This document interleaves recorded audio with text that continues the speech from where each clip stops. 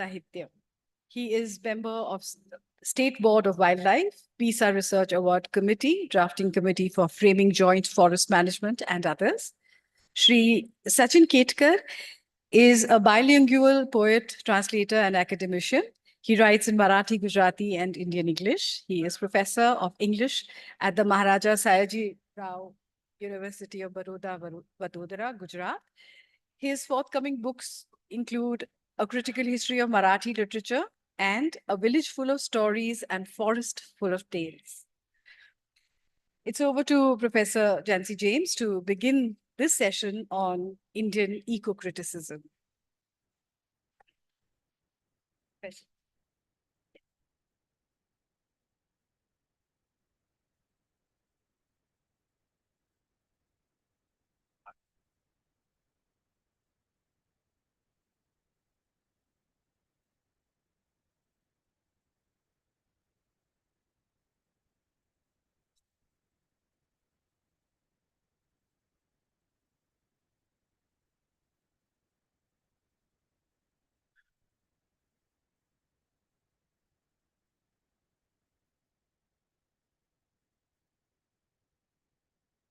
Dr. Meenakshi Faithful, Sri Shiva Ramakrishna, Dr. Sachin Ketkar, dear friends, a warm welcome to you. I think the sound from the other halls is really disturbing. This has been the case always. Can you hear me?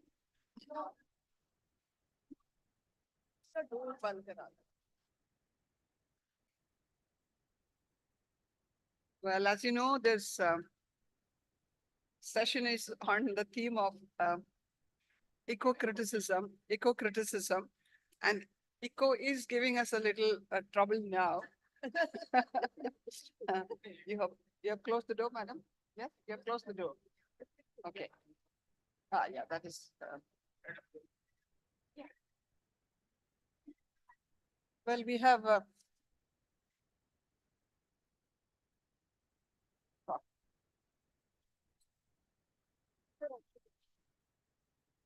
Can you push it to this side? Well, we have 3 speakers. The speakers have already been introduced to you. Actually, I still do not know the exact titles of your papers, but you would introduce that straight away to the audience. I only have the duty of just chairing the session and giving some introductory remarks. The time given is, I think, 20 minutes to each one of you, but we will be generous to one another. Well, the topic is Indian eco-criticism, which means we have to focus on this widely spread idea of combining criticism with ecology in the Indian context. So I think if I go into a free talk, I might take more time.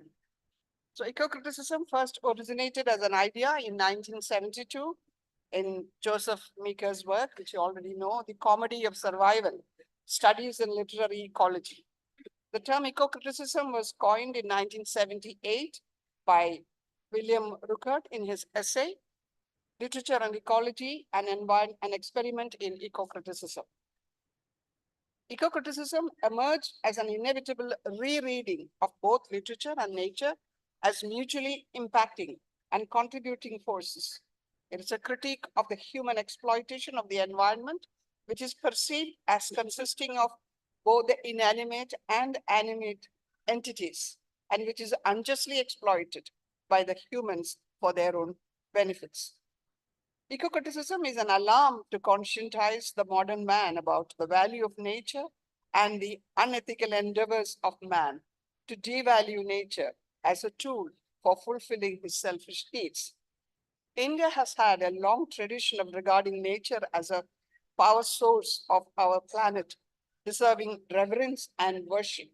Indian philosophy perceives nature as a binding force on all things, biotic and non-biotic, and celebrates a harmony among each and every part of nature, providing an equilibrium to the diverse world of environment. we come across the famous line in Rig Veda, Prakriti Rakshide Rakshida. If you protect nature, nature will protect you. Atharva Veda says, the earth is mother and I am her son. Mada Bhumi Trosham Prithviya. Our ancestors addressed the earth as Bhumi Devi and Bhumi Mada. Adigavi Valmiki, Sri Veda Vyasa, Kavikula Guru Kalidasa, and Jagat Guru Adi Shankaracharya described nature with reverence and regard. In Abhijnana Shakundalam, as we all know, when Shakuntala is getting ready to go leave her father's home, Kanvashrama, for her husband's home, the entire forest, all the trees shed flowers just to make, ornaments for her. The flower, the nature provides the ornaments. Well, cloud is the messenger for the poem Megha Sandesh. So nature, according to Indian philosophy, is not alien to man, but a source of inspiration, beauty, and spirituality. Indian ethos accepts nature as dynamic, companion-like, and interconnected basically and deeply with man. It's a spokesperson, reflector, and gift of the superpower who is God, the creator of all. But eco-criticism is not confined to a celebration of nature or adoration of the earth. It is a discourse that derides the repositioning of man as the center and owner of nature. It is multidisciplinary in nature, though it is a significant genre of literary discourse. It examines and evaluates our indigenous, native, local vision of nature and environment. It condemns and laments on the modern developmental vision that systematically destroys the resources of nature for fulfilling the human need and greed. Indian eco-criticism has three major divisions. One, as a critical discourse in the genre of literary criticism, all of which can be challenged by the paper presenters. Two, as creative writing in all the literary genres, eco-poetry, eco-fiction, eco-drama. Three, as an academic discipline, delineating the environmental philosophy and literary concepts in the various regional languages and cultures of India, and reaching up to its global and post-colonial dimensions and possibilities of interpretation. Eco-criticism as a critical discourse combines two functions, ecology and criticism. Ecology, a term coined by the German biologist Ernst Haeckel in the 19th century, is a worldview that accepted the totality of an organism with all organisms. It comes into contact both animate and inanimate, dispelling the Cartesian anthropocentric view of the human being as a subject, privileged and destined to control and own the earth in its entirety as an object. Eco-criticism makes use of the critical tools as well as the holistic worldview of exploring the treatment of nature and environment in various forms of expression, ranging from imaginative writing, scientific discourses, to official documents that address the concerns relating to nature. As already stated at the beginning, eco-criticism is essentially interdisciplinary. There is a larger and more extensive world of eco-criticism in the global milieu that does not, appear as critical discourse. From the ancient to the contemporary world, the Greek literature, it may or may not have a specific polemic except a trust in nature, its beauty and power. Its difference and identity correspond to the situations, context, social change, and sensibility. Romantic vision countering urbanization, poetic mysticism, as we have it in Tagore, spirituality, love of the animate and inanimate, and elegiac outburst on the ruin of beauty and power of nature abound in this category of eco-literature. The Wordsworthian romantic and lyrical hymns in exultation over the rustic and the rural beauty, the proud disclosure of the eco-treasures of the native and the indigenous in the various Indian regional languages, especially in the post-independence phase of newly found freedom of expression and patriotism, the current cynical and dystopic lamentations on the atrocities all our systems have done to our earth, air, and water belong to a literary environmentalism, which is also the potential source material for eco-criticism. Just coming to them. As an academic discipline, Indian eco-criticism, it began in India with a course in Tamil poetics at Madras Christian College, introduced by Professor Nirmal Selvamani in 1980. Later, he renamed it as eco-literature in 1996. Conferences on environmental issues and literature, the launching of the Indian chapter for ASLE, the Association for the Study of Literature and Environment, the research papers of Watson, Solomon, Selvamani, Murali Sivaramakrishnan, Raisin K. Alex, the formation of OSLE, that is the Organization of Studies in Literature and Environment India in Chennai, which became a registered body in 2005. All these gave an Indian identity to eco-criticism. Simultaneously, with the emergence of regional eco-critical concepts, collections of eco-poetry, eco-fiction, etc. The literary environmentalism in creative writing fueled Indian eco-criticism. The two collections of critical discourses, critical essays in eco-criticism, 2007, and Culture and Media, Eco-Critical Explorations, 2014, 3 volumes of the Indian Journal of Eco-Criticism, along with 12 online issues of the OSLA Indian newsletter, continue to be valuable resources for Indian eco-criticism. Ramanujan's edited collection of Tamil poems, highlighting Thinai poetics, hundreds of poems, novels, and short stories, thematizing the devastation of nature by the political and economic exploitation by the mighty elite in India under the pretext of development and urbanization, empowered Indian eco-criticism. Many eminent writers are also the leading forces in this protest literature that pleads for the restoration of nature. And which is sublimated into a creative vigor that ushers in a battle against human cruelty to nature and environment. The entry of feminism in ecology has given an added dimension to eco-criticism. Ecofeminism is as much an environmental discourse of feminism as a feminist discourse of environmentalism. Ecofeminism views the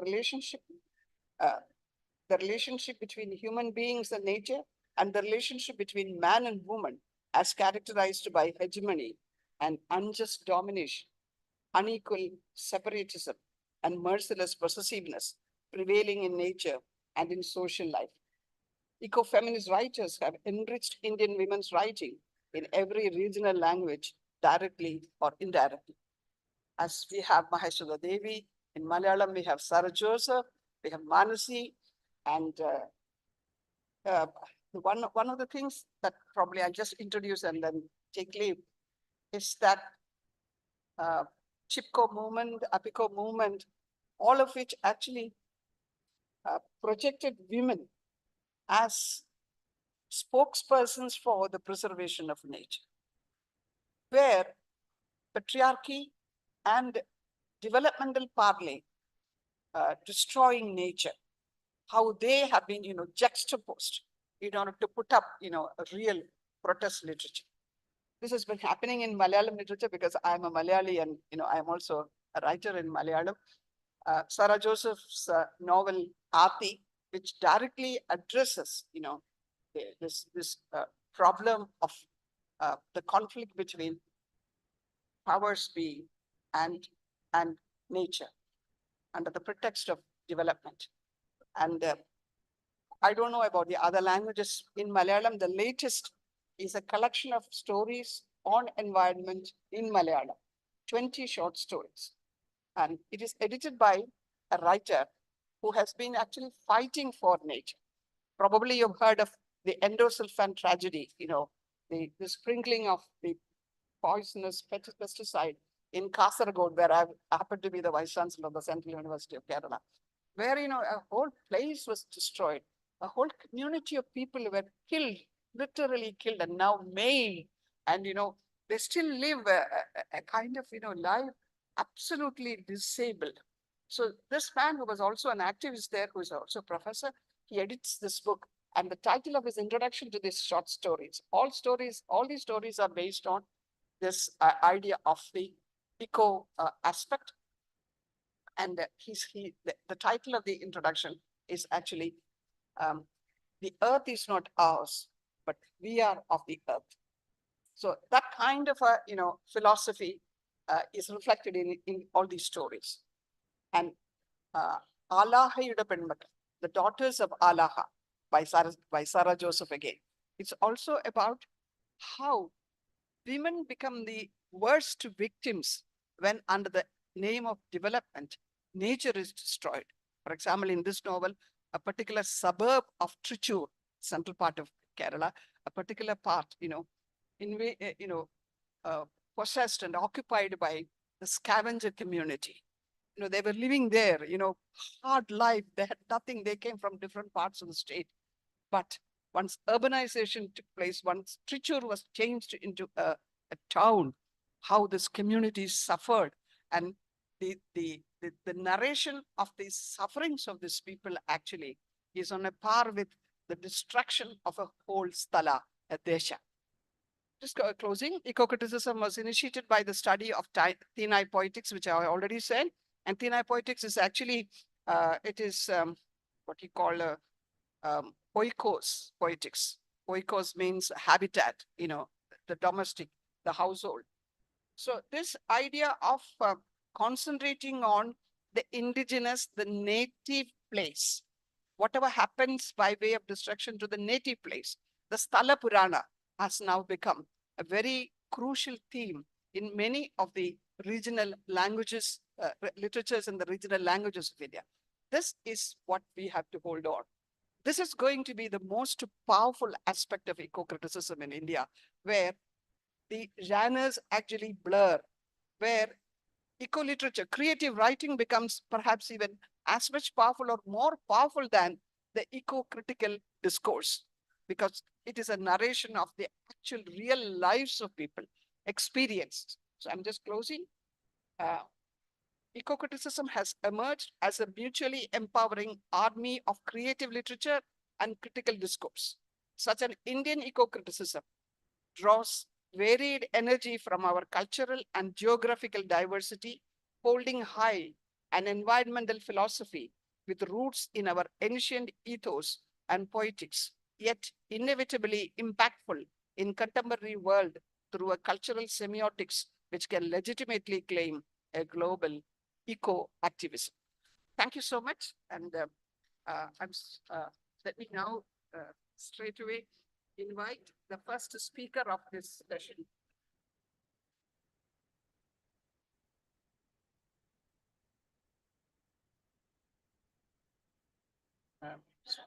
Srimati Meenakshi Faith Paul.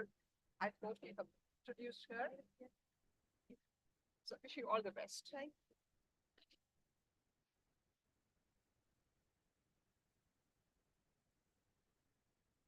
Hello. Okay, the flowers are too much.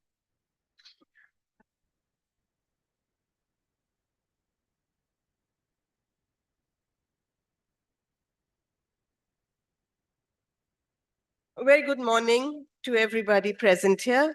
Thank you for coming. And I thank Professor Jensi for that extensive introduction, which makes our job that much easier. You will hear me if you cannot see me, so that's all right.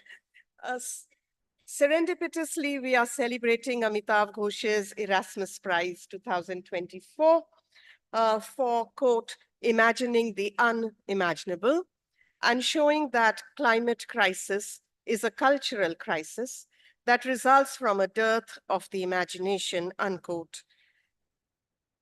From Ruskin Bond to Arundhati Roy, from Rabindranath Tagore to Sri Aurobindo, we see an understanding in the Indian mind that human and non-human are part of one world, one universe. But not too long ago, eco-criticism was being questioned in India as a valid academic research area. There was a list of research areas that were put out in the public domain where it says that these areas are not really worthy of research. And to my shock, eco-criticism was one of the areas listed. This is surprising. It was surprising. And subsequently, it was dropped. And eco-criticism research is happening all across India, as we can see.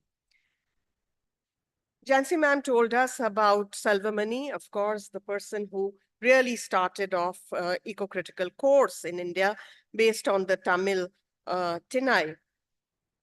Taking cue from that, so many languages, so many regional literatures began to be analyzed and understood and read from the eco-critical perspective. In India, of course, we have this long understanding of nature being venerable, if not divine.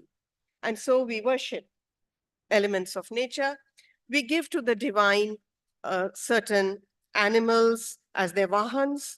We revere nature every single day in some form or the other, whether it is water or sun or air, whoever.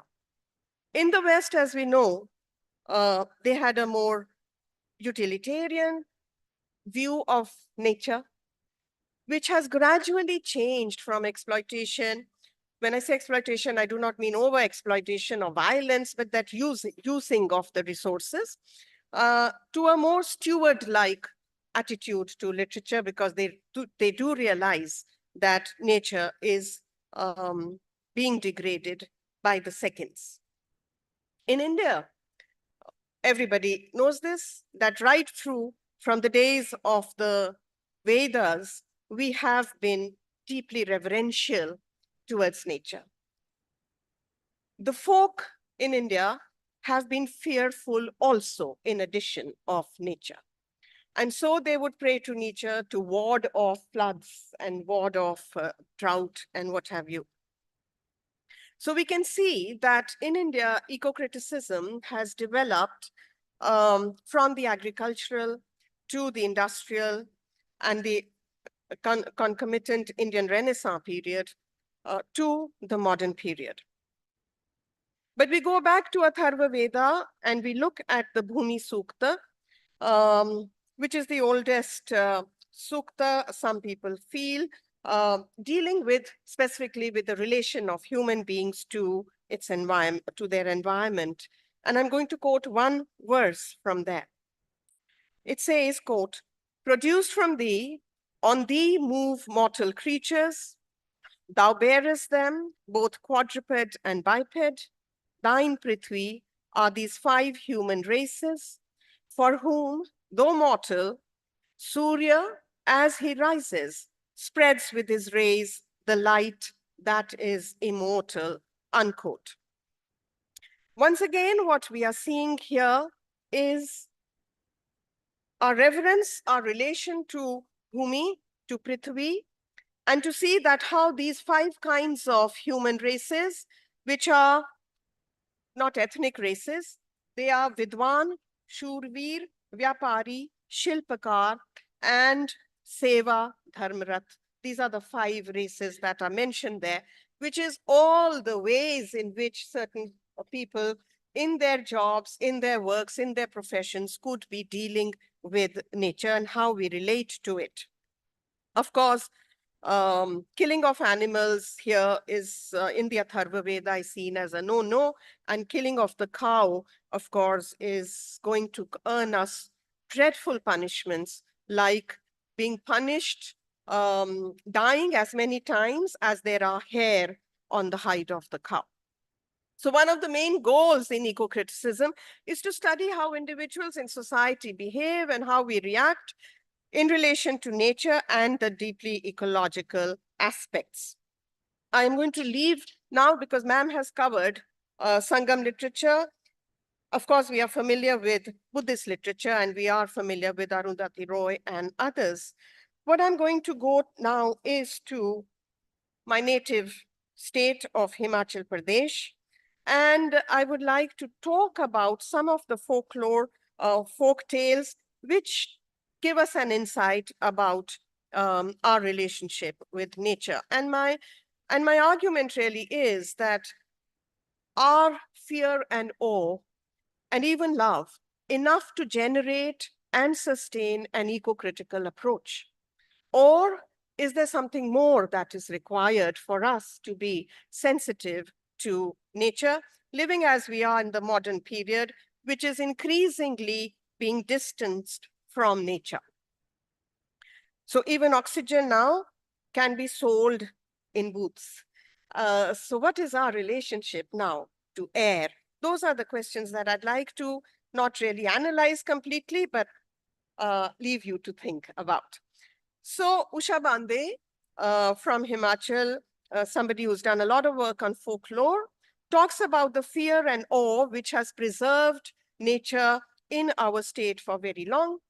We also have the concept of Devata Van, which is also in other places, I understand, where forests have been protected for long. But the same fear and awe we find are not enough anymore to save them. So even as we recall the ecological sensitivity embedded in our cultural texts, including Vedas, Hitopdesh, Itihas, Panchtantra, etc., we do realize the receding sensitivity due to urbanization and consumerism, two ideas that Margaret Atwood put out there very strongly in all her dystopic novels, as we have seen them, and how we are responding to nature now as we engage more and more digitally. I'd like to share with you a folktale of Himachal. This is about the Shawnings. Shawnings are also called Kalis. So there is this image of the Joginis, as we call them. These are divine entities who protect the forests and the water. So Shawnings are feared by the people of Kinnaur and revered by them as well. The picturesque mountainous tribal area of Kinnaur, along both banks of the Satluj River, is home to an ancient people. It is often said that the people of Kinnaur are descendants of demigods, the Kinnars. However, the tribe itself, they are a tribal people. They do not own that, they disown that, and they say that we are Kinnauras, who are the indigenous people of that area, and they have nothing to do with the mythology. There is a strong deity culture there, Shu as we call them. Now, Shawnings are an important part of the festival of flowers in Kinnaur, which is known as Ukyang, where people go up to the higher reaches where otherwise nobody goes, alpine pasture land, where they will go with the permission of the Shawnings to collect flowers, which only blossom in the months of autumn. So August, September, October, November. And that is the time when a special flower, Brahma Kamal, grows there, and Brahma Kamal is offered to the gods after the harvest. And other flowers, Shishur, Jolchi, etc. They can only go there to pluck those flowers with permission from the Shawnings. So the Shawnings have to be appeased as we go along. I'll take, ma'am, if please let me know when it's time. Able-bodied men, young men, prepare, fast, do some pujas, and then progress up the mountains. They have to maintain absolute silence because Shawnings do not like noise. They have to go in a state of great reverence, or Shawnings can be offended.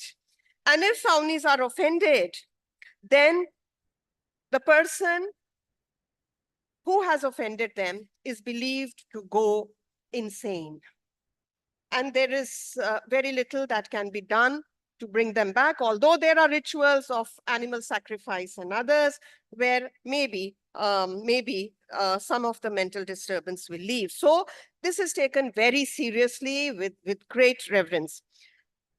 When they go up, it is believed that the Shawnees come back with the men to the village And the villagers do not want the Saunis or Kalis to enter the village. So therefore, they will meet the men who are coming back with the flowers outside the village, just at the border. And then they will have rituals to appease the Saunis and tell them, thank you for your blessings. Give us rains when we need them. Bless our crops and please leave. Please leave. And they're asked to leave from the borders of the village. Saunis will usually take the offerings of he-goat, etc. Earlier it was human sacrifice, now not anymore. He-goat is also being replaced with halwa and coconut. So we understand that the tribal area is undergoing a great cultural change, and many tribals are turning vegetarian who are otherwise they were non-vegetarian because no vegetables grow in that area. So the Saunis, if they are pleased, they will go. If not, they will curse. And there's a whole lot of fear. One of the songs which I have translated goes like this. Saunis are also called paris, and they are envisioned as golden-haired, very fair women. And so they say, pray to them, go up, paris, go up, paris, to the clean soil fragrant with flowers. Paris, stay pleased, paris. If you're not pleased, we will not prosper. We will not prosper. So bring down the rain, paris, because the rocks are raining fire. Bring down the rain. Apart from the rocks, there is fire in the water. Apart from the rocks. So put out the fire in the water to keep your name alive forever. Put out the fire in the water. So we have fire, water, rocks. In this particular song, put out the fire in the water was basically for the Kanauris. Satluj is the most important river. Baspa, as it is known, as it comes from Tibet. Rocks keep falling in the tribal areas. Rocks from the mountains keep falling on the paths, on the roads, and life is always in danger. So they want help with the rocks. They need help from a drought, and they need help with water. And that's their prayer to the Saunings. If the Saunings are happy, they give their blessings and they leave. If the Saunis are not happy, they will predict natural disasters, calamities, and then they will leave. And then a whole new process will start of trying to appease them. When we look at, and then if the Saunis go away, please, then we will have dancing and revelry and drinking and a whole Mela festival that will take place, and the oracles will then take over of the local Shu Devtas. When I say this, today, Kinnaur has a movement going which says no means no. And it is not feminism. It is no for power projects, hydel power projects. And the youth are right up the front, and they are agitating against any more power projects being built in the Satluj. Why?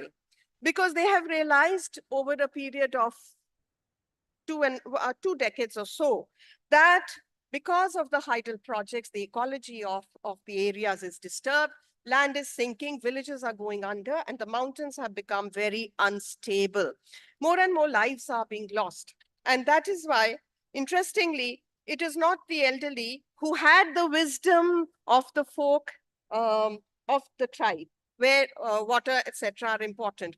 But it is the highly educated youth who have gone back to the villages who are leading this movement for an ecological stop to hydropower projects, even though the local youth are going to lose jobs because they would be employed in the hydel projects. Even so, the youth of Kinnaur are leading the way in Himachal in telling us we are willing to forego jobs, but we are not willing to compromise with the ecological fallout of large-scale hydel projects. Of course, that is a debatable path because many people feel small hydel projects cause more injury to the mountains than large ones. So the scientists are out, they're still arguing, we are waiting for the conclusion of that argument. But even so, the youth have decided that no means no. One more folklore, and then I will leave it there. The folklore of Boindra Dev. Boindra Dev, it is said, offended a Devi at one time. The Devi and he was a king. They were playing Pasha. And he touched her hand by mistake, and the Devi cursed him and said, "You have to leave." He exiled. He went up the mountains. But as he was leaving, acorns and other seeds of the Devadar fell down like rain, and he collected them in his cap. And then wherever he went, the Pahadis wear a round cap, so he collected it. And wherever he went throwing seeds. And wherever the path is marked by the Devadar forest going up. And most of them are holy, most of them are sacred. However, smuggling of timber is at an increasingly fast-paced rise in Himachal. And the fear of the Devta, we feel, is not enough anymore. So, like the people of Kinnaur, it is time for all of Himachal and perhaps all of India to look at stories, narratives, which are emerging from people who still live close to nature, and see that the sacred is now not enough to defend nature. Thank you very much.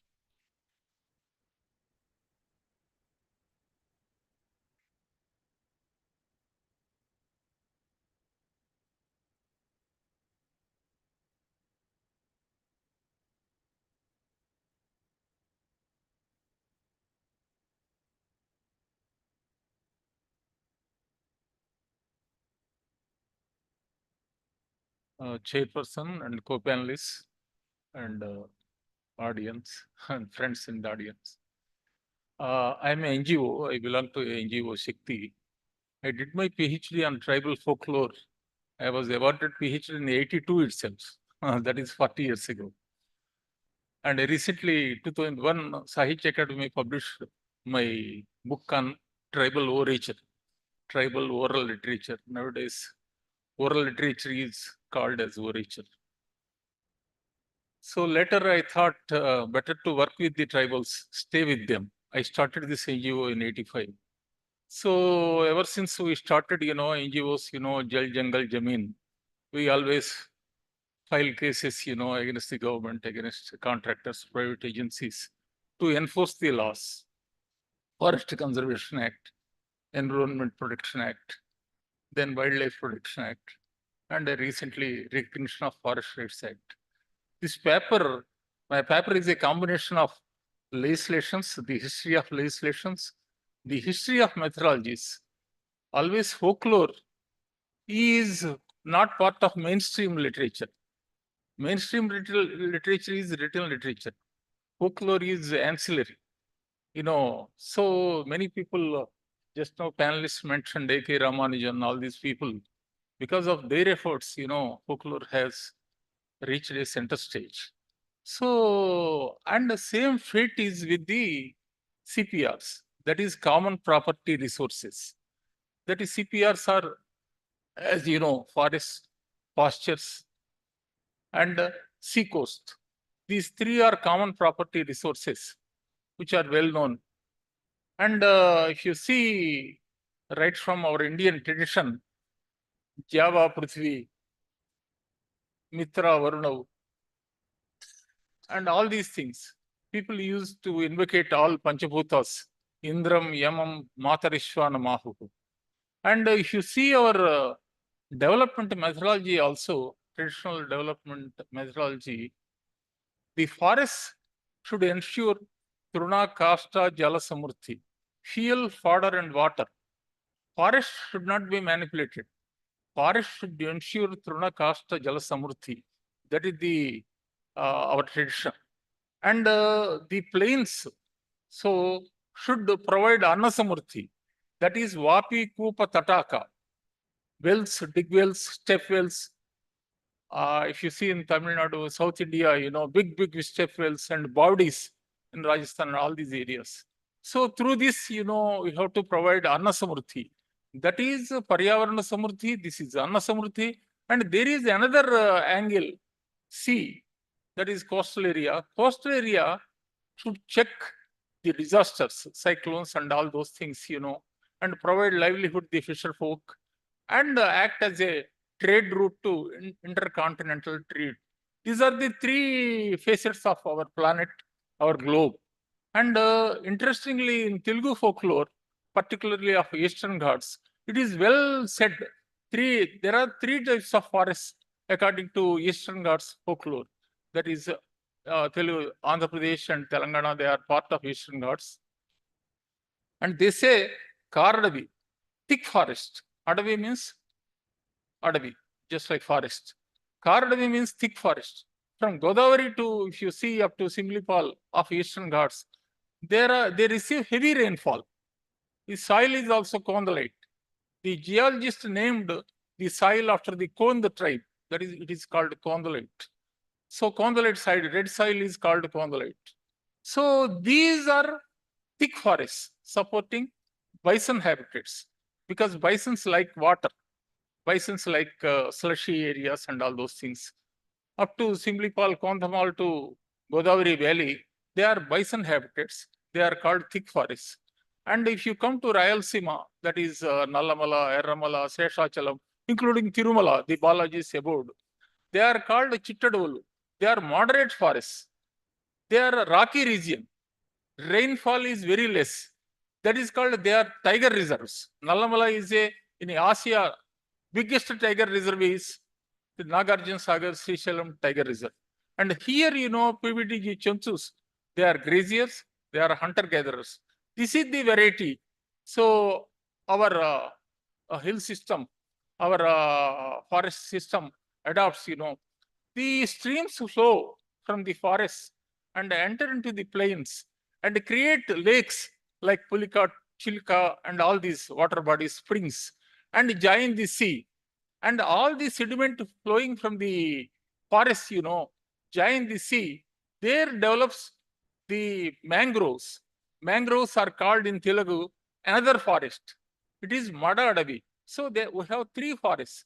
That is Karadavi, that is thick forest, in rain intensive areas, and we have Chittadavi, that is in rocky regions, rain shadow areas. We have Madadavi, that is mangrove forest, which are joining the sea. Now, what is fate is undergoing, So, this is our understanding. Trunakasta, Jalasamurti, Vapiku, Pattaraka, and Ajivika for fisher folk, and trade route to intercontinental trade route. Sea acts as the intercontinental. So, ever since the British have come, they carved out their own maps, their own jurisdictions.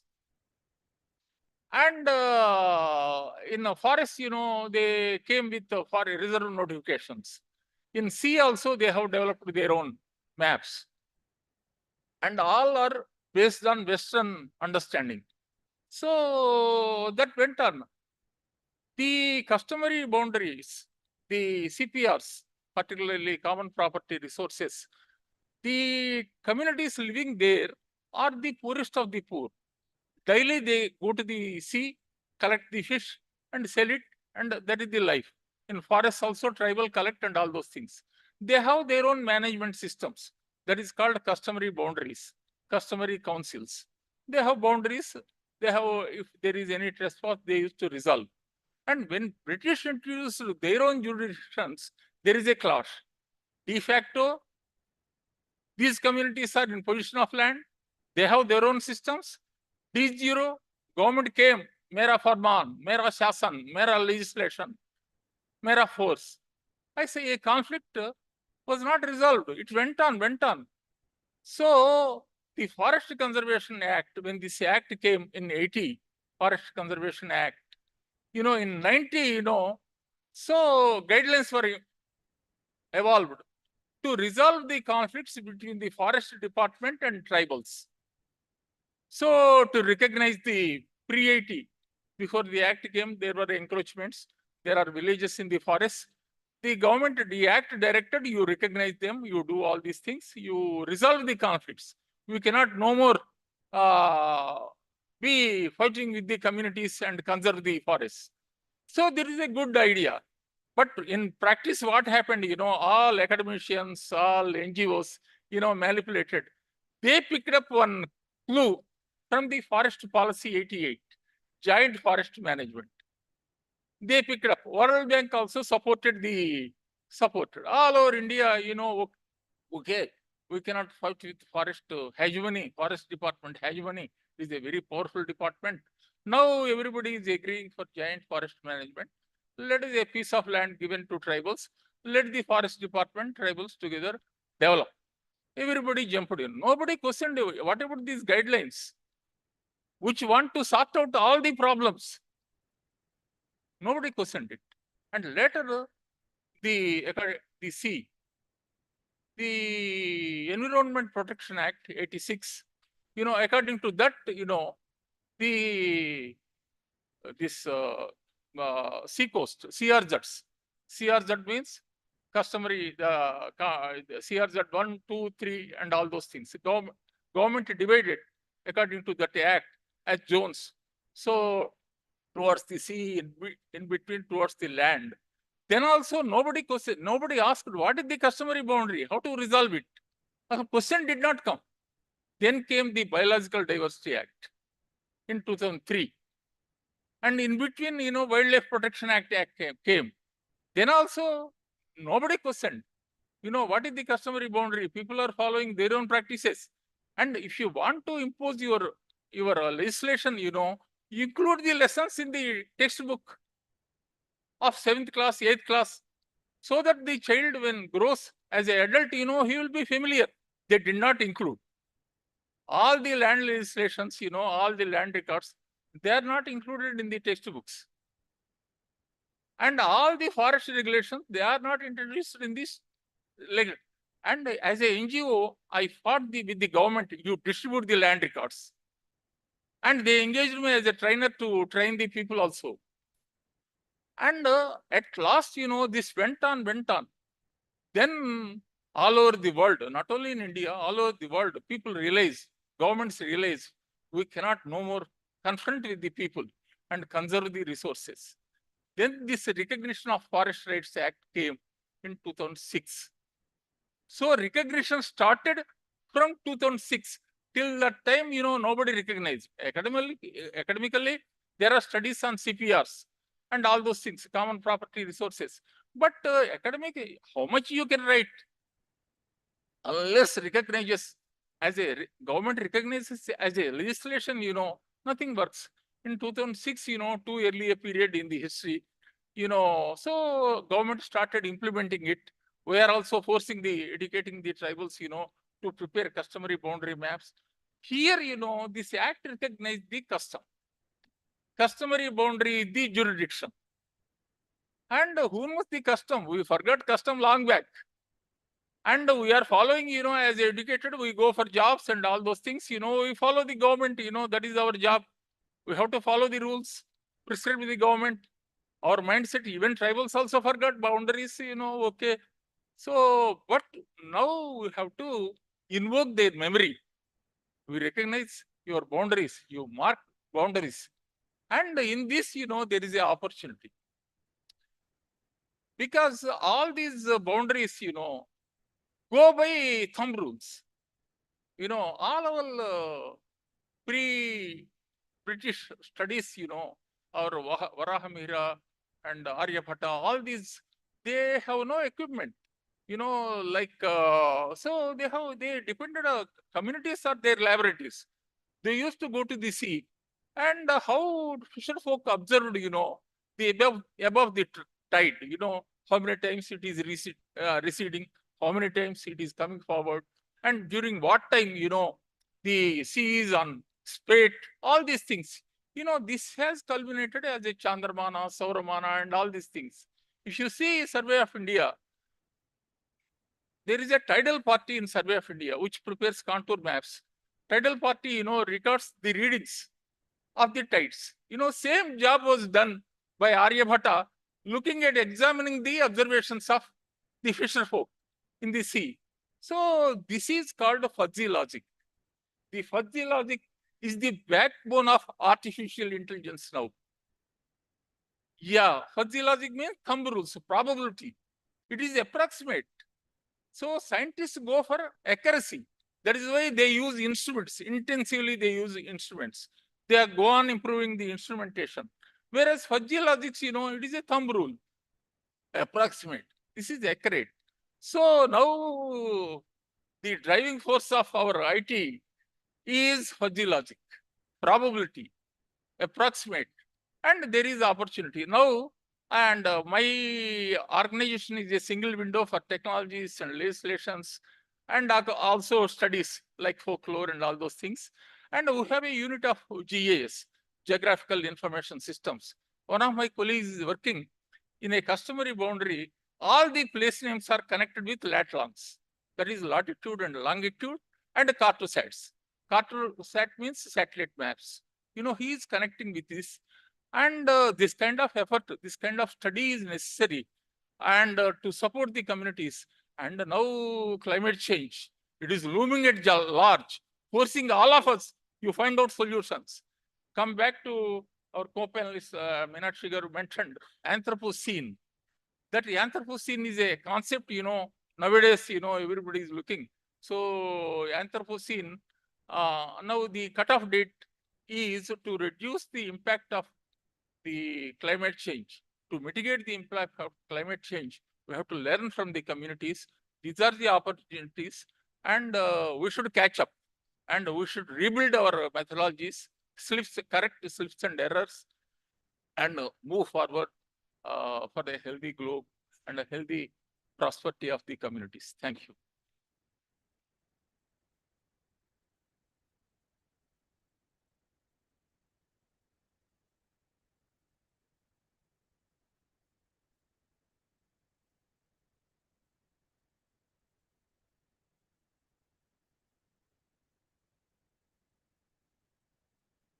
Good afternoon, Chair, Professor Nancy James, a distinguished panelist and distinguished audience. In the beginning, I would like to express my gratitude to Sahitya Academy for having me and have me share my views. And I'm going to be talking about eco-poetics and bioregionality in Venkatesh Madgulkar's fiction. And this presentation is part of my recently released book, which I co-edited with Kirti Ramchandra on Venkatesh Madgulkar in the Writer in Context series for Routledge.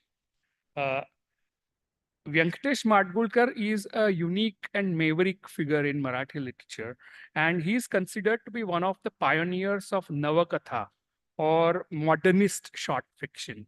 And most of his writings are based in a marginal rural region of Maharashtra, and his writings are full of detailed, thick descriptions of animal life and plant life of that region. And that is what makes his fiction eco-poetics. However, it is modern and modernist attitudes to nature that we find in Madgulkar. His famous works are Mandeshi Manse, which was extremely popular in 50s, and Bangarwadi, which was also made into a film later on. And it's a classic in Marathi literature. However, if you look at his fiction, short fiction and short stories, I will just give you a kind of overview of some of his works and how are they connected to the questions of ecology and bioregionality. His very first short story, Kalya Tondachi, means black-faced one. And it's a story of a black-faced bitch from her point of view. So story is told by the bitch and her plight, because a dog with black face is considered ill-ominous in families. And that is how the story goes. And that won him a lot of acclaim when it appeared in 1946.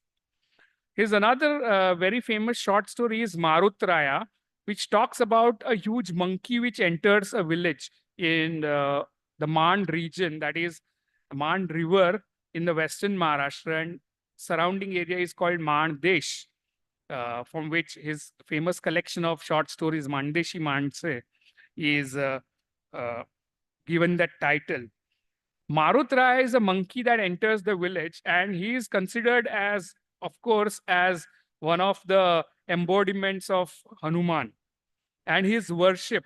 But slowly and gradually, he turns notorious and rogue. And then the entire village wants to kill him. So it shows the shift between the perception of man-animal relation in the very first stories. Another very interesting story is called Vyagri, which is based on his own experiences as a hunter. And it talks about shape-shifting tigress. And he leaves the story, of course, as an open-ended story, leaving the reader to draw conclusions about whether such a thing exists or not.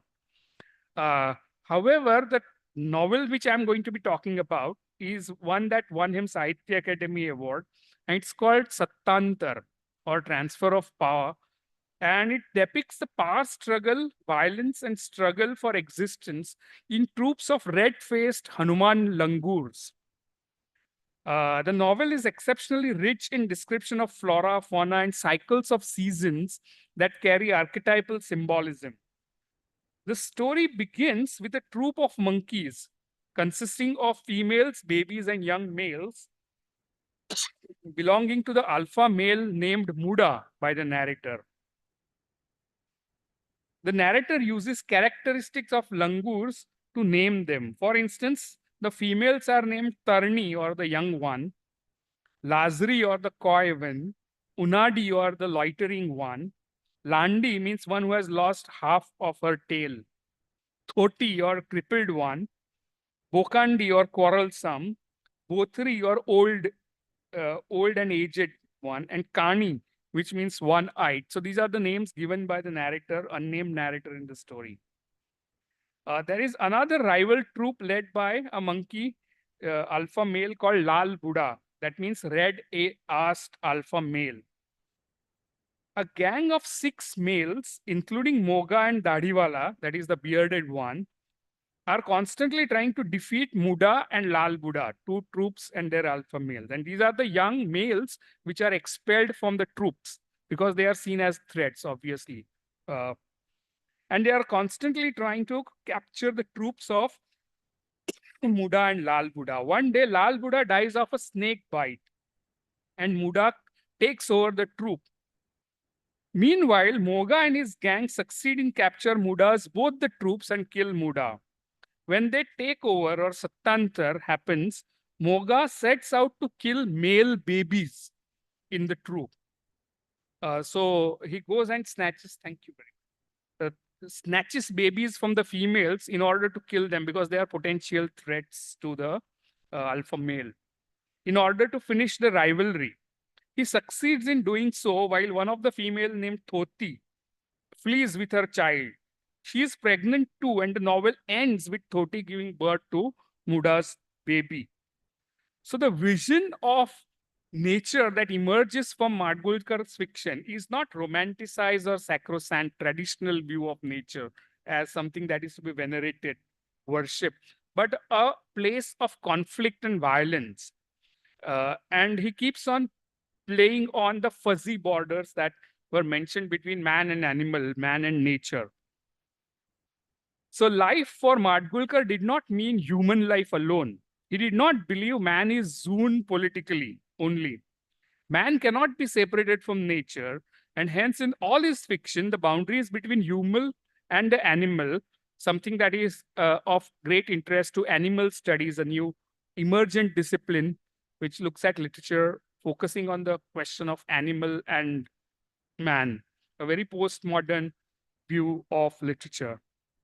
Are constantly blurred. His stories like Marut Raya or Transfer of Power stress the inseparability of human from the environment. The novelist is at pains to stress that this is not an allegory. The story of monkey and politics and violence among monkey troops is not an allegory, and he does not want to comment on human life. That's what he explicitly says.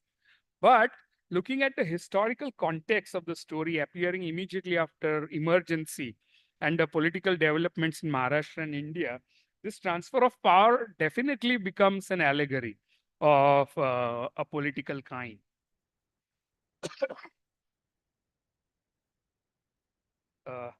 The huge body of his non-fictional work, which includes travel writing, is considered brilliant example of nature writing. Given his enthusiasm for trekking and exploring jungles across Maharashtra, Madgulkar had formally purchased a gun in 1950s and used it to hunt for almost 2 decades before leaving it and turning towards naturalism. Because the more he understood violence, probably more he wanted to relinquish it. So he gave up his gun, though it hangs at his home right now in Pune. He carried about his notepad, black ink pens, and camera on his expedition. He was a self-taught, informally educated person who was into visual arts as well. So he made a lot of sketches and drawings and illustrations of whatever he saw in the forest. Much of his material has gone into books like Ran Meva, Nagzira, and semi-fictional On the Trail of Tiger, Vaghacha Magavar, and Janglatil Divas. All these are non-fictional writings. Madgulkar's biographical sketches of people who influenced him include writers from other languages like Jane Goodall and Jim Corbett. He translated their works into Marathi. But what is important for us is that the relation between modernism, modernity, and ecological consciousness is something that we need to stress in our analysis of eco-poetics or ecological study of literature. And very often, most of the theorizations of eco-poetics and eco-criticism has focused on Western discourses and Anglophone discourses, but the marginal discourses are slowly emerging into the domain of ecological studies. The ecological fiction emerges from certain crisis of ecology that is a product of modernity, as many of us would be aware of, given the entry of the capital, industrialization, a kind of new epistemology based on Cartesian division, which probably entered through pedagogy after 19th century, giving rise to a kind of vision that was different from the earlier vision of ecology that was being mentioned in our myths and in our epics or in Puranas, or sometimes even in what is called as folk. What is this connection with regionality is another question and last topic that I would like to raise and then stop. And regionality is a very important aspect of Madgulkar's writing. He wrote mostly about, as I said, the Mand region, Mandesh, near the river Mand in Western Maharashtra, where he was born and he grew up. It is a drought-stricken, impoverished region, which is very much probably the same condition even today. Drought being a very prominent feature of that region. In his presidential address, he mentioned that he grew up in homes from various diverse low-caste communities like Ramoshis, Mulanis, Momins, Mahars, Navis, and so on. And he gathered a lot of informal knowledge from these several communities which were being mentioned, the tribal communities and the marginal Dalit communities, regarding hunting, flora and fauna, which he absorbed from them, from his friends, especially regarding hunting, fishing, grazing, cattle, edible material from the forest, something he calls Ran Meva.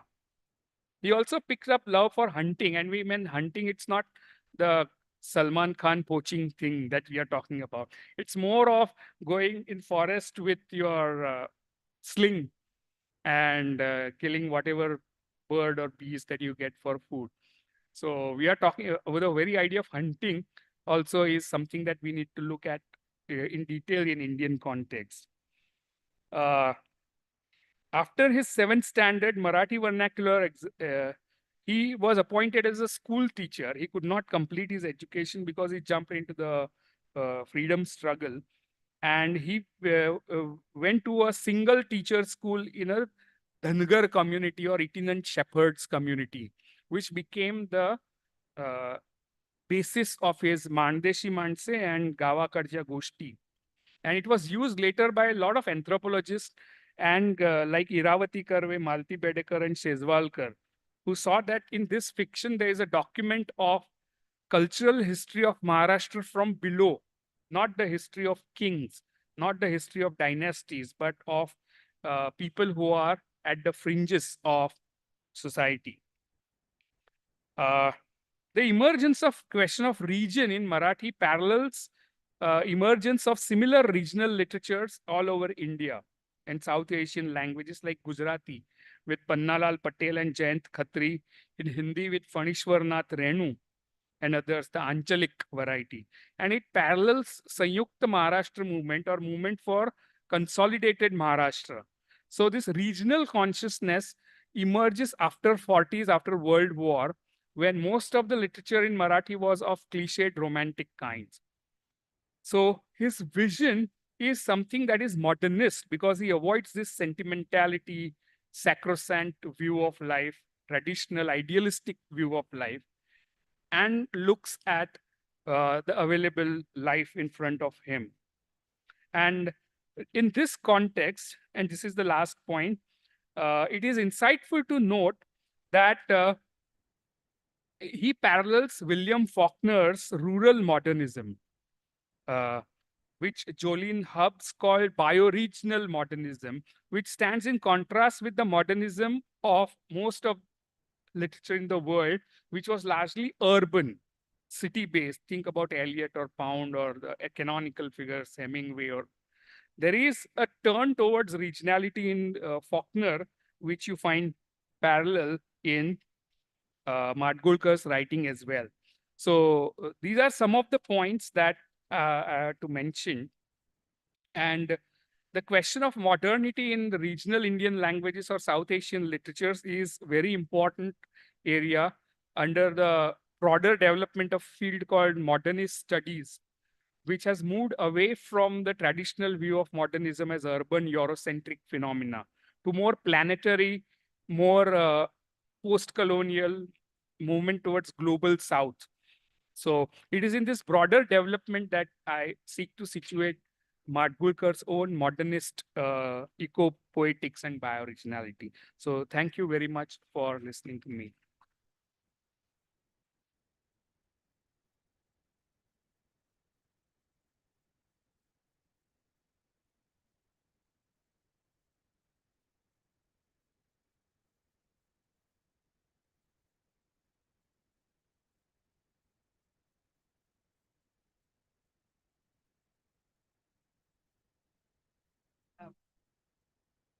I think the next session has to be, conducted here. But still, in all fairness, I think 5 minutes can be allowed for asking questions. And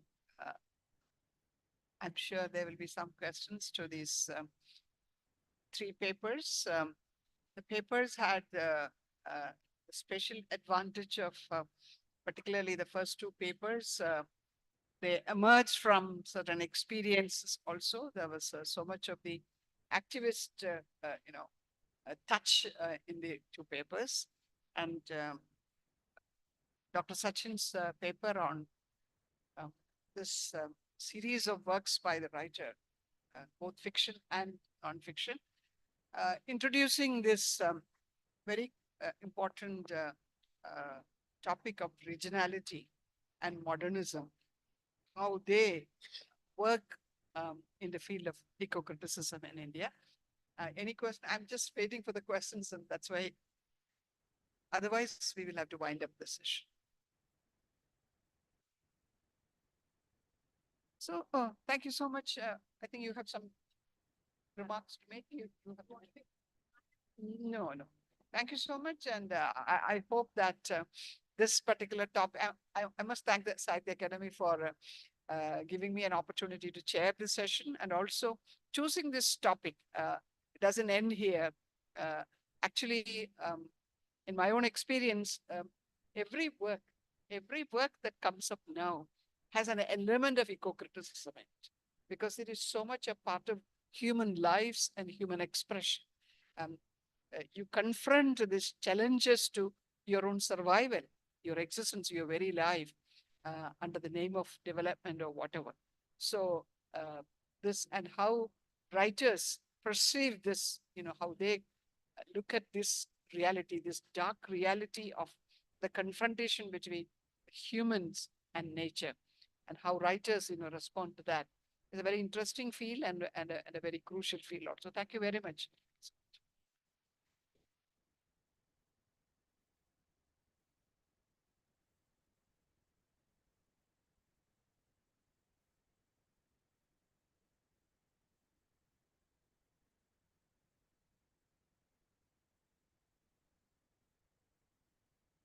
I'd like to thank Professor James and the speakers, Professor Meenakshi Faith Paul, Shri P. Shivaramakrishna, and Shri Sachin Ketkar on this very important topic of eco-criticism, especially in Indian writing. Thank you very much.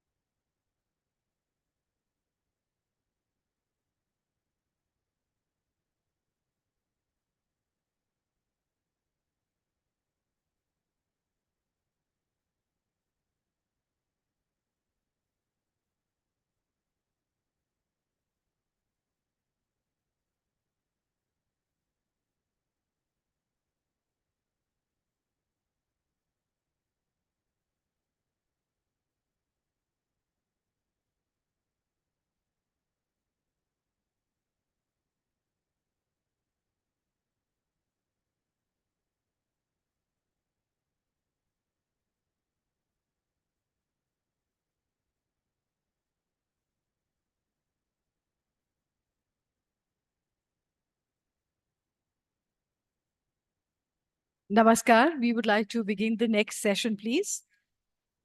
The next session of the world's biggest literature festival.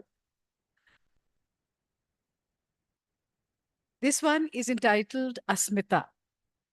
Chairing the session is Srimati Rajati Samshuddin, the well-known author who is known by her pen name Salma. She is an eminent Indian Tamil writer, overcoming orthodoxy, marital violence, and being confined to her own society. She has become an international literary figure and spokesperson for women's rights.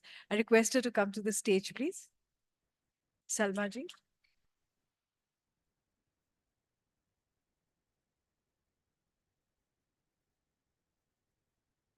Also, Moni Kontala Bhattacharya, who's a noted Assamese writer. She's written over 49 books, including 24 novels to her credit.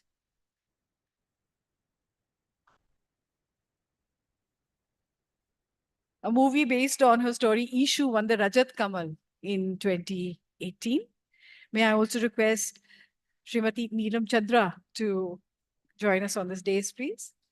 She's an author of 6 novels and 9 short story collections and 15 children's books. And Srimati Chaya Trivedi, a noted poet, nonfiction writer, translator, and compiler. She's also an anchor and activist. And Srimati Shabnam Ashai, a noted poet who writes simultaneously in Urdu, Kashmiri, and Hindi. So it's over to Salma ji to chair this session. Asmita.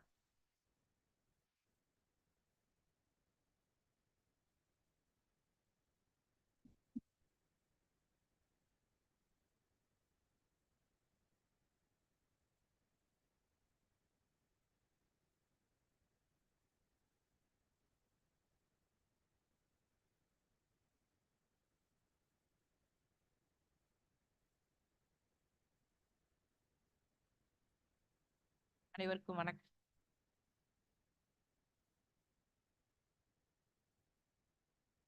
Poetry is formed with emotional states such as love, tears, happiness can be expressed from the depth of the heart. However, as a unique places, as a form of political literature, it's not only a group of words, but a reflection of shadows of our heart. Poets make these words. We take poems as only for support to the fields of struggles.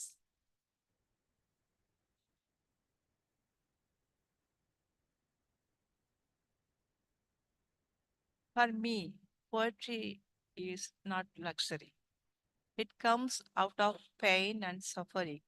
It comes out of my little, subtle, and stolen pleasures too. My poetry has been a witness and reflection of women who resist. I know poetry is the most efficient art form. I am convinced that the power of poetry is found in the versatility of its pleasure and pain, playfulness and celebration. Poems can be as short as a few words or as long as one page. Poetry can be composed while waiting for my periods and break while cooking and can be co-created with nature, struggles and my still unfulfilled dreams.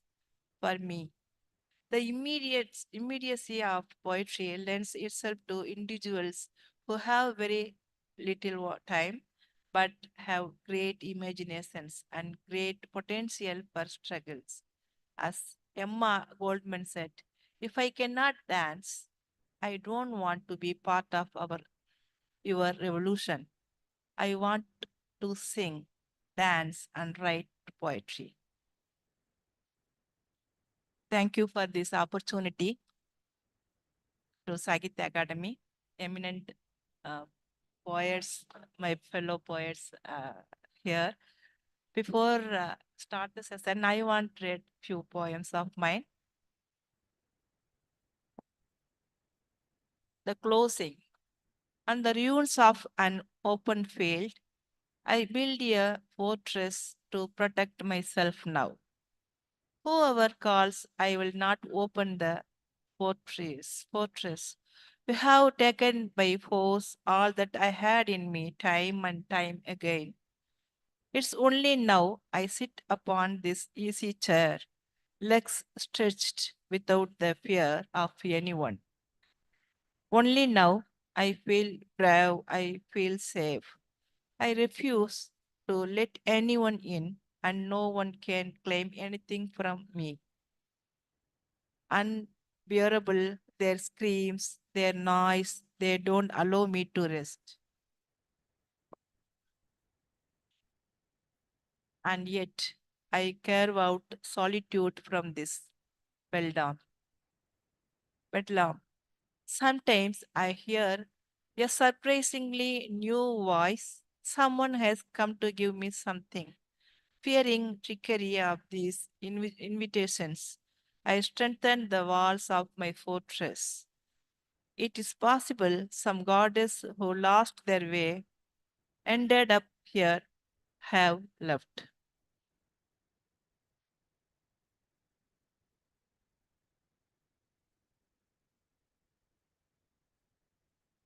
On the night, on this night, the stretch of blood flowing from fingers, a knife stuck in between searches the buried pain of memories for that other stench of unsought sex unwanted. Thank you. I will just one 10 minutes for each poet. Again.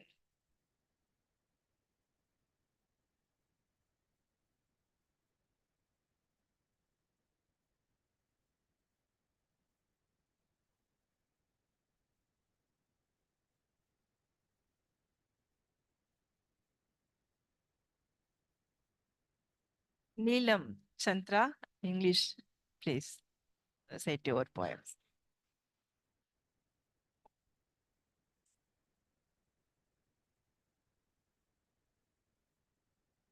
Good afternoon, friends.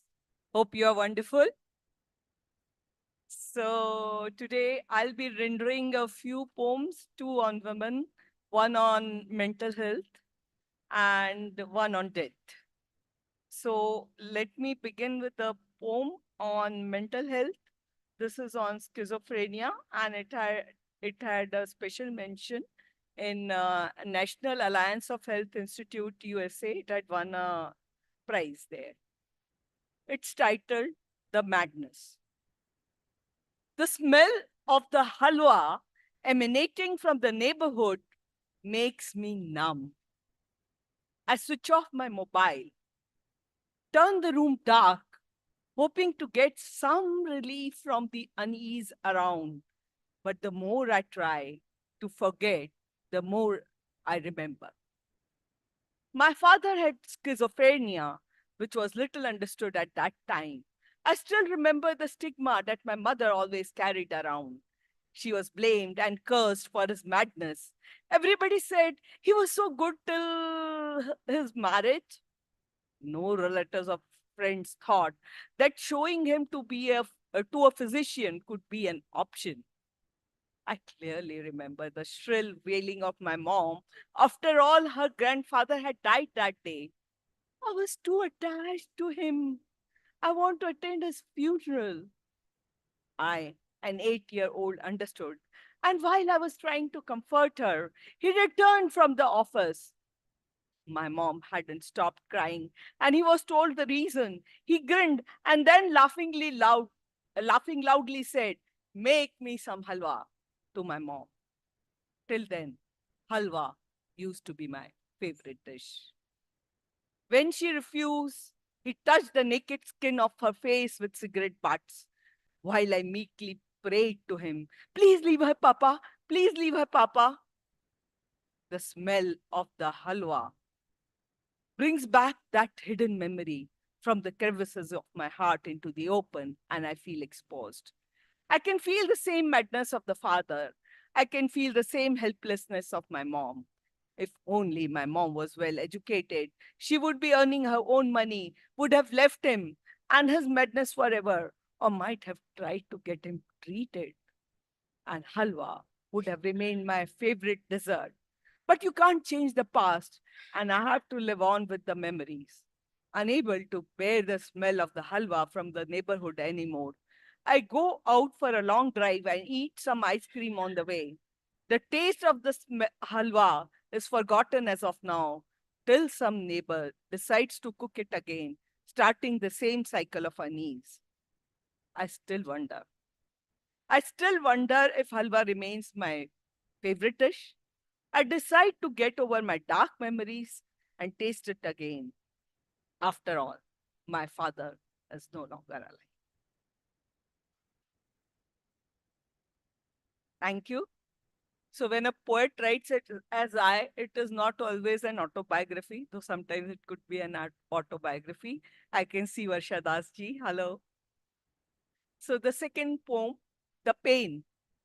Train on the railway line, right in front of our house, comes to a screeching halt. Sound that echoes is terrifying, and the child, already so lonely, runs away from the window, climbs down those 3 steps. She falls several times, gets up and tries again. She finally slips from the steps, but is happy because she lands on the ground, and she can now move around freely amidst the trees that surround the bungalow. The wounds, they don't hurt her, for she is already in a state of emotional ache. Oh, loneliness can be so painful. In the garden, she's so happy to find those crawling earthworms. She begins to count them, trying to recollect the numbers. Are they 18 number or are they 81? Suddenly, her glance falls on the pomegranate tree. It has a fruit at her eye level. She plucks it and, sitting down under the guava tree, tries to break it open. The garden is a place of infinite possibilities, and she's only too eager to explore them. Suddenly, Suddenly, she hears the voice of her mom. Anita, Anita, could you please sit with your brother? I have a lot of work to do in the kitchen. She knows it's not a request, but a command, bidding temporary adieu to her ecstatic world of green. She goes inside the house, holding her mom's fingers. Mom sees her wound on the knee and inquires about it. She smiles and nods. It's okay. I'm not hurt.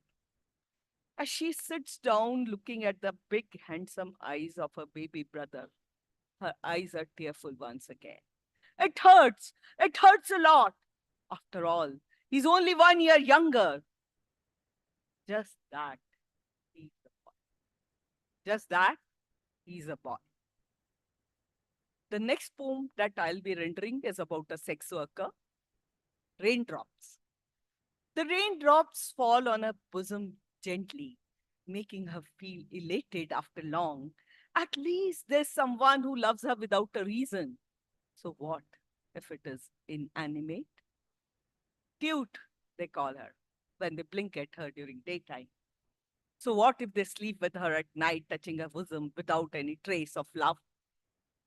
She's known as sex worker by the elitists, the writers and poets present the poetries of women like her. The filmmakers make amazing film and win Filmfare Awards.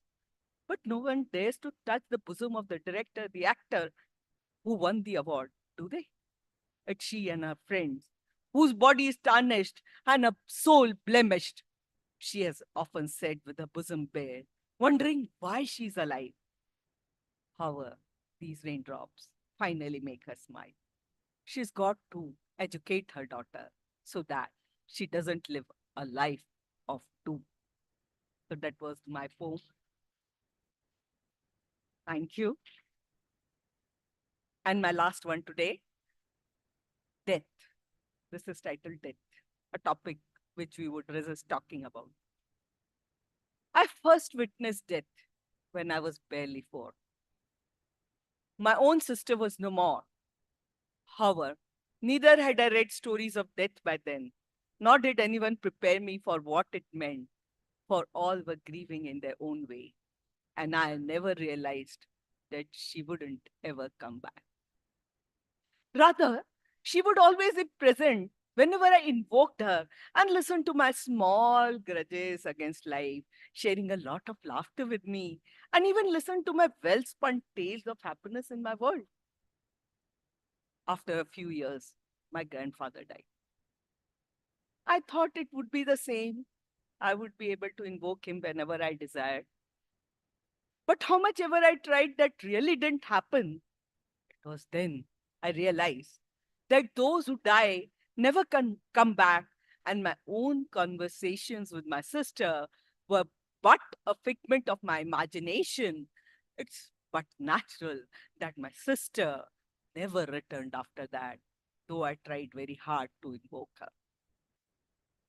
A lot of other relatives kept falling, like the felling of trees, some barren, some blooming, but it never really affected me. I'd become impervious. Just after I joined my job, when my father died at a young age of 52, I quietly stepped into his shoes. There was neither any time to grieve nor the opportunity. After all, I had to take care of so many practicalities. I thought I was actually grieving in the darkness of the night in my dark room when sleep kept dodging me. It was only years later that I realized I wasn't actually grieving. The hardware and software of the brain where these emotions reside was already dead by that time.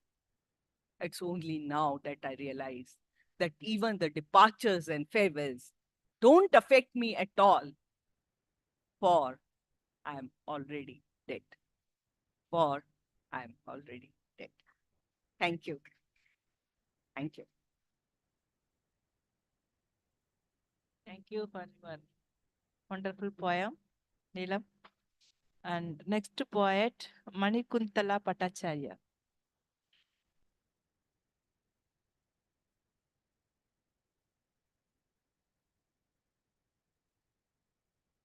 Namaskar. I am from Guwahati, Assam, and I am writing in my mother language, Assamese. Now I want to read 2 lines in my mother language. Nari.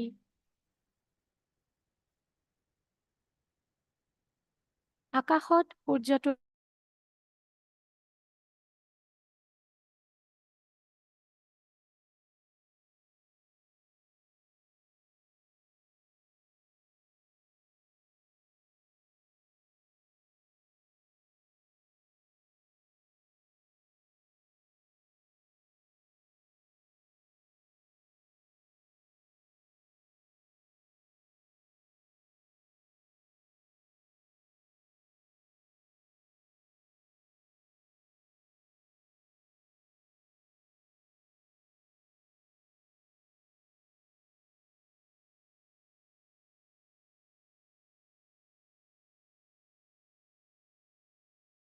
know how to swim, you know how to fly, how to talk, and you know how to remove the rocks. When you sit for rehearsal on a silken cloth, reeds of my harmonium turn dancers. Magic in your voice, richness is in your songs. With this, you have made me rich. Being a white crystal bird, being a white crystal bird, you have picked harvest of my heart and taught me to become a tiny road in crowd. A poem you have sprinkled in my heart and filled with coins of word rhythms all along. My hands you are holding, and you have celebrated festivals. Yes, you have made me rich through a strings of sitara. Thank you. Thank you so much. Stay blessed always. Thank you.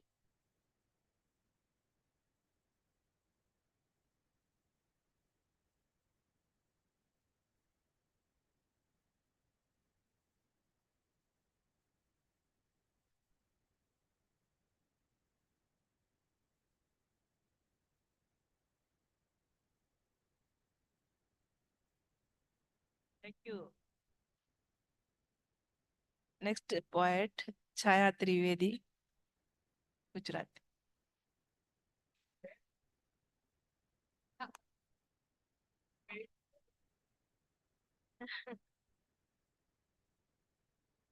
I am thankful to the Sahitya Academy and respected Rao sir to having me.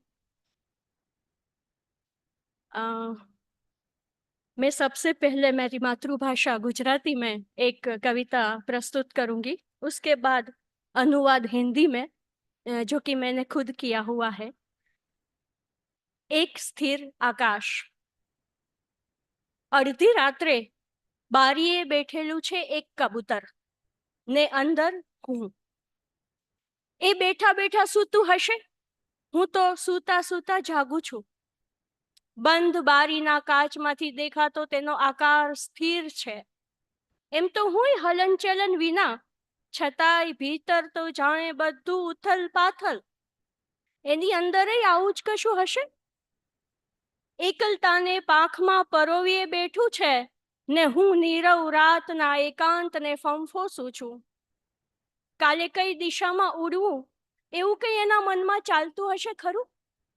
એવું વિચારતા વિચારતા થાય છે કે કાશ કબૂતર અંદર આવી જાય, પલંગમાં સૂતા સૂતા જાગે ને હું જાઉં બારી બહાર, બેઠા બેઠા સૂઈ જાઉં એક સ્થિર आकाश बनीने। इसी का हिंदी अनुवाद प्रस्तुत कर रही हूं। एक अचल आसमान। धन्यवाद। आधी रात को खिड़की के उस पार बैठा है एक कबूतर।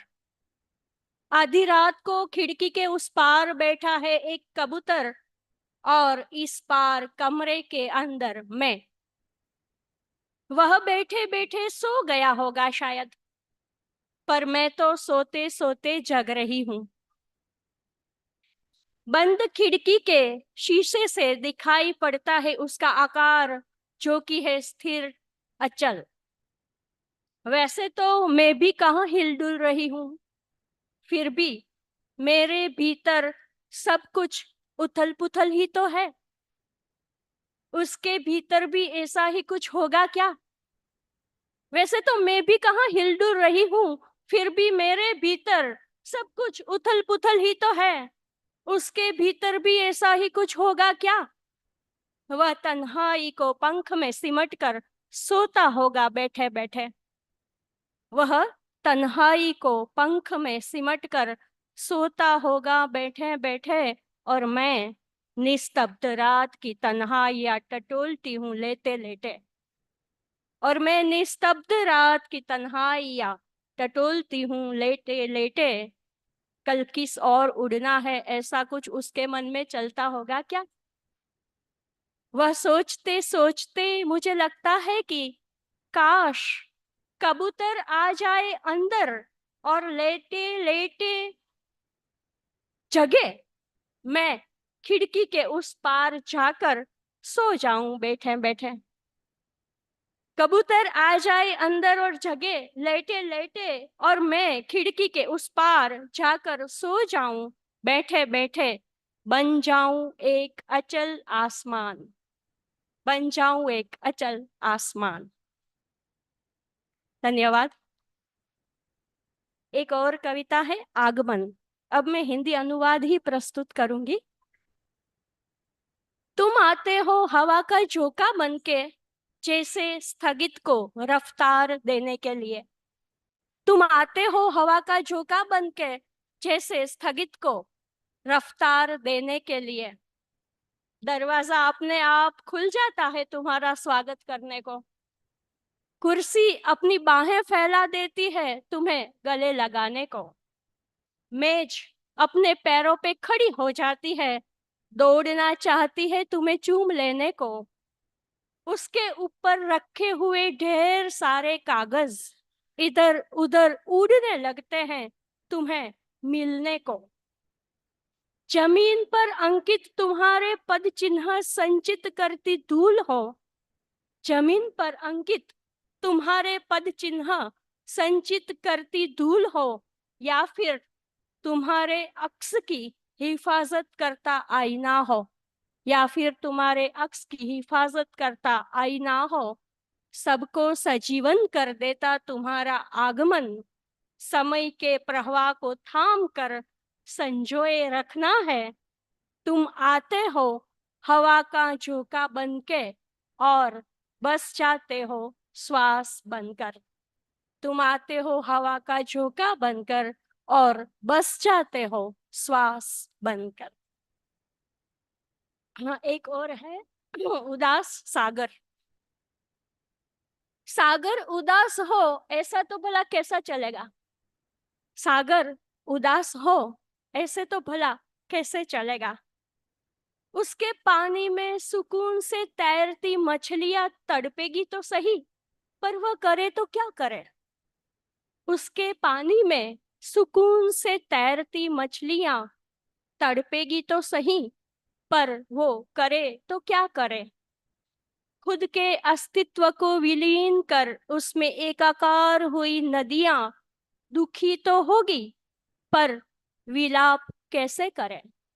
खुद के अस्तित्व को विलीन कर उसमें एकाकार हुई नदियां दुखी तो होगी, वह विलाप कैसे करे? अपनी मौज में मस्त उछलती कूदती डूबती तैरती पानी की बूंदे ठहर जाए शायद। उसकी मौज में मस्त उछलती कूदती डूबती तैरती पानी की बूंदे ठहर जाए शायद। सागर उदास हो तब ज्वार में भी भाटा आए। सागर उदास हो तब ज्वार में भी भाटा आए, और फिर समुद्र तट से टकराकर फैनिल फैनिल जाग जाग होना चाहती लहरों का क्या? और फिर समुद्र तट से टकराती फैनिल फैनिल जाग जाग होना चाहती लहरों का क्या? सागर की खिन्नता मछली नदी लहर पानी सबको कर देती है उदास। इसीलिए सीपी आकर संचित करती है सागर के अश्रु की एक एक बूंद को अपने अंदर और बना देती है मोती। सीपी आकर संचित कर देती है सागर के अश्रु की एक एक बूंद को अपने अंदर और बना देती है मोती। धन्यवाद। अंत में दो लघु काव्य पेश करती हूँ। रेनकोट। अभी तो धीरे धीरे बादल ही गिर ही आए थे। अभी तो धीरे धीरे बादल गिर ही आए थे कि तुमने रेनकोट पहन लिया। अभी तो धीरे धीरे बादल घिर ही आए थे कि तुमने रेनकोट पहन लिया। दूसरी एक लघु कविता है। सारे दर्पण टुकड़े टुकड़े करना तय किया मैंने। सारे दर्पण टुकड़े टुकड़े करना तय किया मैंने, जब से लहराते झिलमिलाते प्रतिबिंब देखे पानी में। धन्यवाद।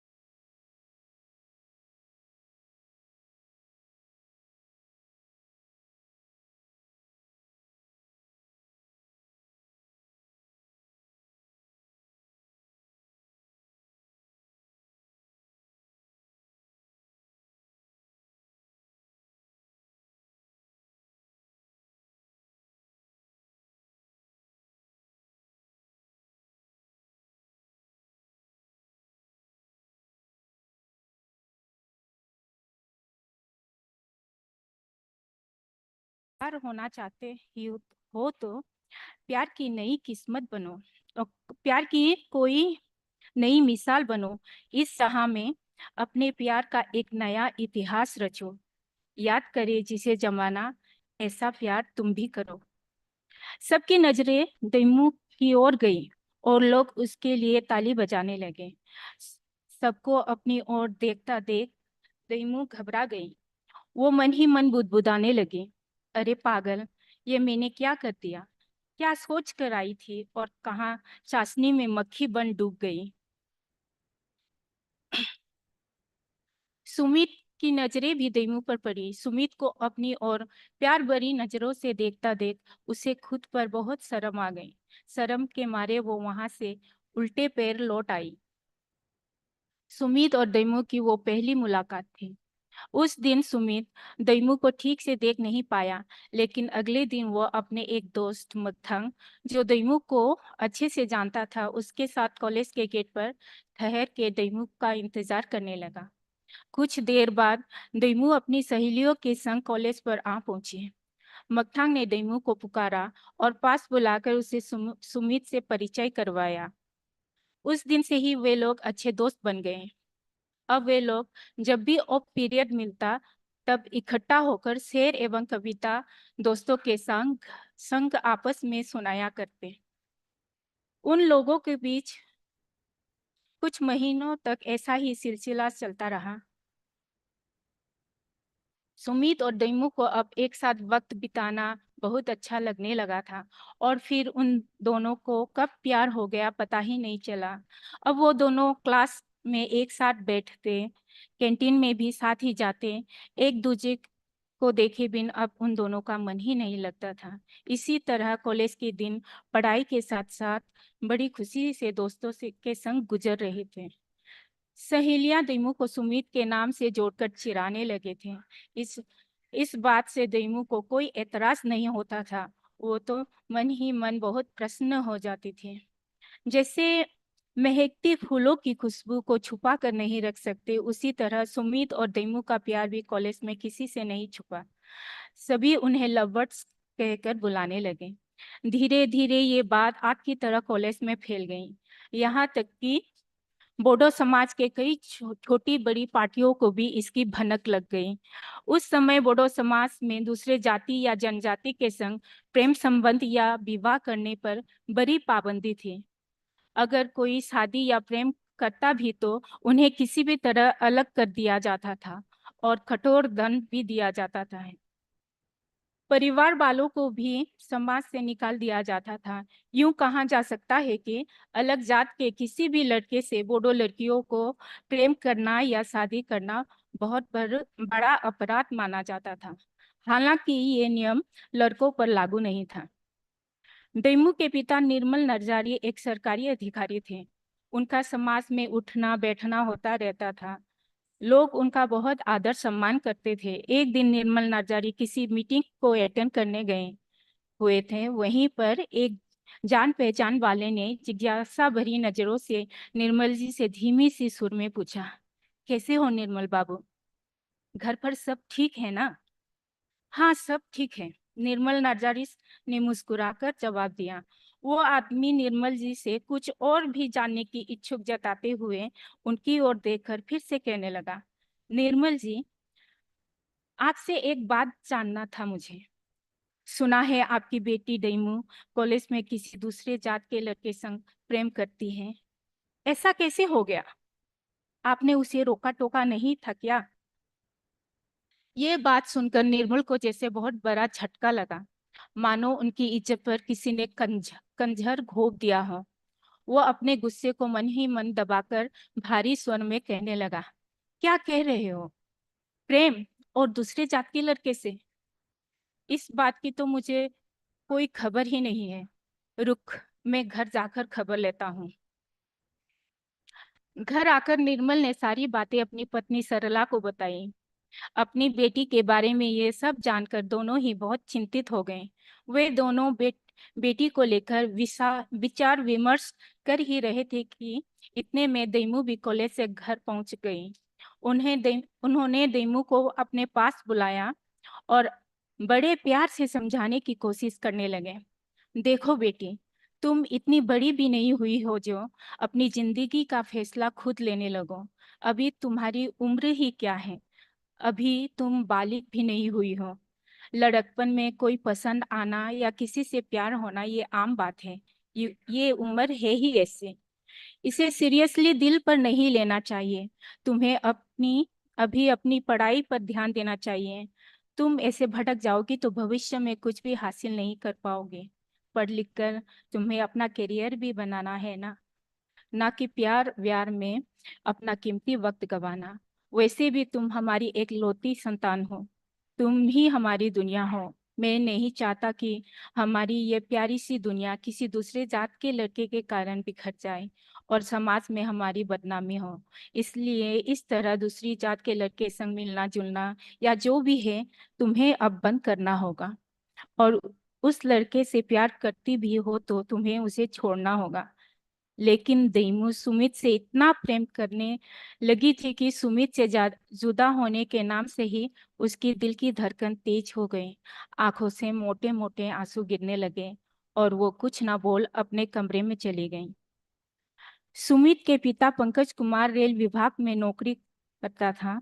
पंकज अपने परिवार के साथ रेलवे कॉलोनी में ही रहता था। उसके परिवार में बड़ा बेटा सुमित, बेटी रितु और उनकी पत्नी संगीता रहती थी। एक दिन की बात है, पंकज अपनी ड्यूटी पर जाने के लिए तैयार हो रहा था। इतने में कुछ लड़के पंकज के घर आ गए और उन्हें धमकाकर चले गए।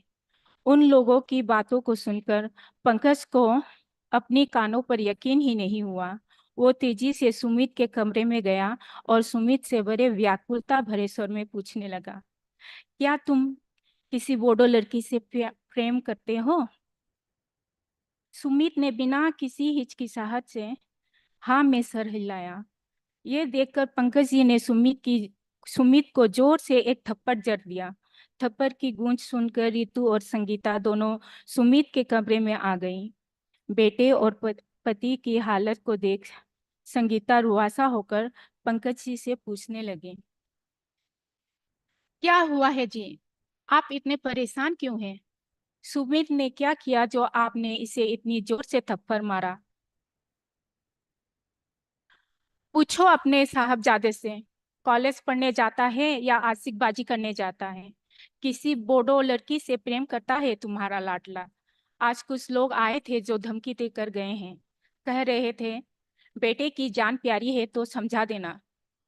हमारी जाति की लड़कियों से प्रेम करने का अंजाम क्या होता है? पंकज जी के बातों से ये साफ साफ पता चल रहा था कि उन्होंने सुमित को गुस्से की वजह से नहीं मारा बल्कि अपनी डर की वजह से मारा था। हे भगवान, अब क्या होगा? ये क्या अनर्थ कर दिया बेटा तुमने? तुम्हें कॉलेज में बोडो लड़की ही मिली थी क्या प्यार करने के लिए? देख बेटा, जो भी हुआ भूल जा, ये सब यही खत्म करते। मेरा अच्छा बेटा है ना तू, मेरी बात मान ले बेटा, इसी में हम सबकी भलाई है। अनहोनी को भाप कर संगीता ने सुमित को समझाते हुए कहा, लेकिन सुमित तो अपनी सोच में खोया हुआ था। माता पिता की बात उसके कानों तक पहुंची ही नहीं। बार बार समझाने पर भी सुमित और दैमू को अलग कर पाना बहुत ही मुश्किल हो रहा था। कहते हैं ना, प्यार करने वालों को अगर रोका टोका जाए तो प्यार और ज्यादा बढ़ जाता है। घर वाले समझा समझा कर थक गए थे। बात बहुत बढ़ गई थी। घर वालों को जिसका डर था वही हुआ।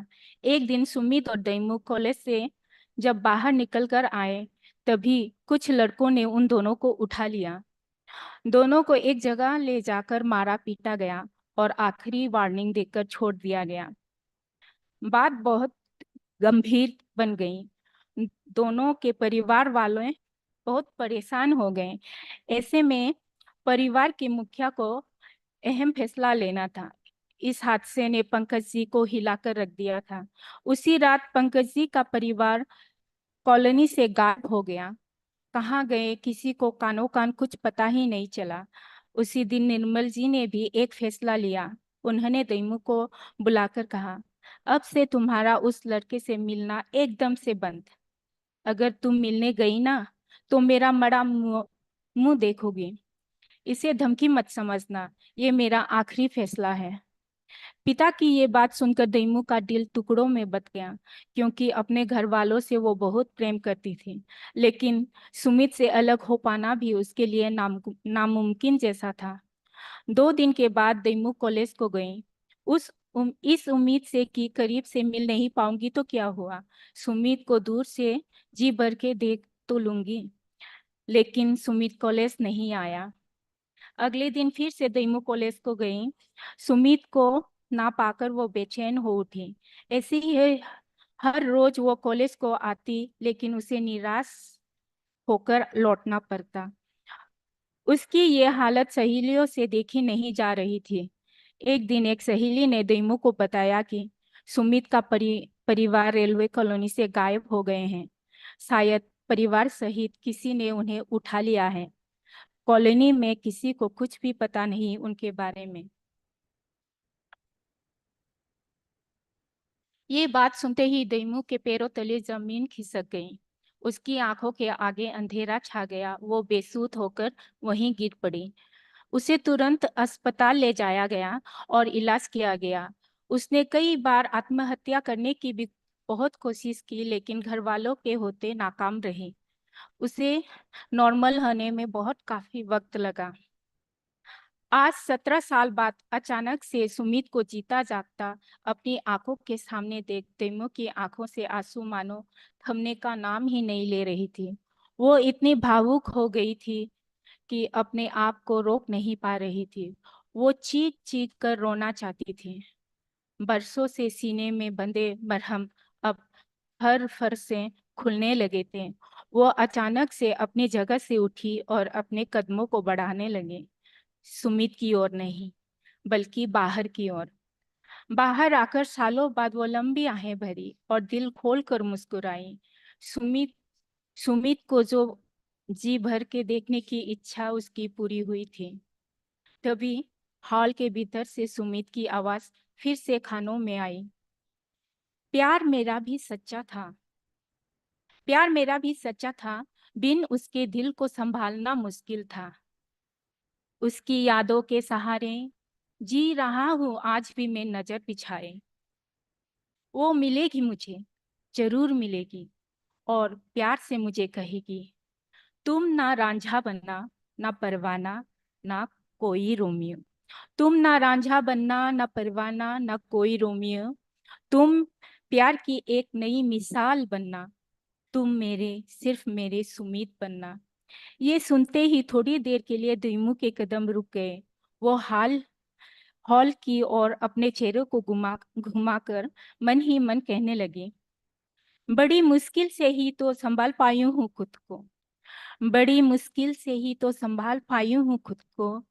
तुझे आज देख भूल गई मैं सारे गम को। आज मेरे संग नहीं है अपना कोई, जो बांधे मुझे कसम की जंजीरों से। हाँ, मुझे प्रेम है तुमसे आज भी। हाँ, मुझे प्रेम है तुमसे आज भी, लेकिन डरती हूँ मैं इस जमाने से। जिस एहसास से मैं गुजरी हूँ कभी, वो एहसास मिले ना अब दोबारा कभी। कहानी यहीं पर समाप्त होती है। मुझे सुनने के लिए आप सबका धन्यवाद।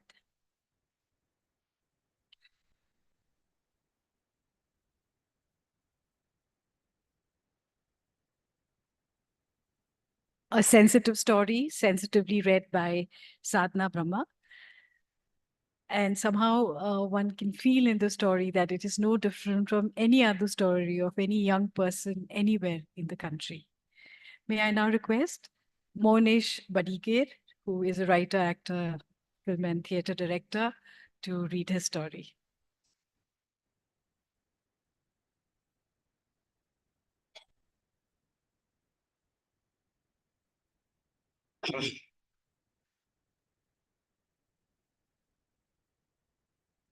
Hello, namaste, everyone.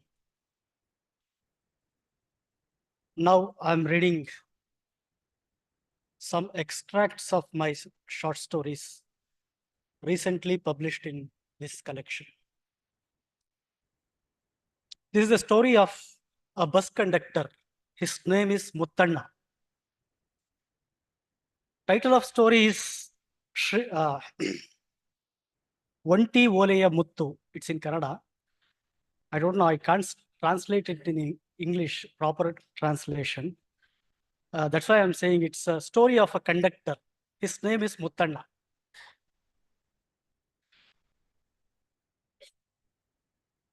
Muttanna is a very cheerful person by nature. His cheerfulness doubled when he unexpectedly acquired the bus conductor job.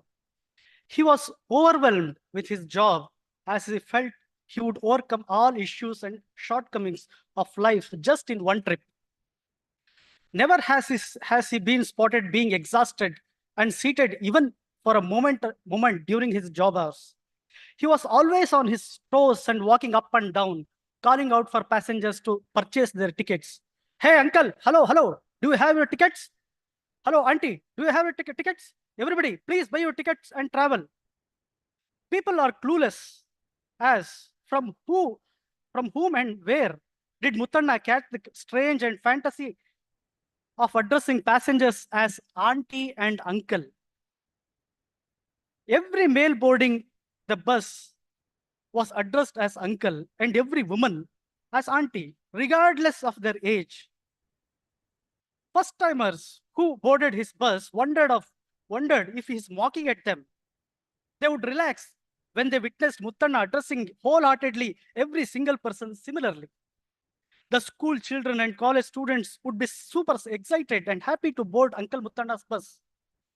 They were boys who waited for Uncle Muttanda's bus despite being late for college. People waited for Muttanda to address them as uncle. Some of them did one or other mischief just to ensure that Muttanda scolded them, hey, uncle, why don't you just shut up and stop your mischief? People purposely chose to stand on the footboard so that Muttanna would fire them. Some would go and stand too close to the driver, while some would swing their hands in the window, and so on. They would be happy and satisfied and laughed out loudly only when Muttanna fired them, for which they desperately waited for. Uncle, uncle, please come inside. Hello, hello, everyone. Hold your tickets. Hold your passes. Hello, auntie, auntie, please walk inside. There is enough space. Why are you standing like a security guard behind the driver? Don't you suffocate him? Please allow him to drive peacefully. Step aside, auntie. Thus, Muttanna spoke non-stop. Every time Muttanna uttered the phrase uncle and auntie, all the tensed and morose faces of passengers in the bus would immediately relax and roar a hearty laughter. The irony was that Muttanna himself was unaware of the miracle he did on the gloomy and knotted faces of the hundred of passengers. When Muttanna was questioned as to why do you address everybody as uncle and auntie, Muttanna replied, who knows, uncle? As I'm a government employee, the government pays me salary. I get my salary only because people like your good selves choose to travel in our buses daily. So what? Uncle, we should respect your good selves. And that's why I address all as uncle and auntie. Would be his cute reply. Everyone who questioned him in this regard never really understood his logic for reasoning. He would quickly rush to issue tickets to the next person, thus escaping any further questions. One day, in the life of such a happy-go-jolly man, a strange and terrible incident happened. Farooq, a youngster hailing from Kalaburgi, who was not even 26 years of age, who had just completed his driver's training, was assigned on Muttanna's route to get used to the Bangalore traffic for a few days. The bus, which was crossing Madiwala towards Electronic City, suddenly left the road and started moving towards the footpath.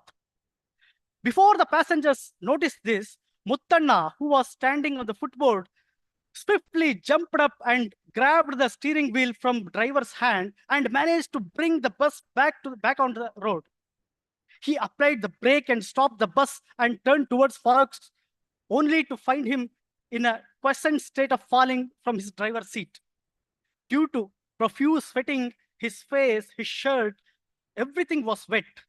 Muttanna immediately guessed that Farooq had suffered a heart attack. Amidst the help of passengers, Muttanna laid Farooq down and pressed his heart with both his palms. He offered CPR first aid by pressing his hand on Farooq's heart a few times. He did mouth-to-mouth breathing as it done in an emergency. After several attempts, Farooq's life was finally restored. Muttanna immediately admitted Farooq to the nearest hospital and updated about the same to his superiors at the department. There was a sigh of relief on the faces of all passengers. Muttanna not only saved Farooq's life, his presence of mind had saved the lives of nearly 50 passengers and also lives of the general public walking on the footpath. This news, which could have just passed off aside as a small news on normal days, became utmost important as it coincided with the Supreme Court's verdict on Ayodhya Ram Mandir, which was about to be published. This news spread like wildfire amongst the media, and this was broadcast as a breaking news in all the TV channels. Media persons, journalists from many news channels came directly to the place where the incident took place and started interacting with passengers, eyewitness, and Muttanna about the accident. Hello, Muttanna, what did you feel that moment? Hello, Muttanna, here. How and what are you feeling now? Muttanna, do you think driver Farooq will survive? Muttanna, here. How was driver Farooq before starting the trip? Did he express anything about his chest pain to you? Muttanna, did you know that driver is a Muslim? In spite of it, you risked your life to protect him. This is what we call as great. Thus, he was bombarded with all sorts of questions from the media. All the passengers on the bus were praising Muttanna's adventure. But Muttanna remained speechless. He answered that I have only done my duty and there is nothing special about it. The media were interested only in lengthening the story and to spice it up, and hence they tried to manipulate and adopt various tricks to ensure higher TRPs but in vain. They soon realized that interaction with Muttanna would be of no help as he did not express any such excitement. Hence, they chose to shift their focus from Muttanna to those who could speak exaggeratingly and started illogical interactions for hours. The channel head who contacted the commissioner of transport department directly explained to him how important such stories of Muttanna and Farooq preaching religious harmony are in the background of the calamities that may happen in the country when the verdict of Ram Mandir is desperately awaited any moment. And he further requested that the conductor Muttanna be ordered to report to the studio immediately to participate in the TV programs. Accordingly, the commissioner collected Muttanna's phone number and called him personally and said, Muttanna, go and participate in all those TV programs. Let everyone know that there are loyal workers like you in our department too. Whether it was because of the commissioner's order or because of the sweet invitation of Sita Sahukar, a news anchor of a TV channel who called him just after the commissioner, Muttanna agreed to participate in a special TV program. Hello, Mr. Muttanna, welcome. Please introduce yourself. Where are you from, Muttanna? Hello, madam. Namaste. My name is Muttanna. Everyone calls me Uncle Muttanna. I hail from Muttatti. I have been in Bangalore since last 22 years because of my job. Now I'm 46 years old. Anchor. Muttanna, are you aware of the kind of adventure you have just done? You have saved the lives of about 50, 60 people. How and what are you feeling now? Muttanna, nothing, madam. I said the same thing on that day too. And even today, I stand by the same. I have only performed my duty. That apart, nothing else. Just to elaborate, right in front of your office, at this very moment, you are shown so beautifully by your cameraman. just in case something untoward befalls him, will you sit quiet without reacting, watching him suffer? I'm sure you will do your best to help him. Am I right? That's exactly what I have done. Just done my duty and nothing else. Wonderful. Wow, wonderful, Mutana. Mutana, how was your relationship with the driver Farooq? What sort of question is this, madam? The poor guy. Farooq is a newcomer. Bengaluru is new to him. He is a good boy, basically. But for just one addiction, he is addicted to gutka. Due to his addiction, he suffered a heart attack at such a young age, madam. Just imagine the kind of stress and pressure we bus conductors and drivers work under. Anchor, yes, Mutana. Mutana, didn't you realize that Farooq is a Muslim man when you did mouth-to-mouth breathing? Madam, I donate blood twice a year. Every time they collect my blood, they don't write my name, Conductor Muttanna blood, on it. They just mention the group O positive on it. They will give it to anyone who needs blood of this group. I don't even know whom my blood is given, whether to a Hindu or a Muslim. Even the patient wouldn't know whose blood is pumped into him. The blood is classified according to groups. But what about the wind, madam? Madam, tell me, which caste does the air you breathe belong to?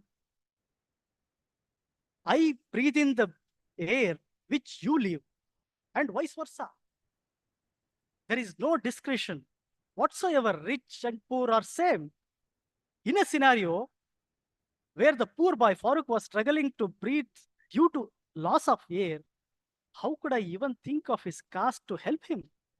Moreover, we worship our family deity, Lord Hanuman, son of wind god. The news anchor expressed her appreciation by clapping. Yes, precisely. This is what I expected from you, Mutana. Your thoughts about all castes, races, and creeds will be an inspiration to many who are working in public sectors like you. When people around are busy arguing endlessly about the greatness of their own religion, caste, creed, Mutana, you stand apart and truly inspiring. Mutana, hey, come on, auntie. There is no big deal. Huh? What? Oh, I was just wondering. In the course of such a long conversation, why has Muttanna not uttered the praises uncle and auntie? Sorry, madam. By the virtue of my habit, I uttered the praise. It's okay, Muttanna. Dear viewers, as we mentioned earlier, our uncle Muttanna works as a conductor for bus route running from Majestic to Chandapur in Bengaluru. The passengers traveling in that route love Uncle Muttanna immensely. Muttanna's speciality is that he addresses all passengers as uncle and auntie. Okay, tell me, Muttanna, how did you develop this habit? Where did it come from? Nothing special, madam. Casually, just for fun. That's all. No, Muttanna. I don't believe this. If it's for fun, we would address people like that just once. But you have been addressing people like this since almost 22 years. What is the story behind this? Today, you have to spill the bean in front of us. Oh, that's a huge story, madam. Why rake it up now? No, Muttanna. Come on. You must tell that story. Muttanna, please, Uncle Muttanna, you must tell the story. Muttanna began to blush. His cheeks started to turn red. Muttanna, sitting in a TV show, began to reveal to the whole world about an incident that took place 20 years ago, which he had kept to himself as a secret till date. Thank you.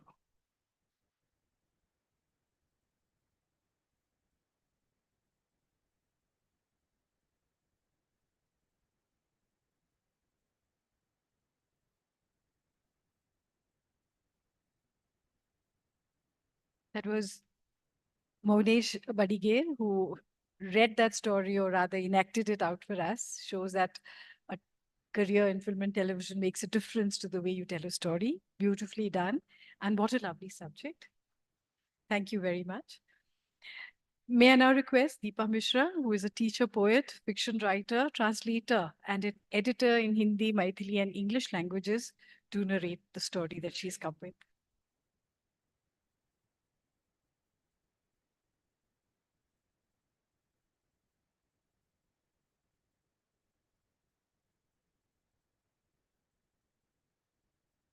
सबसे पहले माँ मैथिली और एहि मंच के हम प्रणाम करैत छी। साहित्य अकादमी के प्रति अपन आभार प्रकट करै छी हमरा एहि मंच पर आमंत्रित करबाक लेल, और एतऽ उपस्थित सबके हमर सादर अभिनंदन। हमर कहानी के शीर्षक अछि बाबूजी के अलमारी।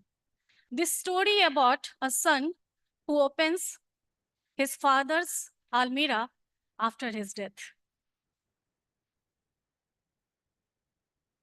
मैं इस कहानी का हिंदी अनुवाद लेकर आई हूं और शीर्षक है बाबूजी की अलमारी। आज सुबह उसका छोटा भाई भी वापस चला गया। भाई ने कहा कि वह माँ को कुछ दिनों के लिए अपने साथ ले जाना चाहता है। वह अविवाहित है और बनारस में नौकरी करता है। वैसे उसे भी माँ को यहाँ अकेले छोड़ना सही नहीं लग रहा था। उसने उन्हें अपने संग चलने का आग्रह किया था, परंतु माँ भी बनारस ही जाना चाहती थी। भारी मन से ही सही, माँ को उसने छोटे भाई के साथ जाने दिया। बाबूजी के चले जाने के बाद जैसे वह एकाएक शून्य सी हो गई है। पहले जिस माँ को उसने बात बात पर पिता को ताना मारते हुए देखा था, वह माँ जैसे इस बार दिखी ही नहीं। मृत्यु की भयावहता अभी तक संपूर्ण घर पर छाई हुई थी। माँ के जाने के बाद उसकी पत्नी भी बच्चों के संग 2 दिनों के लिए अपने मायके चली गई, जो उसके गांव के निकट ही है।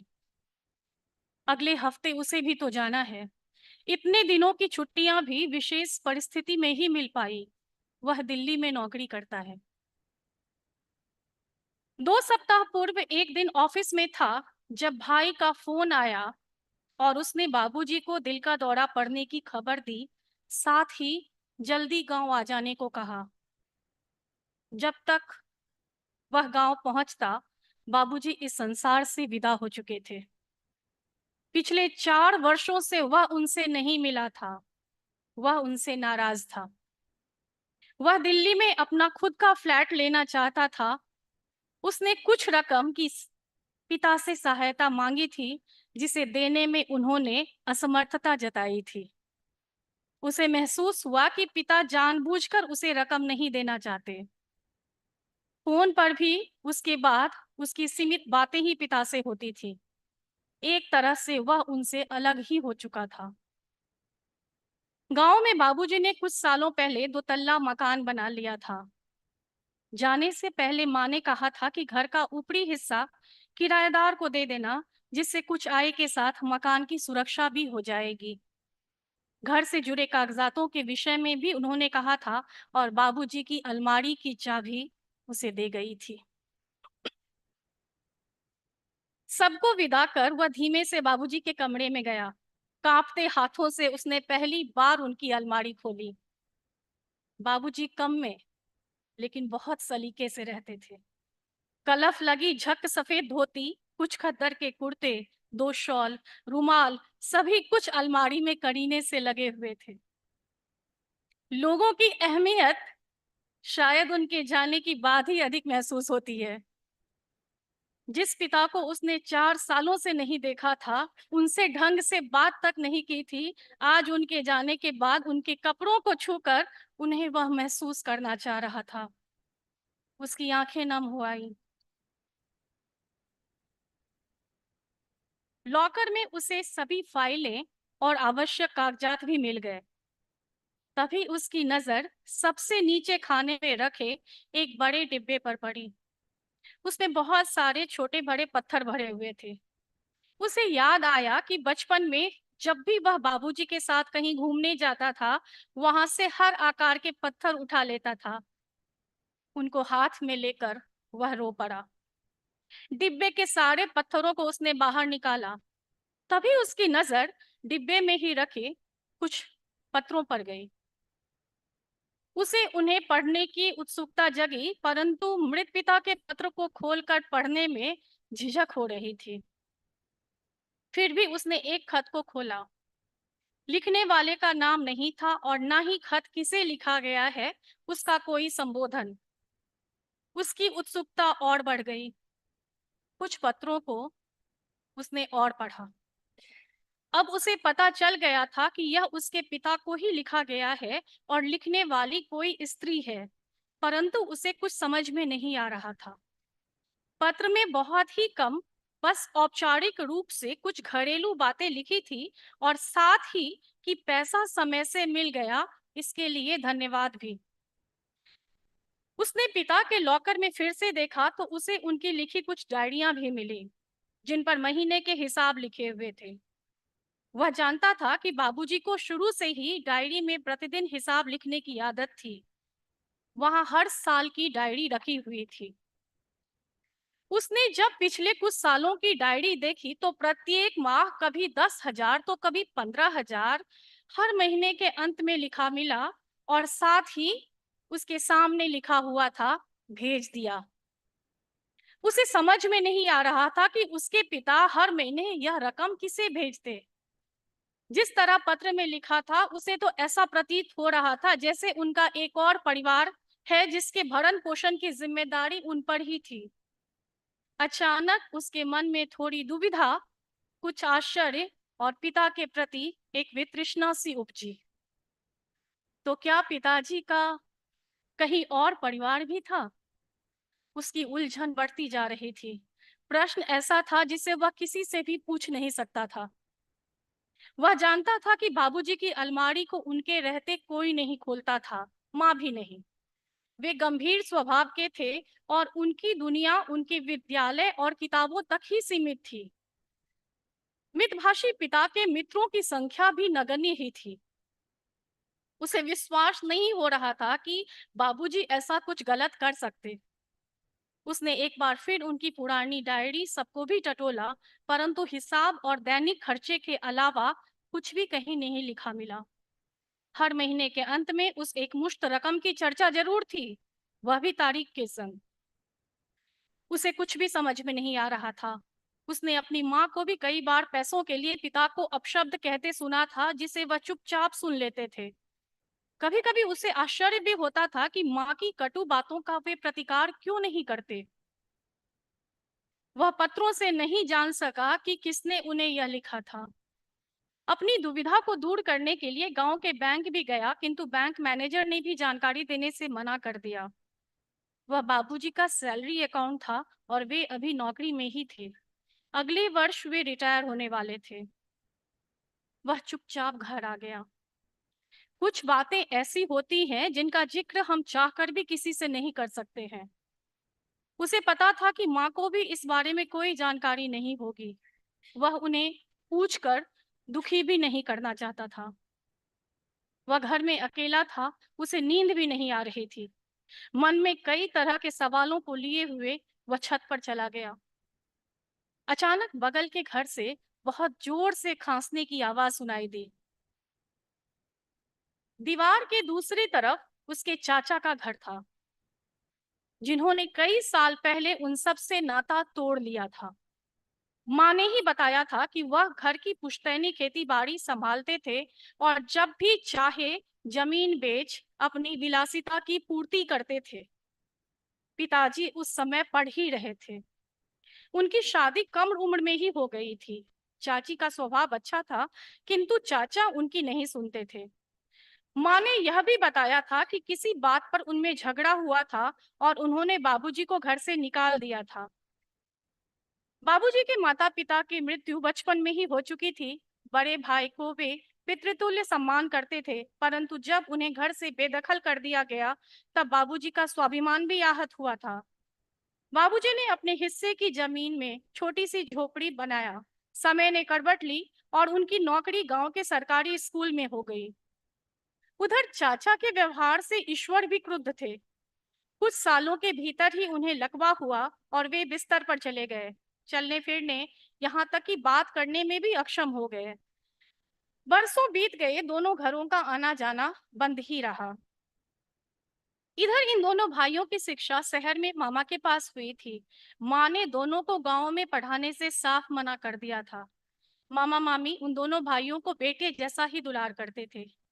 मामा जी का भी एक बेटा ही था। उसे पता था कि चाचा की 3-3 लड़कियां हैं। कभी कभी उसे राखी और भाई दूज में बहन की कमी महसूस होती थी, पर वह चाचा की बेटियों से कभी नहीं मिला था। छत से ही बगल के घर की दुर्दशा देख जैसे उसका मन सिहर उठा। वह नीचे आ गया। एक बार फिर उसने पत्रों में कुछ तलाशने की कोशिश की। तभी एक पत्र पर उसकी नजर पड़ी जिसमें विवाह की तिथि लिखी थी और साथ ही कन्यादान करने का आग्रह भी। उसके नीचे यह भी लिखा था कि वह जानती है कि यह संभव नहीं है, फिर भी उसका आग्रह है।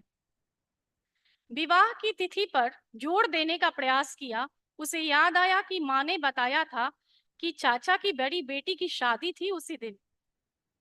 अब उसे बहुत कुछ स्पष्ट होने लगा था। उसने पत्र को संभाल कर अलमारी में रख दिया और चैन से सो गया। दूसरे दिन सुबह ही उसने सभी पत्रों को एक लिफाफे में डाला और चाचा जी के घर पहुंचकर दरवाजे को खटखटाया। उसने आज तक इस घर में पैर नहीं रखा था। इस घर का जिक्र होते ही माँ जैसे पागल सी हो जाती थी। बचपन में एक बार उसने चाचा की लड़की से छत से ही बात करने का प्रयास किया था। उस दिन माँ ने उसे बहुत मार मारा था। अचानक 16-17 साल की एक लड़की ने दरवाजा खोला। उसके चाचा, जो बोलने में अक्षम थे, बगल के कमरे में खांस रहे थे। वे कुछ अस्पष्ट सा बोल हल्ला भी कर रहे थे। लड़की ने अभिवादन के साथ बरामदे में ही कुर्सी दी और माँ को बुला लाई। चाची को देखते ही उसने पैर छूकर प्रणाम किया और उनके हाथों में वह चिट्ठियों का पैकेट दे दिया। चाची चिट्ठियों को देखकर फफक कर रो पड़ी।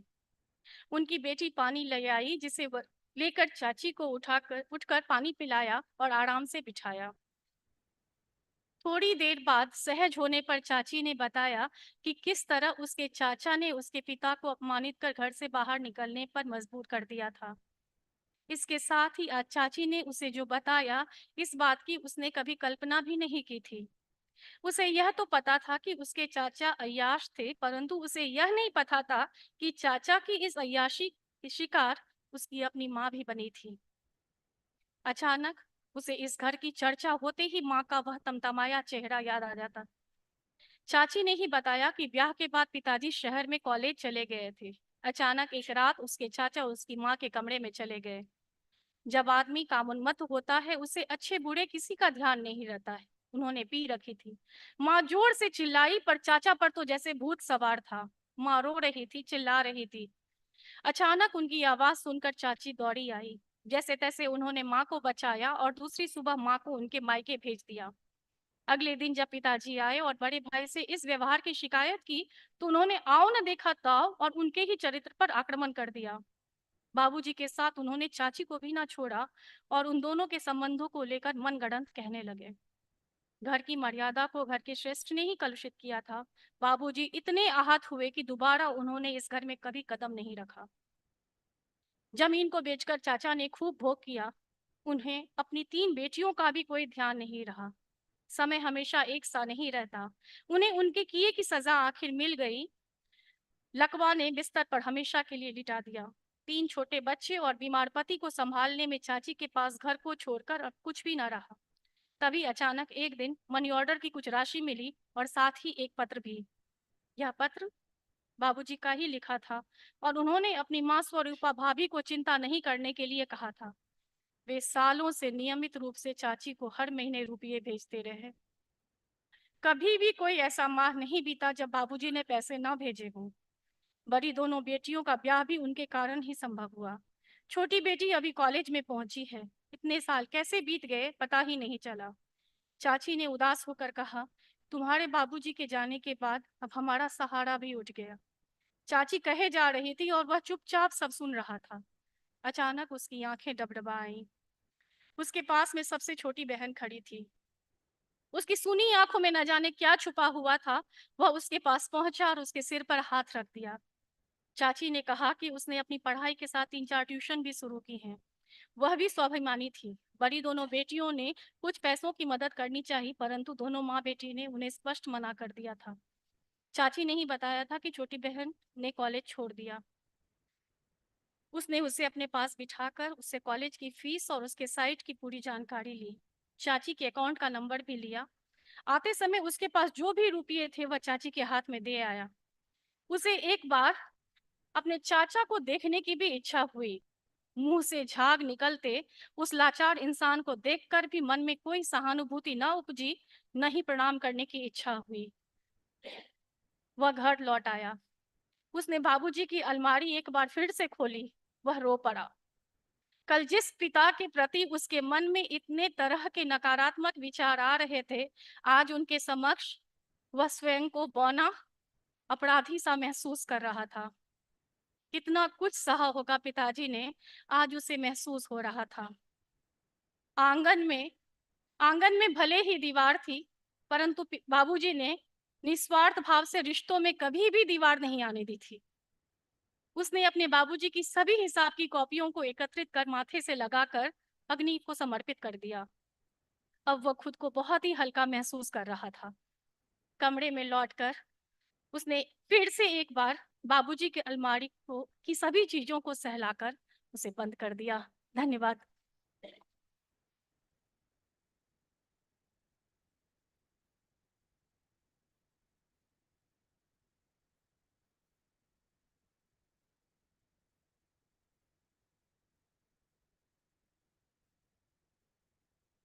अपने माता पिता को खोना, वो जो दर्द है वो हम में से बहुत लोग महसूस कर सकते हैं। और सच है कि हम उनके होते हुए उन्हें पहचानते नहीं हैं, लेकिन बाद में जो भेद खुलते हैं हम में से बहुत लोग शर्मसार हो जाते हैं और बहुत से कृतज्ञ भी हो जाते हैं। बहुत सुंदर कहानी जिसे दीपा मिश्रा जी ने सुनाई, और अब निवेदन है सुजीत कुमार पांडा जी से कि वो उड़िया भाषा में अपनी कहानी सुनाए।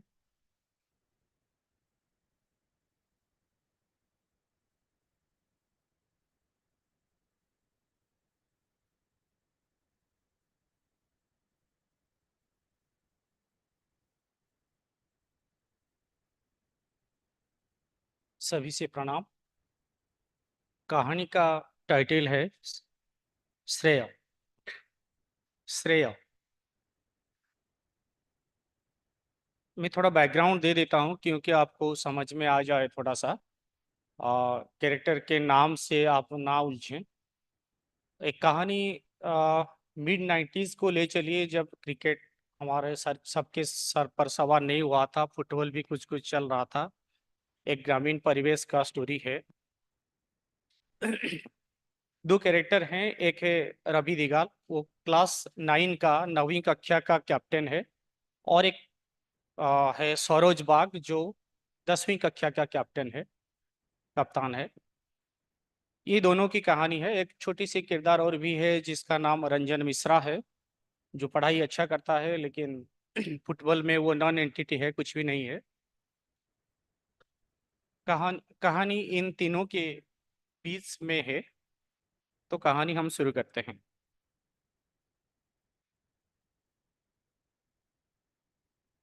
गांव में लोग चर्चा कर रहे हैं, रवि दिगाल के पैरों में जादू है।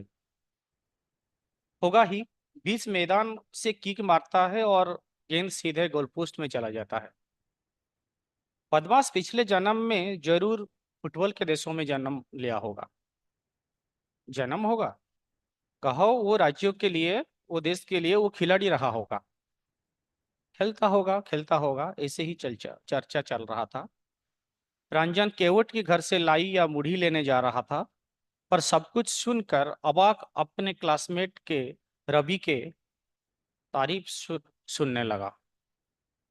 उसे बहुत ईर्ष्या हुई। या तीर मार लिया उसने।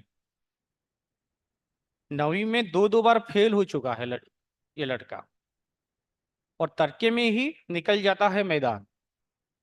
आधी हांडी पखाल भात खाकर बिना कॉपी बिना किताब के स्कूल में चला जाता है ये लड़का। क्या तीर उखाड़ लिया है। हम चाहें तो क्या ऐसे खेल नहीं सकते? हम खेल नहीं रहे हैं, हम पढ़ाई में ध्यान दे रहे हैं, वरना देखता वो बेटा। हमें चाहें तो रंजन गांव के पुजारी वासुदेव मिश्रा का बेटा है। अपने पिता जैसे ही शांत, शिष्ट, होशियार और अच्छा पढ़ता भी है। अपने सामने किसी गधे का प्रशंसा वो कैसे बर्दाश्त करता? उसकी ईर्ष्या की दूसरी वजह है सरोजिनी। सरोजिनी कोई एक बार देख ले तो और तन मन दोनों भर जाते हैं। सरोजिनी भी इस राक्षसी पैरों वाली रवि को ही पलट पलट कर देखती है, बदमाश। रंजन के छाती पर जैसे सांप लौटने लगा। वो भी आज खेलेगा, जबरदस्त खेलेगा। रवि दिगाल 9वीं कक्षा का कप्तान है। वो साला माने तो तब मैं खेलूंगा ना। मानेगा नहीं? बिल्कुल मानेगा। कैसे नहीं मानेगा? बदले में कुछ ना कुछ देना पड़ेगा, ठीक है। शायद गणित का कॉपी, ठीक है, दे देंगे।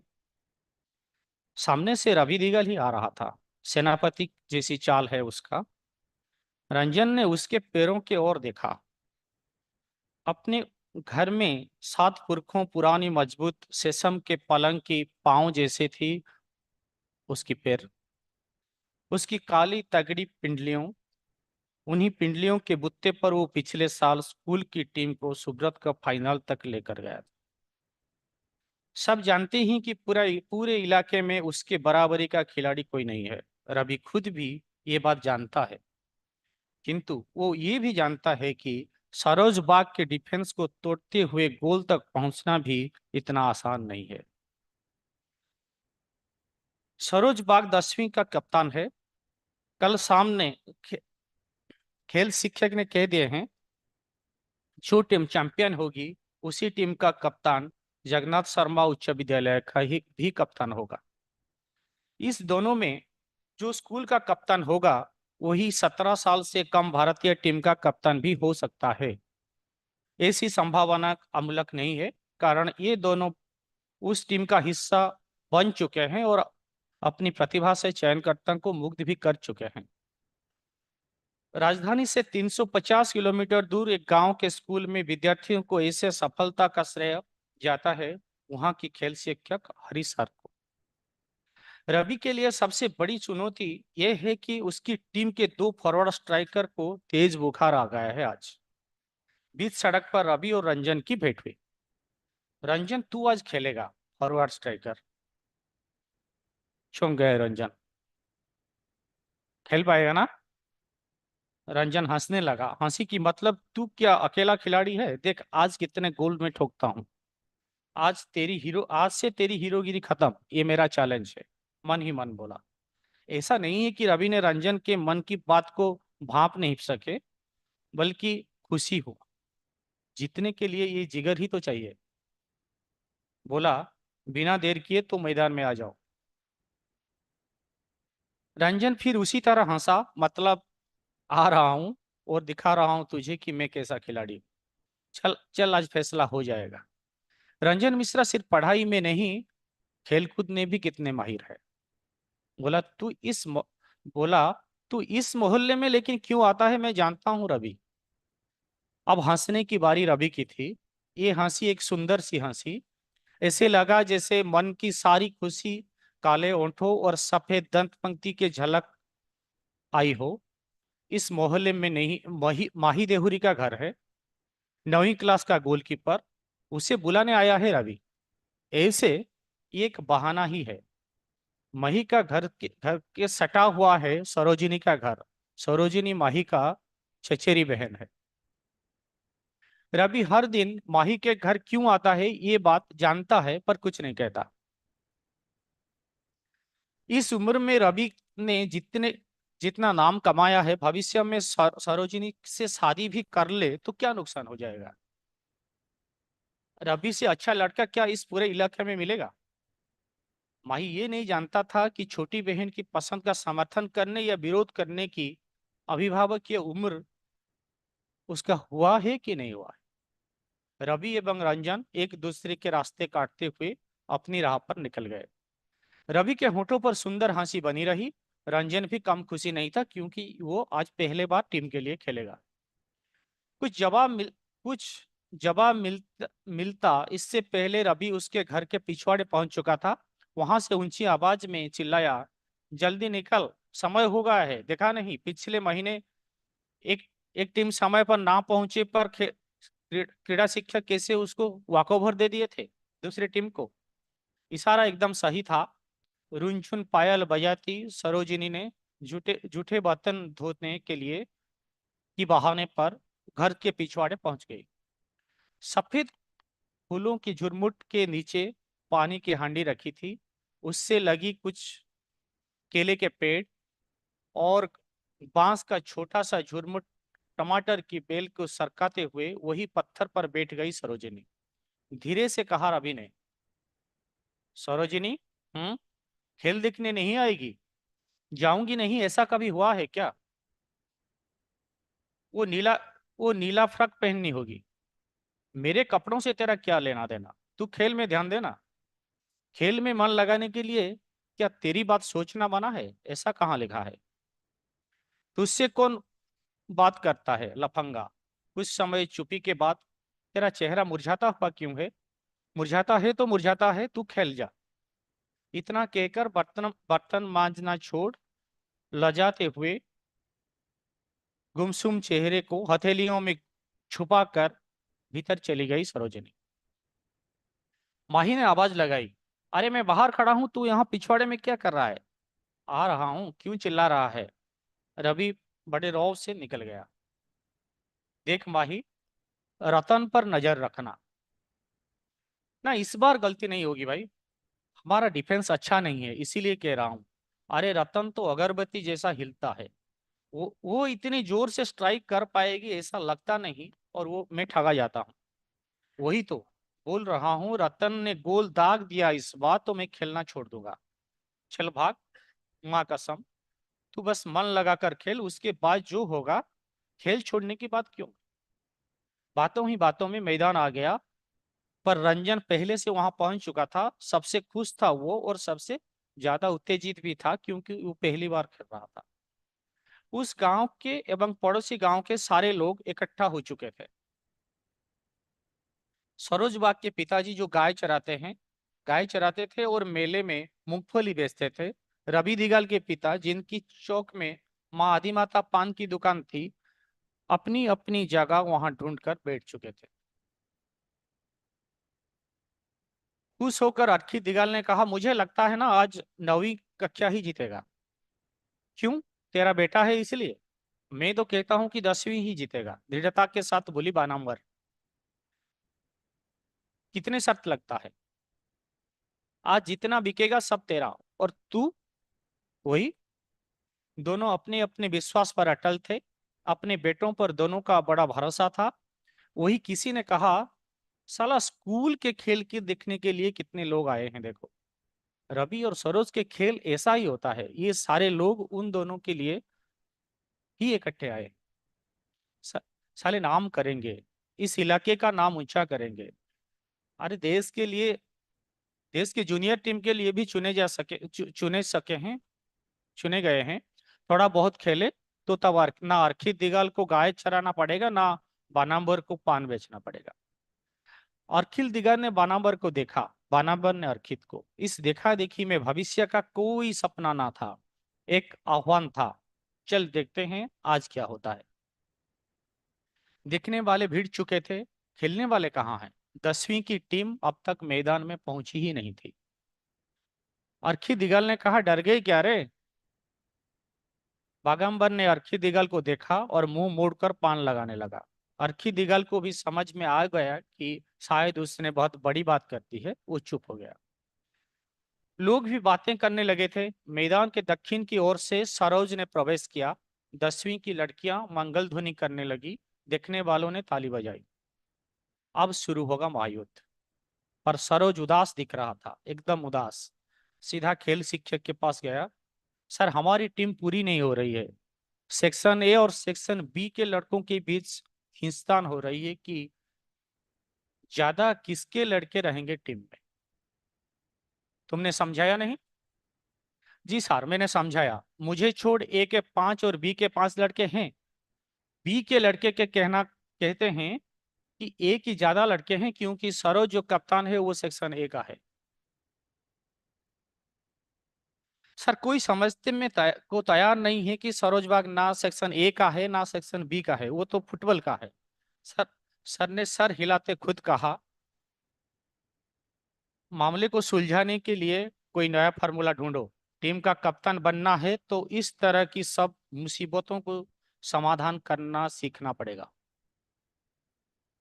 सरोज समझ गया। सर यहाँ 10वीं कक्षा के नेतृत्व की बात नहीं कर रहे हैं, वे बात कर रहे हैं राज्य की टीम की। सरोज आंख झुकाकर बोला, मैं देखता हूं सर, पर उसकी आवाज में साफ पता चल रहा था कि वो हताश हो चुका है। देखो, आधे घंटे के भीतर टीम लेकर नहीं आए तो नवीं कक्षा को मैं वॉकओवर दे दूंगी। कुछ उत्सुक लोगों ने उन्हें घेर लिया था। क्या बात है, क्या हुआ? 10वीं कक्षा के लड़के आपस में लड़ मर रहे हैं। ये खबर कानों कान सारे मैदान और मैदान के बाहर चला गया था। 10वीं के छात्रों और समर्थकों ने शर्म से सर झुका लिए। सरोजबाग जमीन से मुंह गड़ाए निकलने लगा था कि फिर से मंगल ध्वनि सुनाई देने लगी, लेकिन ये कोलाहल 9वीं की लड़कियों की तरफ से थी। सरोज को लगा जैसे सैकड़ों बिच्छू डंक मार रहे हैं। अर्खी दिगाल ने बागाबर के ओर देखा और व्यंग करते हुए बोला, बहुत कुछ बोला। सरोज ने पीछे मुड़कर आंखों ही आंखों में बोला कि मैं आ रहा हूं मेरा टीम लेके। हल्की सी फुहार हो चुकी थी। फुटबॉल के लिए इससे बेहतर मौसम और क्या हो सकता है। 9वीं की टीम ने मैदान में एक कोने में अभ्यास शुरू कर दिया था। रंजन मिश्रा खुशी से उछलने लगा था। सपना दिखने लगा था कि वो अकेला गेंद को लेकर पूरा गोलपोस्ट की ओर जा रहा है, कोई रोक ही नहीं पा रहा। सरोज बाग भी नहीं। 30 फुट की दूरी से वो गेंद मार रहा है और गोलपोस्ट में जाकर गोल हो रहा है। उसके बाद एक कन्नर शॉट बिना किसी सहायता से एक धनुष की तरह ये गोलपोस्ट में घुस रहा है और तालियों में की गड़गड़ाहट से गूंजने लगता है सारा मैदान।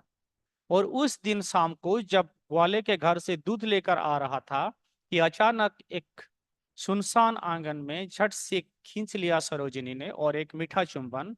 तुम कितना अच्छा खेलते हो रंजन, मुझे पता नहीं था। एक और चुंबन।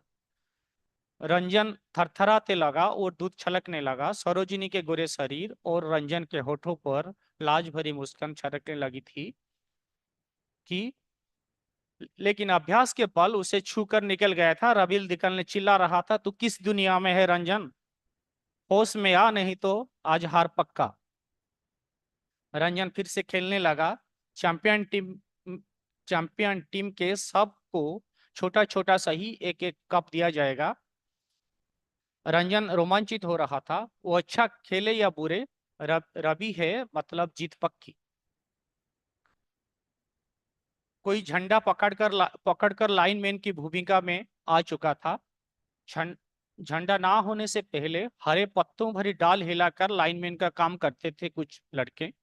पिछली साल सुब्रत कप की फाइनल में जाने के बाद पुरस्कार की राशि से टीम की सूरत थोड़ी सी बदली है। लोग बिरझने लगे, कितने इंतजार करेंगे। धैर्य का बांध धीरे धीरे टूटने लगा। बागंबर का चेहरा काला पड़ने लगा। 10वीं की लड़कियां निकलने लगी।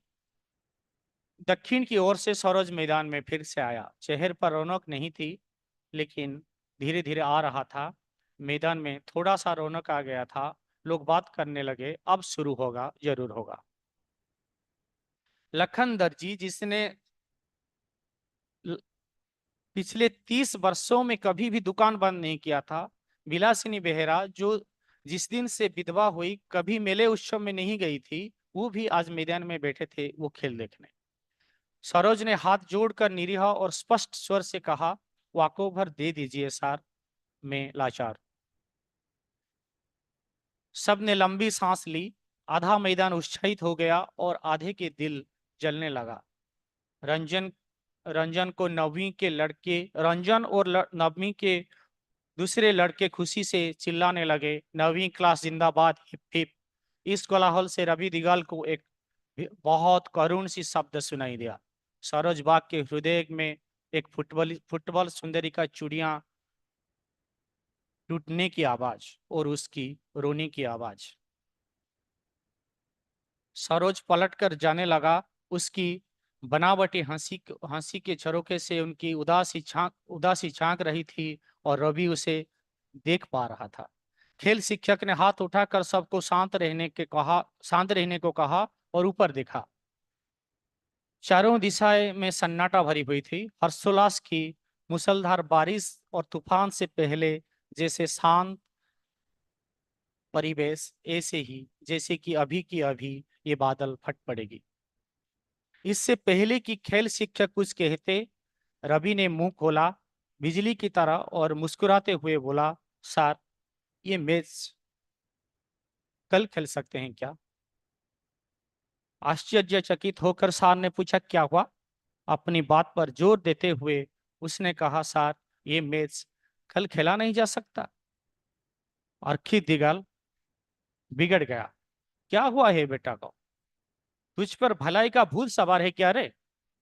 रवि बोला, दादाजी ने मरते समय कहा नहीं था, मेहनत करो और खाओ, काम करो, पेट भरो।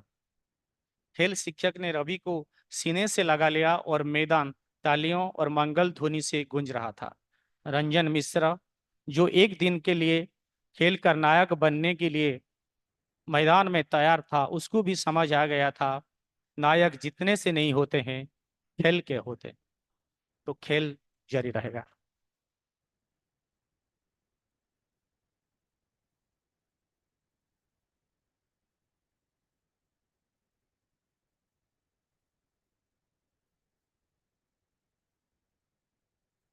युवाओं की और खेल का संबंध तो हम सब लोग जानते हैं, but this the angst of the youth, rivalry that we see in the youth, and of course passion for sports was so beautifully shown and read out in this story. To end the session, may I request the chair, Shri L. Joy Chandra Singh, to say a few words, please.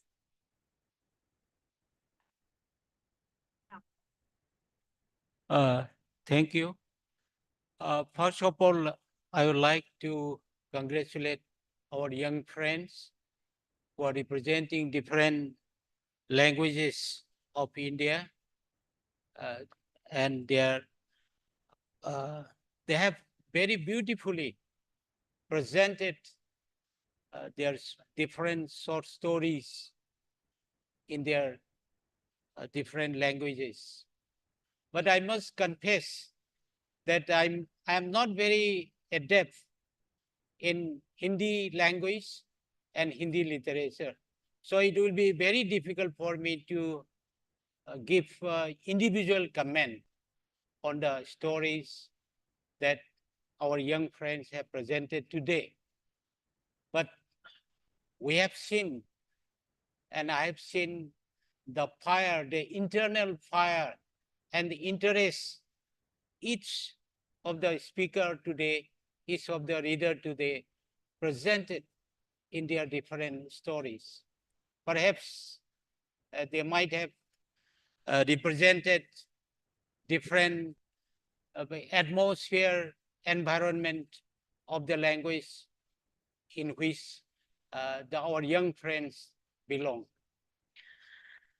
So I would like to say that their future engagement in the field of literature must be very successful, and I encourage, personally, I would like to encourage them also from the bottom of my heart.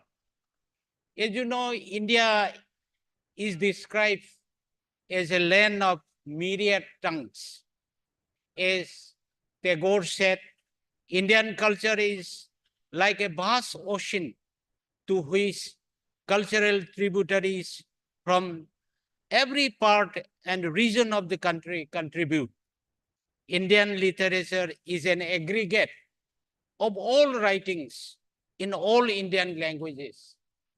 Its distinctive literature in India is not merely regional, but national, and it adds to the richness and diversity of a common Indian literature. Today, once again, I would like to welcome our young friends, and we wish them all success and in their future journey, future endeavor in their different languages. So I welcome once again our young writers, and with these few words, I would like to thank the authorities of Sahitya Academy also and Madam also for conducting this show. Thank you once again. Thank you very much.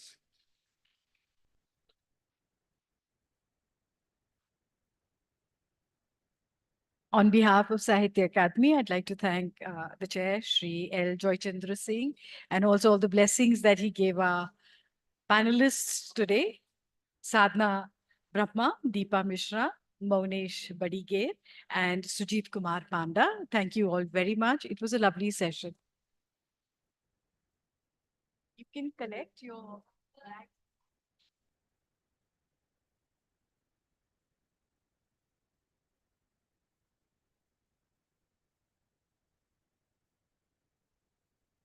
Our next session will start at 4:30, writing as a weapon.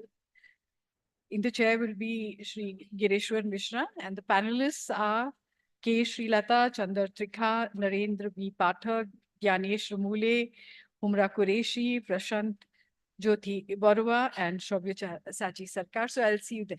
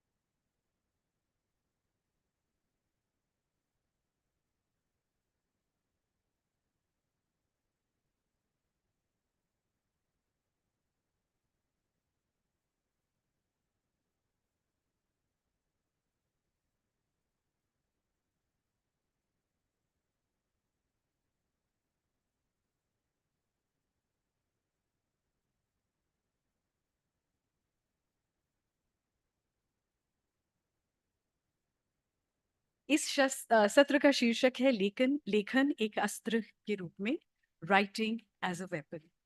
हम लोग अक्सर सुनते हैं the pen is mightier than the sword, लेकिन ये बात सच है क्योंकि लेखन में वो शक्ति होती है कि वो किसी भी तलवार से भारी पड़ सकती है।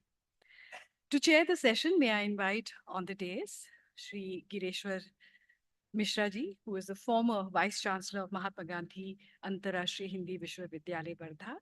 He has also served as President of the National Academy of Psychology, India, and has been the editor of the journal Psychological Studies for 16 years. He is the recipient of the Jawaharlal Nehru Award by the Government of Madhya Pradesh, National Fellowship of Indian Council of Social Science Research, Fulbright Nehru Fellowship, and S.C. Mitra Memorial Award by the Asiatic Society. Shri Gireshwar Mishra ji.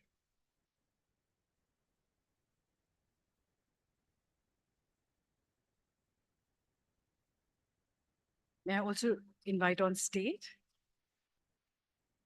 Shri Gyaneshwar Manohar Muliji, who is a noted writer, social worker, former ambassador and secretary to the Government of India, and member of the National Human Rights Commission.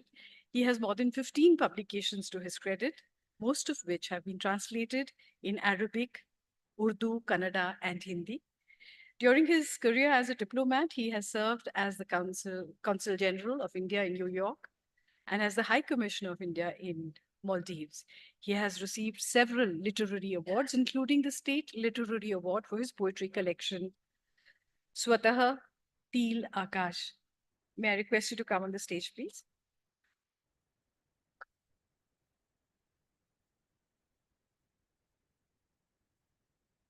Srimati K. Srilata is a poet, fiction writer, translator, and academic. Her most recent anthology of poems, Three Women in a Single Room House, was published by his Sahitya Academy, and we will release it this evening. Srilata's poems have been widely anthologized and featured in collections. Her books include 5 collections of poetry, The Rapids of a Great River, The Penguin Book of Tamil Poetry, and short fiction from South India, among others. Srilata's novel Table for Four was longlisted in 2009 for the Man Asian Literary Prize.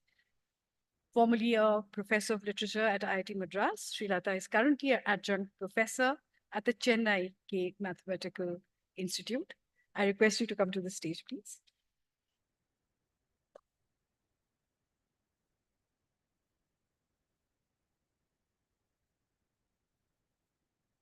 Shri Narendra Pathak writes in Marathi. He is the editor and publisher of Vasantik, Marathi magazine for the last 22 years. He was nominated by the Ministry of Information and Broadcasting of India as a governing council member on FTII. He is the founder member of Pratibha Sangam and has received the National Award for Teachers in 2015. I request you to kindly come on the stage, please. Shri Prashanto J. Barua is a senior journalist with over 30 years of experience. He is presently the executive editor of the Assam Tribune, an English daily of the region. I request you to kindly come on the stage, please, Mr. Barua. And last but not the least is Shri Sabyasachi Sarkar. He is a noted poet, writer, and journalist. Currently, he is the sports editor of the reputed Bengali daily, Ei Same. He has written more than 15 novels, 4 poetry collections, and also a few books on cricket and literature. His latest book of poems, Joker O Dainir Screensaver, won him the Moti Nandi Award. He has also been honored with Best Sports Journalist of the Year award. I request you to come to the stage, please.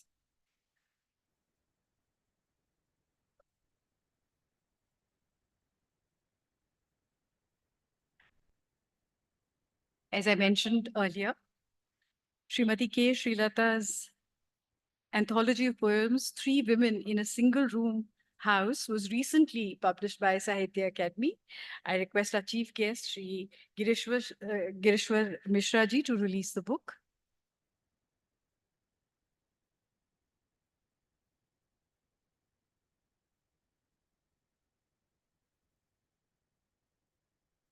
I'll run up and shut it.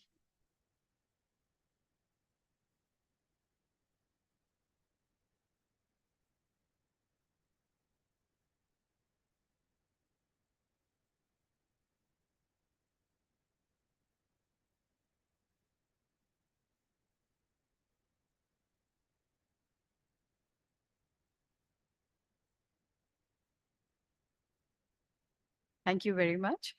I now hand over the mic to the chair, Shri Girishwar Mishra ji.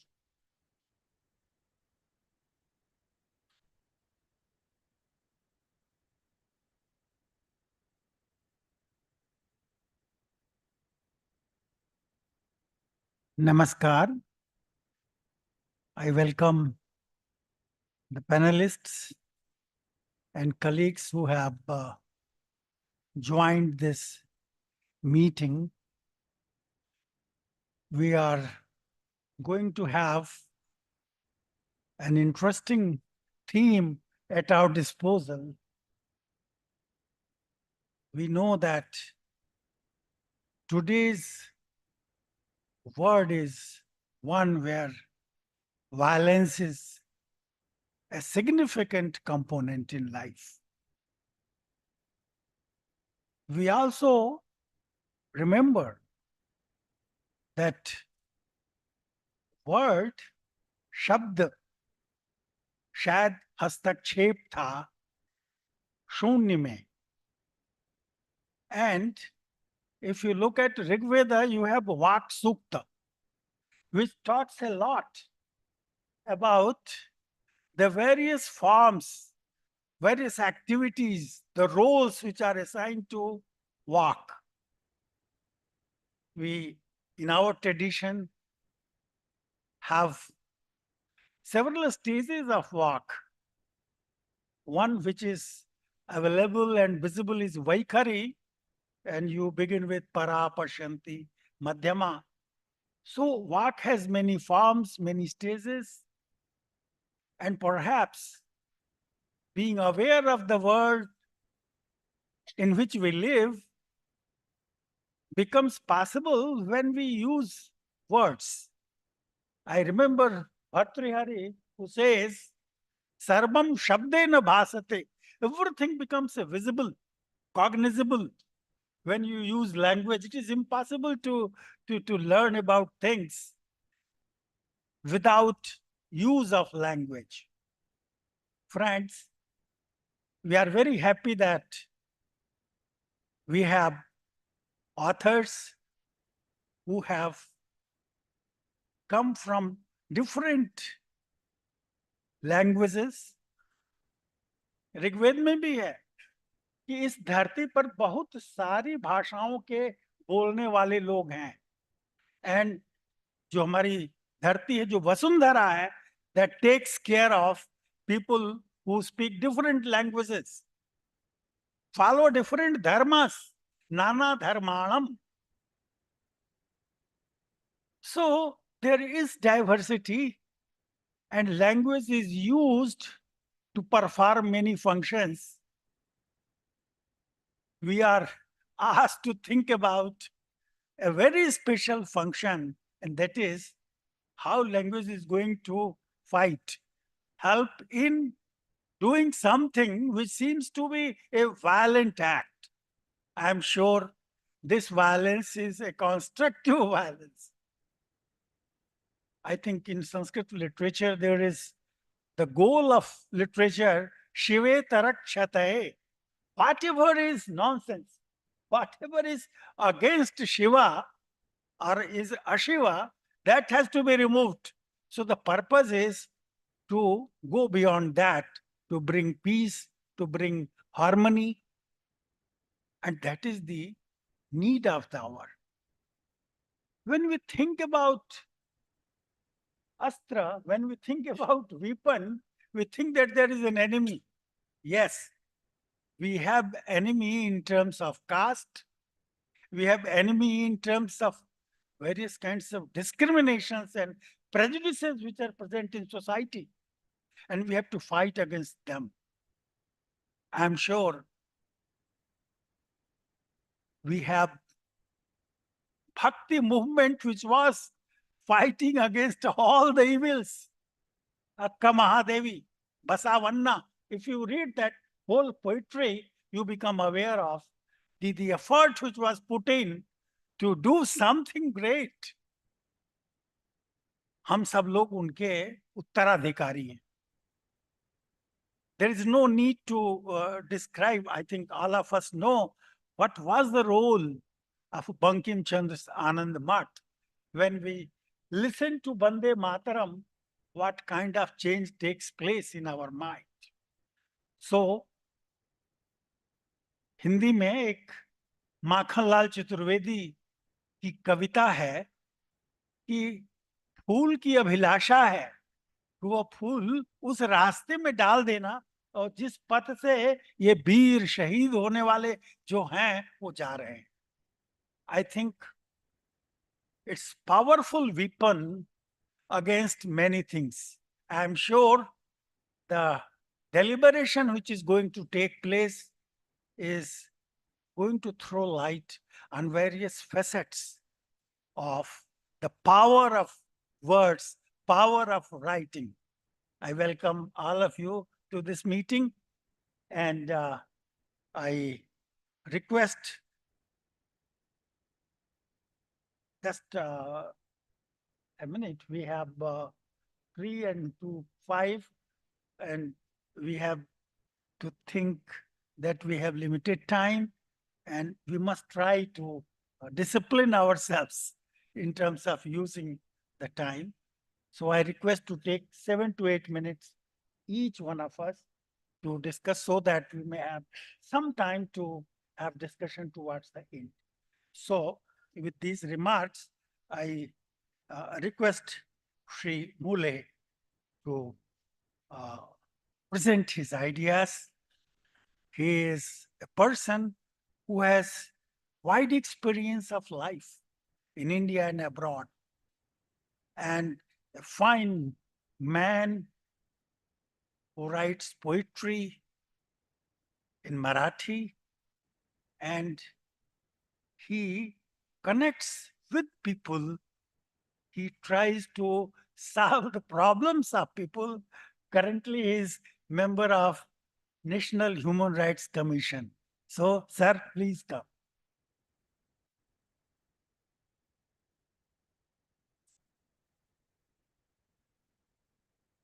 Well, धन्यवाद अध्यक्ष महोदय.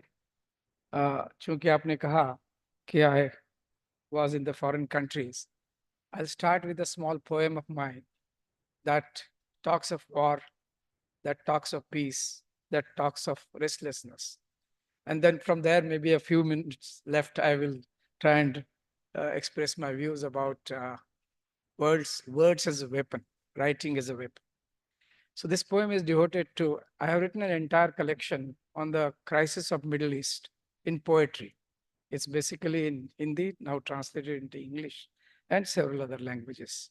So this one is addressed to a writer who is essentially a Palestinian writer. Man is a man after all, a girl is a girl after all, and my land is land after all.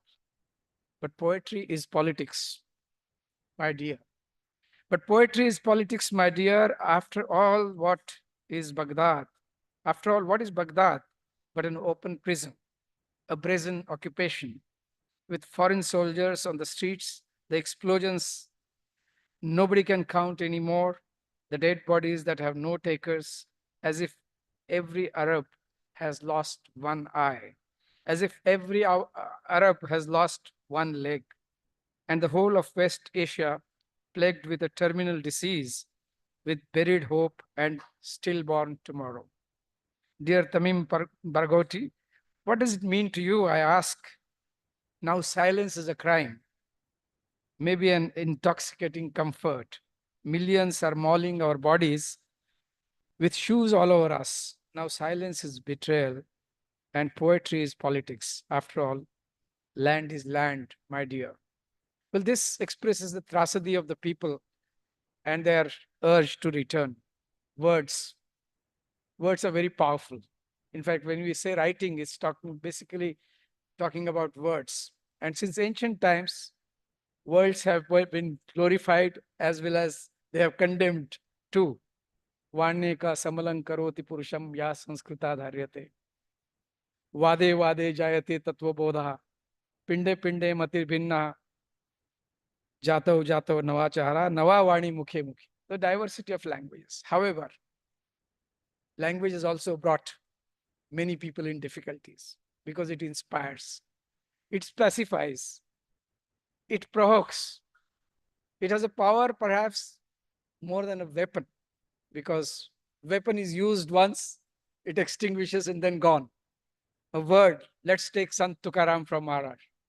He says, Shabdachi amucha jivache jivana.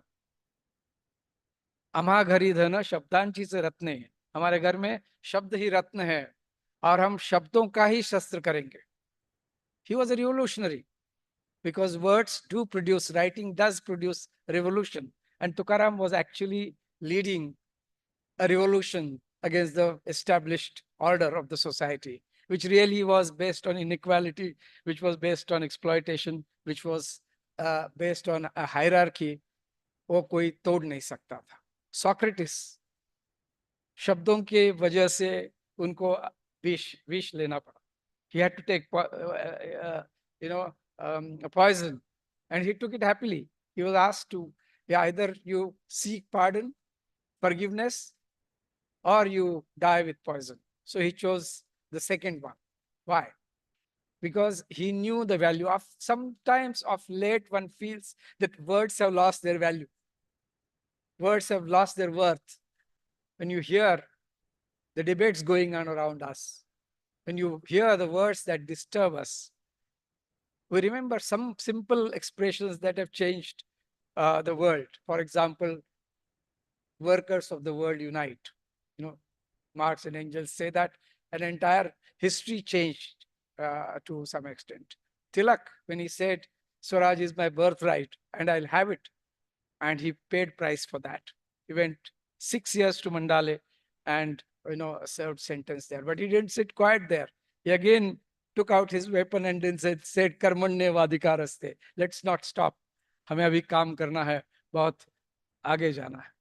So throughout history, you will see that people who have used words, not necessarily with the intention as a weapon, but the intention to change, bring transformation, bring things, because the moment you suppress a thought, your progress stops. You cannot call yourself democracy anymore. And yet, today, 20th century, 21st century now, and we say that this is a great celebration. This year, there are going to be 83 elections to choose the leaders that will rule us for the next few years. But then you also see the number of journalists that are being arrested and persecuted, whether it is Iran, whether it is Russia, whether it is Israel. Israel is gone ahead and arresting a large number of people. In Russia, you cannot talk on many topics. Homosexuality is banned. And when the Ukraine-Russia war began, within 15 days, there was an order issued by law saying that when the authorities will deem, use the word, listen, something that is false facts, something that is false about the war, people can be sentenced to 15 years of jail sentence. So this is our current world also. So what do we use in this, this thing? Should writers leave writing, or should they find ways to express themselves? We have positive impact of words like Mahatma Gandhi, simple words like 2 words, chale jao, brought an entire nation into in the mainstream of freedom movement. And women, children, tribals, everyone sacrificed. The call for Swadeshi, for example, also, created an awakening. Sant Eknath said about Sanskrit, it was a war against Sanskrit versus the other languages. He says Sanskrit bhasha devya keli, Marathi kai swaryapasun ali. If Sanskrit is born out of divine origin, then has Marathi come from thieves?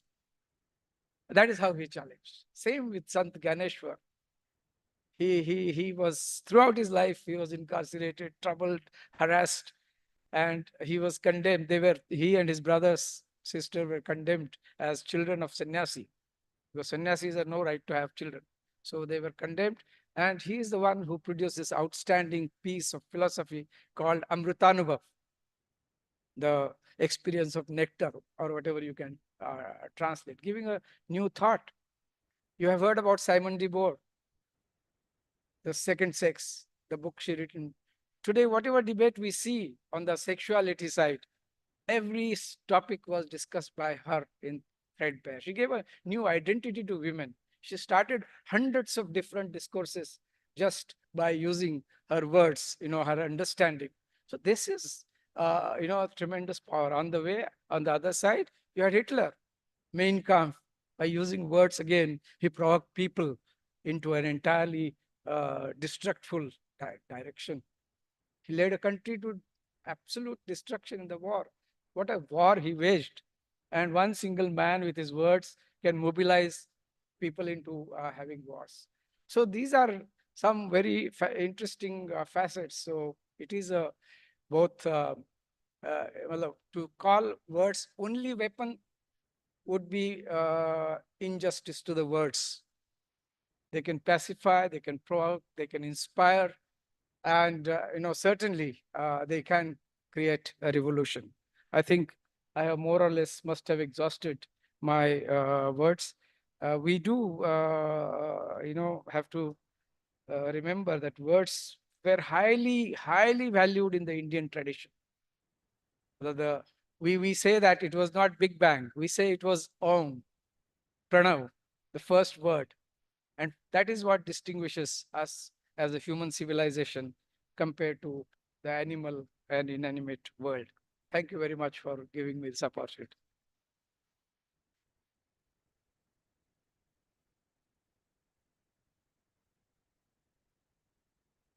Thank you, Muleji.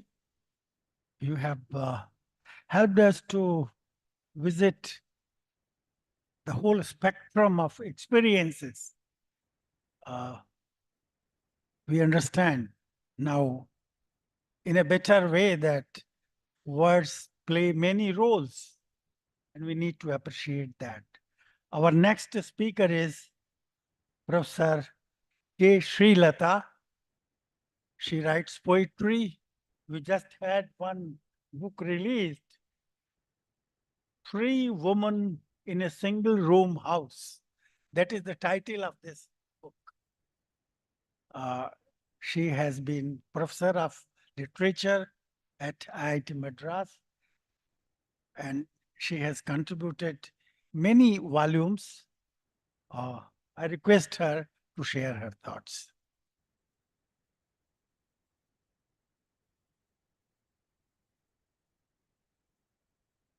Thank you, sir, and good evening, and thank you all for being here.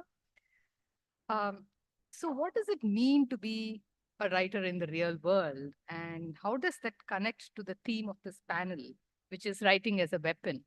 So this is a question I asked myself. I'll begin with some reflections on that, following which I will perhaps read a few poems from my book, Three Women in a Single Room House. When I say the words real world, I'm conscious that one inhabits it all the time, even when one appears to be perfectly alone in a room writing, that there is no escaping it at all. Paper and pen have their own materiality.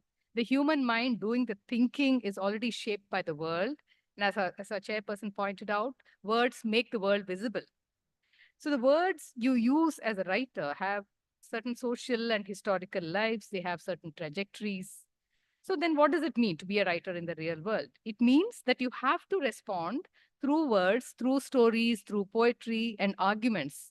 You have to respond to the real world through your words and to all the stuff that goes on in it, even the not so pleasant things that it throws at us increasingly, like the war in the Middle East and Palestine, which our co-panelist also was talking about, right? So I think that is really important. And equally important is the politics of what goes on within the four walls of the home, right? And what perhaps the invisible lives that maybe people within the walls of the home, especially women, lead. Emily Dickinson, I think it was, who used the phrase "tell it slant," right? So she said, "Tell the truth, but tell it slant, in a slanted way. Don't tell it directly," right? And that's what writing is also about. There is the way in which you give artistic shape um, to the truth telling, to the process of truth telling, right? Is by actually being able to tell it slant, right? So I think that's a really important thing to kind of keep in mind. And I think that is why writing and indeed all forms of art are important, because they tell the truth, but they tell it slant. And I think that is something that I have tried to do.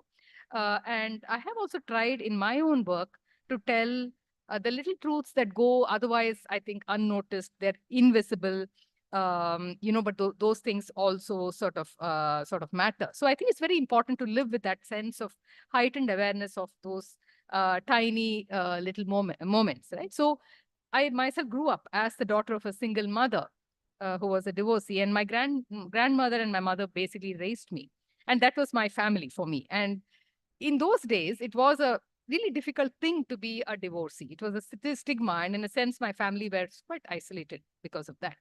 So for me, I think that it has been the small truth I have observed, and that is the small truth that I like to capture through words to make that truth visible. And I don't know whether it matters to anybody else, but I don't think about that. I think about what matters to me, and I write my truth, right?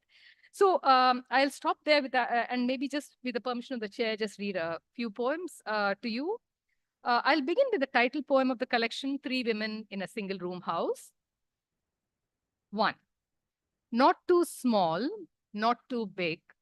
This apartment with its balcony on which our son can ride his tricycle, its kitchen with no walls, so we can cook and still belong to the rest of the house, is what I have sold my diamonds for, thinking over the agent's glibness of my grandmother who had bequeathed them to me.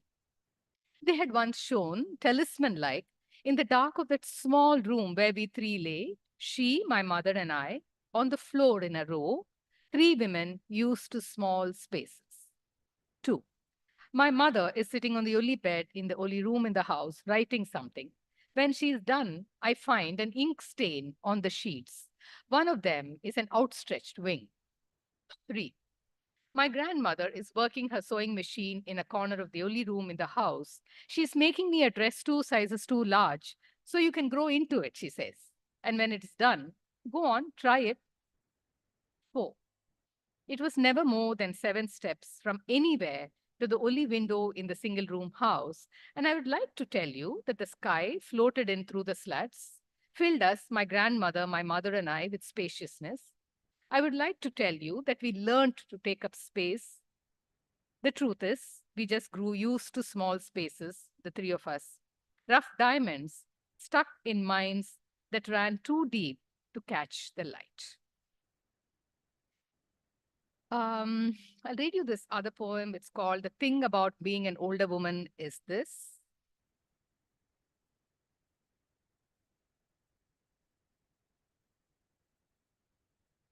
The thing about being an older woman is this.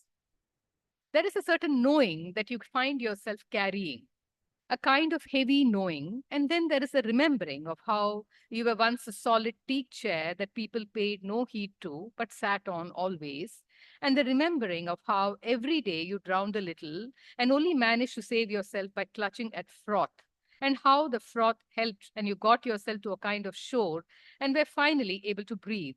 Short breaths, mind you, very short, and the lines you started to write were at first the gasps of dying fish, but then you found that poems didn't have to be written the way laundry had to be done, the way children had to be raised, but that you must write the poems you must write gently and with love for yourself.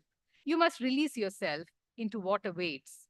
For until you do that, the knowing is going to be heavy, sand that has snuck into the hem of your skirt, lint that has stuck to your soul and won't come off. Right. So this poem is called The Physiotherapist Asks. The physiotherapist asks, where exactly are you hurting? Her strong hands are eyes probing my knotted muscles, approaching by way of circles, close but not quite there yet, They hold their secrets, my muscles. Captured, they will not sing. The pain is a pebble skimming ripples. The pain's a planet, separate and dignified. Where exactly are you hurting? Beside me, a woman about my age leads her to it. She holds her heart. So just sort of to vary the tone a little, this poem I'll read you is called Mr. Swami, Tourist Guide, Mahabalipuram. At some level, I guess it's a serious poem, but it sort of tells the truth slant, the truth about language and languages in our country, right? And this is a multilingual festival. So I thought this is important to perhaps read the poem, share it with you as part of this lovely festival of letters. Mr. Swami, Tourist Guide, Mahabalipuram. He looks about 50, but you couldn't be sure. With the mask, there is no saying. Madam from Tamil Nadu, he asks hopefully. I nod. Not my husband, though, he isn't. A sigh escapes his lips. Then we'll speak English, madam. I'm born Trichy. I want to turn the clock back. I want to hear him speak Tamil mellifluously, like they do in Trichy. But it is too late. We are committed to this broken bridge of a language. I'm Mr. Swami, he says. I will tell you everything, all Mahabalipuram history, need not to worry. 5 minutes into this, one of us has a question. Mr. Swami smiles. Listen, and then, in the end, only questions, please. At the Shore Temple, he insists on taking pictures of the four of us. My daughter, earphones on, half listening to her online lecture. My son, nervous about posing with his mask off. But COVID's not gone yet, he says. We agree with Mr. Swami that the Pallavas are brilliant. Privately, we whisper, how unfair that the credit always goes to the kings. You see two Ganeshas at entrance top. You know Ganesha? Ganesha is in Hindi language. In Tamil, Pillayar, elephant god. Ganesha, North Indian god in the beginning. Pallava king first to make Ganesha sculpture and include here. But Ganesha is sitting outside the temple only, not inside. In the north, Ganesha having two wives, Riddhi and Siddhi. In the south, he is a bachelor. In the south, Kartikeya, Muruga, is having two wives, Valli and Devayane. In the north, he is a bachelor. All confusion only. Who's bachelor? Who is having wives? We should ask gods only. It's likely a story he tells stories over and over, but it cracks us up. We laugh for the first time that afternoon. English, Tamil, and Hindi very nearly forgetting themselves, meeting halfway on that broken bridge. Thank you.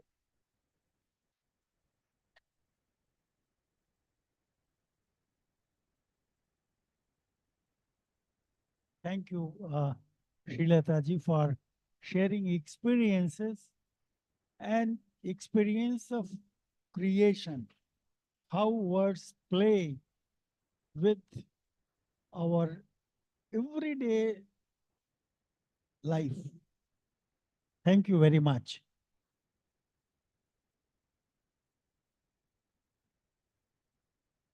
Now I request Sri Narendra B. Pathak ji to share his views.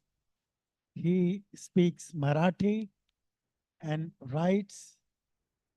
He is also on the executive of this Sahitya Academy.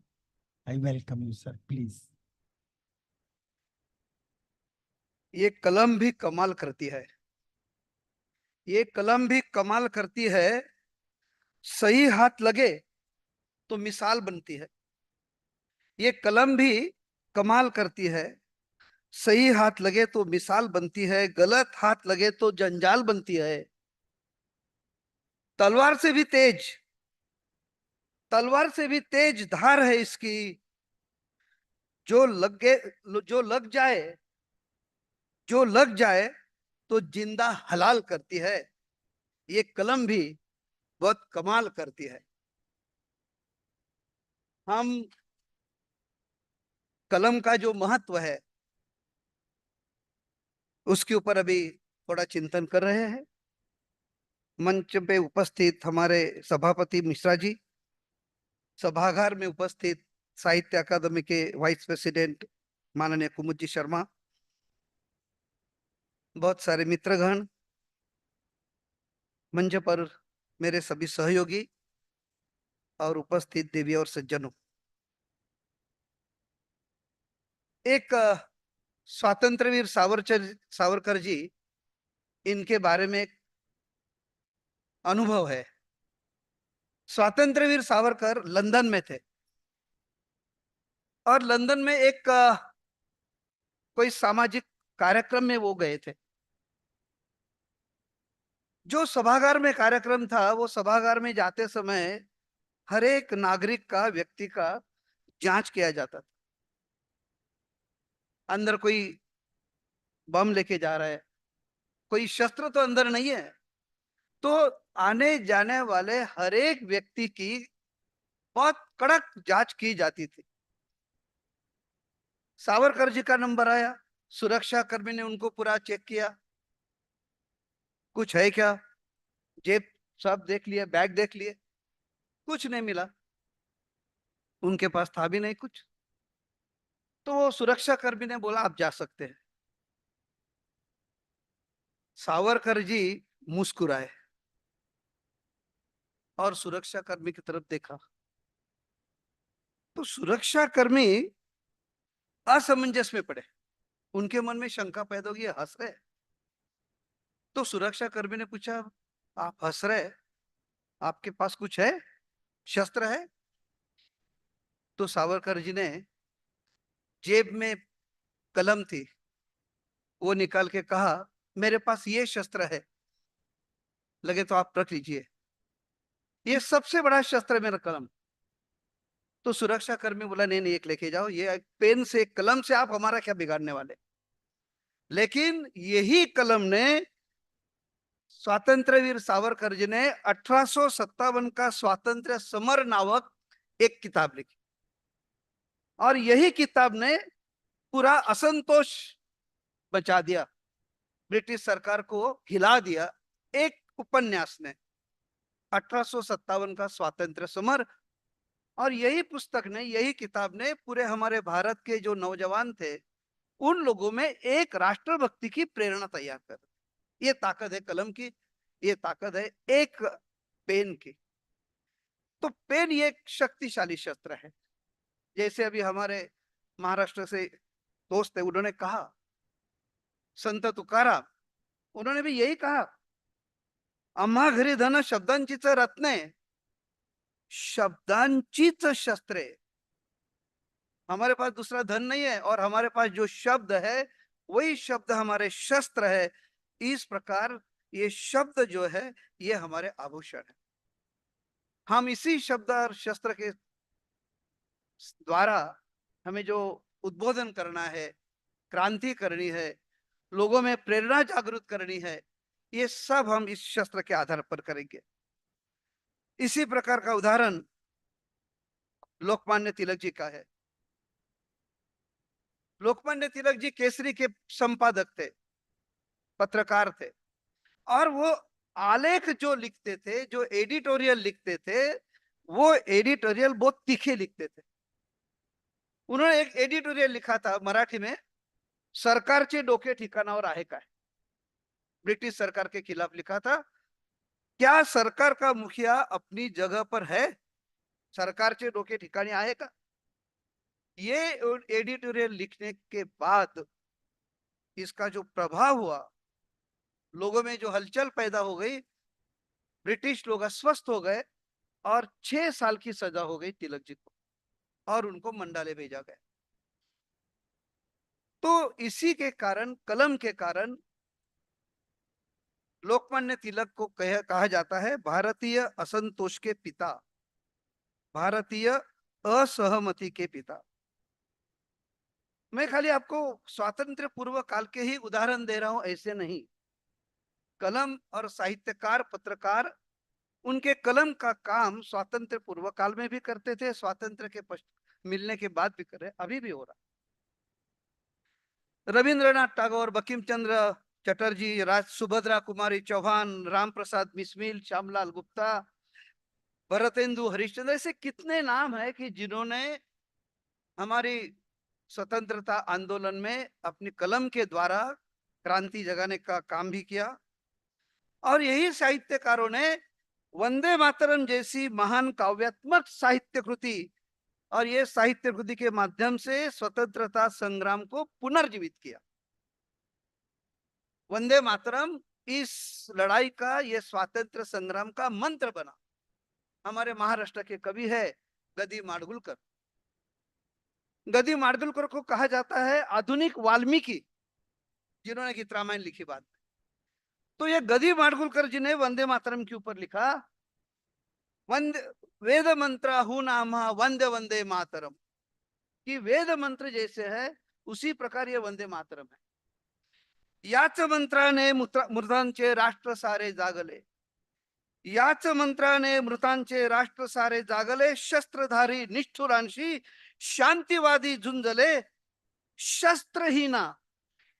शस्त्रहीना एक लाभे शस्त्र वंदे मातरम। हमारे हाथ में कोई शस्त्र दूसरा नहीं है, लेकिन शस्त्र बिना एक लाभे शस्त्र वंदे मातरम। तो इसी प्रकार का जो कलम से एक मंत्र लिखा गया, जैसे जय हिंद एक छोटी सी स्लोगन थी, लेकिन एक छोटी सी स्लोगन ने एक राष्ट्रभक्ति का माहौल तैयार। क्विट इंडिया, भारत छोड़ो, जब भारत छोड़ो एक नारा दिया गया, एक कलम से दो शब्द आ गए, एक क्रांति पैदा हो गई। उसी प्रकार स्वातंत्र्य मिलने के बाद, मैं महाराष्ट्र से हूं, हमारे महाराष्ट्र में 1950 में एक आंदोलन हुआ था, संयुक्त महाराष्ट्र आंदोलन। ये संयुक्त महाराष्ट्र आंदोलन में आचार्य अत्रे थे, अग्रणी थे, और उस समय मराठा के पत्रकार थे, संपादक थे। वो जो आंदोलन था संयुक्त महाराष्ट्र आंदोलन, वो यशस्वी होने के पीछे भी आचार्य अत्रे जो मराठी के बड़े साहित्यकार थे, उन्होंने जो एडिटोरियल लिखे मराठा पेपर में, उसके द्वारा लोगों में एक प्रेरणा जगाई और ये आंदोलन यशस्वी हुआ। उसी आंदोलन में और एक कामगार के प्रतिनिधि थे, मजदूरों के प्रतिनिधि थे, लेकिन वो बड़े साहित्यकार, जो नाम हम कभी भूल नहीं सकते, कि शस्त्र की जो ताकत है, पेन की जो ताकत है, कलम की जो ताकत है, ऐसे एक साहित्यकार हमारे महाराष्ट्र में थे, अण्णा भाऊ साठे। ये अण्णा भाऊ साठे मजदूर थे, लेकिन उन्होंने अनपढ़ होने के बाद, क्योंकि वो स्कूल में गए खाली एक दिन के लिए, जो हम लौकिक अर्थ से बोलते वैसे वो स्कूल में नहीं थे, लेकिन उन्होंने अपने कलम के द्वारा जो लिखा, वो लोगों में अस्वस्थता तैयार करते थे, लोगों को प्रेरणा देते थे। हिटलर ने जब रशिया पे हमला किया था, तो उसके ऊपर उन्होंने स्टालिनग्राड का पोवाड़ा, ऐसा एक पोवाड़ा लिखा था, और उसका परिणाम महाराष्ट्र से फ्रांस में हुआ था। एक पोवाड़ा जो अण्णा भाऊ साठे ने लिखा। पश्चिम बंगाल में उस समय अकाल हुआ था, लोग मर रहे थे, तो वो अकाल के समय उन्होंने बंगालची हाक इस नाम का मराठी में पोवाड़ा लिखा अण्णा भाऊ साठे ने। तो पूरे देश भर के जो लोग थे वो बंगाल की मदद करने के लिए खड़े हो गए। आह्वान किया था एक पोवाड़ा के द्वारा अण्णा भाऊ साठे ने, बंगालची हाक, बंगाल का नारा। तो ये जो उदाहरण है, ये सभी उदाहरण एक शस्त्र, कलम जो है एक परिणाम कारक शस्त्र है, और जैसे हम कलम से लिखते हैं, पेन पेंसिल से लिखते हैं, उसी प्रकार कभी हम लिखते नहीं, कोई चित्र निकाल देते हैं, कोई प्रतीक बना देते हैं। एक उदाहरण है, मैं पुरानी बात नहीं आजकल की बात कर रहा हूँ। महाराष्ट्र में एक बड़े पत्रकार थे, राजनेता थे, लेकिन वो ज्यादा लिखते नहीं थे, वो खाली चित्र निकालते थे। उनका नाम है बाल ठाकरे। और बाला साहेब ठाकरे जो शिवसेना का काम करते थे, उन्होंने मार्मिक नाम की पत्रिका निकाली। तो घर घर में वो मार्मिक पत्रिका के लिए लोग इंतजार करते थे, क्योंकि वो मार्मिक में ज्यादा लिखते नहीं थे, एक चित्र जिसे हम कहते व्यंग चित्र, और वो व्यंग चित्र में उनके कलम में जो ताकत थी, बड़े बड़े राजनेताओं को हिला देते थे एक कलम की बात। तो कलम जैसी लिखती है शब्द, उसी प्रकार कलम से कभी कभी कुछ व्यंग चित्र जो रहते हैं, वो व्यंग चित्र भी जो एक संदेश देने का काम है, लोगों को जागरूक करने का काम है, और समाज में जो घटना घट रही है, ये घटित घटनाओं के ऊपर भी प्रभावशाली भाष्य करने की ताकत कलम में है, चित्रकार में है, साहित्यकार में है, पत्रकार में है। जैसे मैंने स्वातंत्र पूर्व काल के कुछ उदाहरण दिए, अभी जाते जाते एक और उदाहरण अभी का देता हूँ। 1975-77, शायद आप सब लोग उसके विटनेस है। भारत में आपातकाल घोषित कर दिया था। डेमोक्रेसी के जो जनतंत्र के जो अधिकार है, वो जनतंत्र के अधिकार का संकोच किया गया था। इंदिरा जी ने सभी देश के ऊपर इमरजेंसी लगा दी।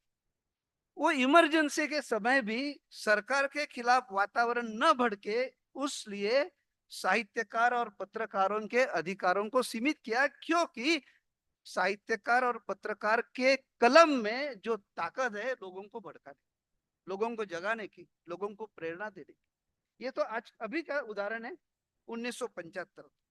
उसी समय ये लोकतंत्र की जो लड़ाई थी, डेमोक्रेसी का खतरा था, तो ये लोकतंत्र की लड़ाई इमरजेंसी के समय कलम द्वारा बहुत सारे साहित्यकार और पत्रकारों ने लड़ी और उसका उन्हें फायदा भी हुआ।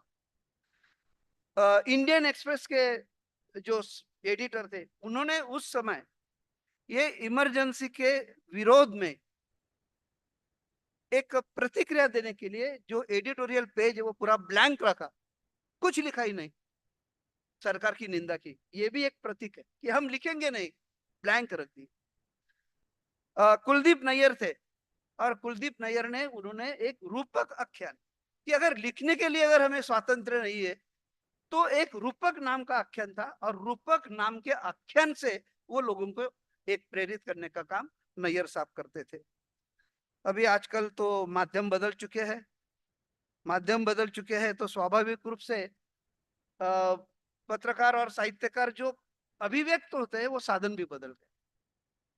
आजकल अगर समाज माध्यम में देखेंगे तो समाज माध्यम में भी लिखने वाले बहुत लेख, वो रोज समाज में जो घटना घट रही है उसके ऊपर अपने सोशल पेज के ऊपर रहेंगे, ब्लॉग राइटर्स रहेंगे, क्योंकि blog writer is also one of the writers, those who are giving their thoughts.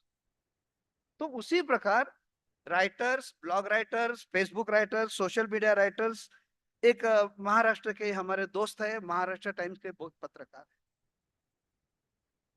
एक हफ्ते में अगर जो भी घटना पॉलिटिकल सोशल घटती है, महाराष्ट्र टाइम्स में मराठी में एक कॉलम आता है, दीड दमड़ी उसका नाम है। और वो जो हमारे पत्रकार मित्र है श्रीकांत बोजेवार, उनके कलम में जो ताकत है, वो प्रधानमंत्री मोदी रहे नहीं तो कोई महाराष्ट्र का छोटा नेता हो, लेकिन वो दीड दमड़ी में उनके लेखनी के द्वारा एडिटोरियल पेज में जो भाष्य करते हैं, उसमें व्यंग्यात्मक भी लिखते हैं, टीकात्मक भी लिखते हैं, प्रबोधनात्मक भी लिखते हैं। तो आज हमारे यहाँ पे हर एक व्यक्ति ये रविवार के दिन दमने में क्या आने वाला है उसके इंतजार कर, कि उन्होंने उनके कलम की एक ताकत और एक प्रभाव तैयार किया, अपनी रीडरशिप है, और लाखों रीडर उनके लिए इंतजार करते हैं कि हमारे मन में जो भाव है वो भाव हम नहीं व्यक्त कर सकते, लेकिन श्रीकांत बोजेवार जी जैसे पत्रकार वो कॉलम जो चलाते हैं, वो कॉलम में से वो उस प्रकार से लिखते हैं। और जाते जाते मुझे कि मत मेरा जो ऐसा लगता है कि शस्त्र के रूप में जब कलम काम करती है, और साहित्यकार जब कविता लिखते हैं, साहित्यकार कहानी लिखते हैं, ये पाठकों के आत्मा को छूते हैं। ये प्रभाव क्यों होता है? तो साहित्यकार, पत्रकार, पाठक जो है उनके अंदर जो भाव है, उनके आत्मा में जो विचार है उनको छूते हैं, और इसलिए वो प्रभावित होते हैं। तो ये साहित्यकार की भी ताकत है, कलम की भी ताकत है। और उसके साथ मुझे लगता है कि लेखक जो है, साहित्यकार है, वो क्रांति को प्रेरित करते हैं। उसके प्रभाव क्यों होता है? वो क्रांति को प्रेरित करते हैं। लेखक की कलम की ताकत जो है वो परिवर्तन की ताकत है, लेखनी में परिवर्तन करने की ताकत। और उसके तो ऐसे बहुत सारे उदाहरण है कि लेखकों ने लिखा, साहित्यकारों ने लिखा और परिवर्तन हो गया। ये खाली भारत में नहीं, भारत के बाहर भी ऐसे बहुत सारे देश है कि ऐसे बहुत सारे देशों में वहां के साहित्यकारों ने लिखा, और वो लिखने के कलम के माध्यम से परिवर्तन हुआ, राजवटें भी बदल गई। कलम यह भावनात्मक आविष्कार है और ये भावनात्मक आविष्कार होने की वजह से कलम ये एक प्रभावशाली शस्त्र है। कलम ये लोगों में विचार परिवर्तन करने का माध्यम है। इसीलिए ये साहित्य अकादमी के आज के मंच के ऊपर, क्योंकि हम सब साहित्य क्षेत्र में काम करने वाले हैं, पाठक है, लिखने वाले हैं, तो हमें भी एक महसूस किया आज के ये चर्चा सत्र द्वारा कि हमें अगर लिखना है तो व्हाई शुड वी राइट। जब हमारे साहित्यकार और पत्रकार लिखते हैं तो पहले हमें ये सोचना है कि मेरी कलम में ताकत है, मेरे कलम में एक आविष्कार है, मेरे कलम में जो आविष्कार है तो मुझे किस प्रकार लिखना है, why should write and what is my commitment. तो ये कमिटमेंट साहित्यकार और पत्रकार और लेखक है, उन्होंने अपने लिखने के द्वारा लिखते समय कलम हमारी ताकत है, शस्त्र है, ये ध्यान रखने की और लिखे। धन्यवाद।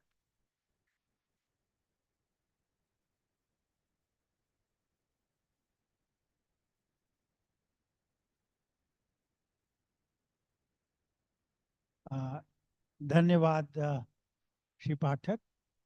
अभी हम लोग ने देखा कि कलम क्या क्या कर सकती है, उसके कुछ नमूने नरेंद्र भाई ने हम सब लोगों को साझा किया।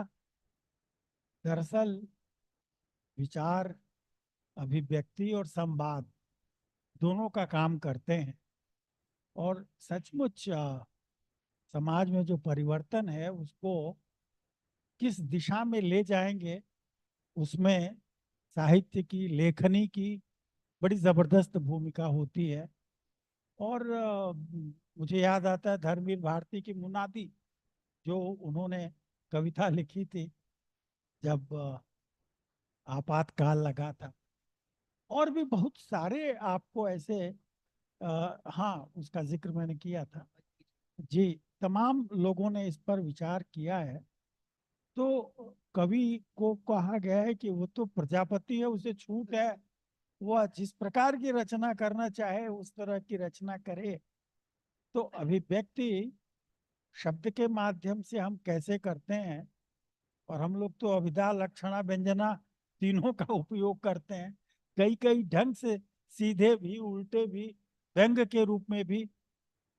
मैं समझता हूं कि शब्द का ठीक से उपयोग करना साहित्यकार का धर्म है, और उसके साथ ही साथ समाज की चेतना से कैसे जुड़ा जाए, यह उसका बड़ा भारी दायित्व है। बहुत बहुत धन्यवाद। और next speaker is Shri Prashant Jyoti Barua.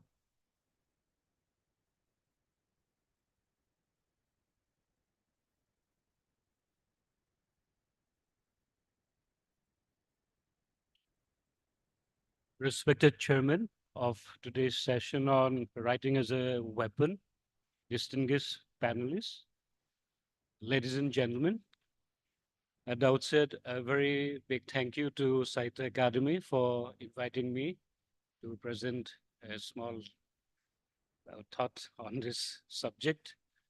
And at the very outset, greetings from Assam and our people from Assam. We have already heard a very illuminating speeches from our distinguished panelists. They have given the Indian perspective and also the present situation and review of the power of the pen to the ages in the Indian perspective.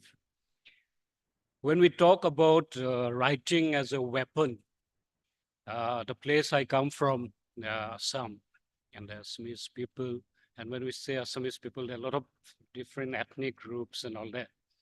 So we find that writing has, served as a very powerful weapon in preserving our identity, our survival life. Yeah, and when we look back to Assam's history, we find that there is very diverse ethnic groups and all that, which came under one kingdom, the Ahom kingdom. You have been hearing a lot about Lassit Barfukan and all that. We have been celebrating 400 years of its anniversary, birth anniversary. And recently the Prime Minister had inaugurated his statue in Jorhat recently, a very huge statue. So you find that this Ahom kingdom was also the precursor of the formation of the Assamese nation or the Assamese people like. And here we find that the name of Sri Sri Sankar Deva, a social reformer and saint. And he was a contemporary of the saints like Guru Nanak, Chaitanya, Bengal, then Raman Shankaracharya of South. These are his contemporaries. And Sankardeva, in fact, traveled to Puri, then Varanasi, Banaras, and other places. He got the, he learned and studied the Bhakti cult and went back to Assam and spread his new Vaishnavite religion, which was called the Ek-Sharan Dharma. And Sankardeva was not only a religious reformer or saint. He was a very versatile personality. He was a literature. He was a craftsman. He used to be used to he used to write plays, dramas. He used to set up namghar, small monasteries where people could come and pray and discuss their problem, and and enact dramas and all that, through which he could convey the social messages and all that. He was a very transformative and person who brought on change in Assamese society through his writings and and his message. Like after that, you see, very interesting. 600 years of Ahom rule, the Ahom dynasty, came to an end after the Ahoms were defeated by the Burmese in 1823. And that led to about 3 years of big anarchy and all that. There was a lot of atrocities on the Assamese people and all that by the Burmese. And only the intervention of the British saved people like. And Assam came under British rule in 1826 by the Treaty of Yandabo. Okay. So when the British came in, so since Assamese was very similar to Bengali, and for convenience of administrative convenience, Bengali was adopted as the state language, like language of the courts and schools. So that was a very dark period of Assamese language, you can say, because it was abolished from the. So that was the time when writing came as a weapon, to revive the language and to assert the identity of the Assamese people. So when a number of young people, they went to Calcutta, they studied, and they started bringing out a magazine called Awahan.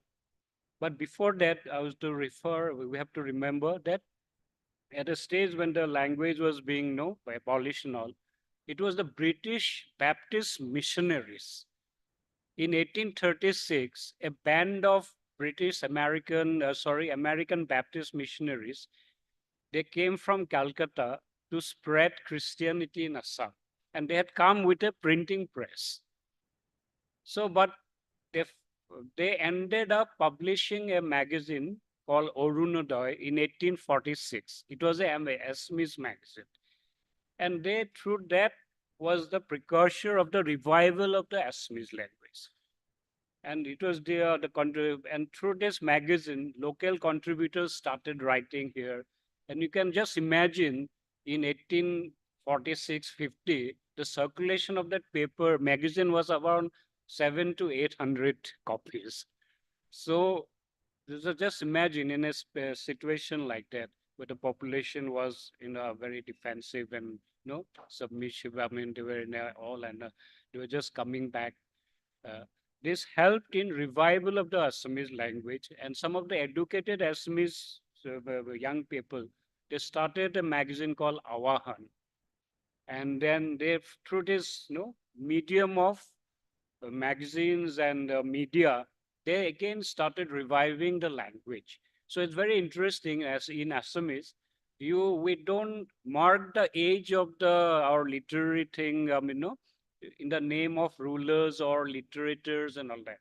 It is divided through the age of the media, like there's the Awahan age, the Mahi age, the Ramdhenu age, because these magazines proved to be the vehicle of change, of transformation in the society. So writing became a sort of revival and reforms for the Assamese society.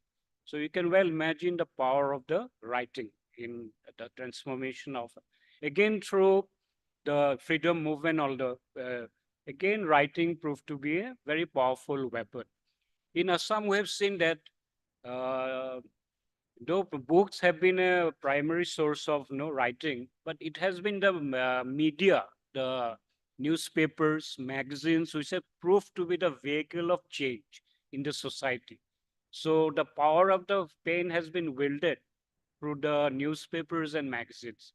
Even even you see when you talk about Dr. Bhupen Hazarika, who has been awarded the Bharat Ratna, his songs are like the prose in music.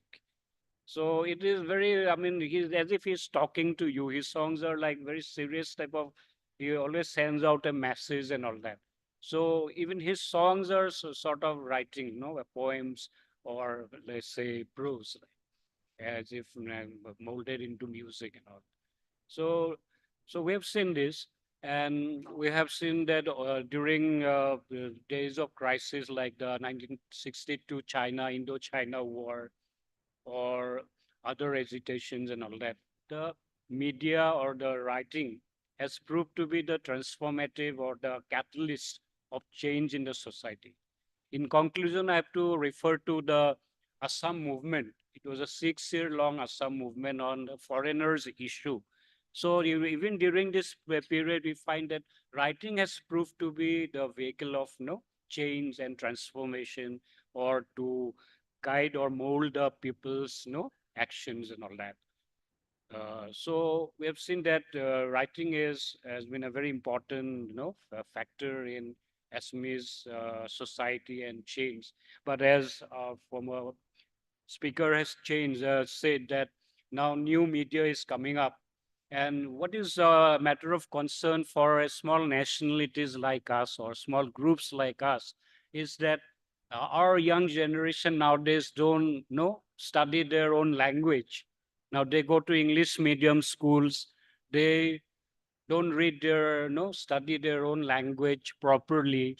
So this is becoming a very major challenge and issue for us, that the young generation now don't read newspapers, they don't read books.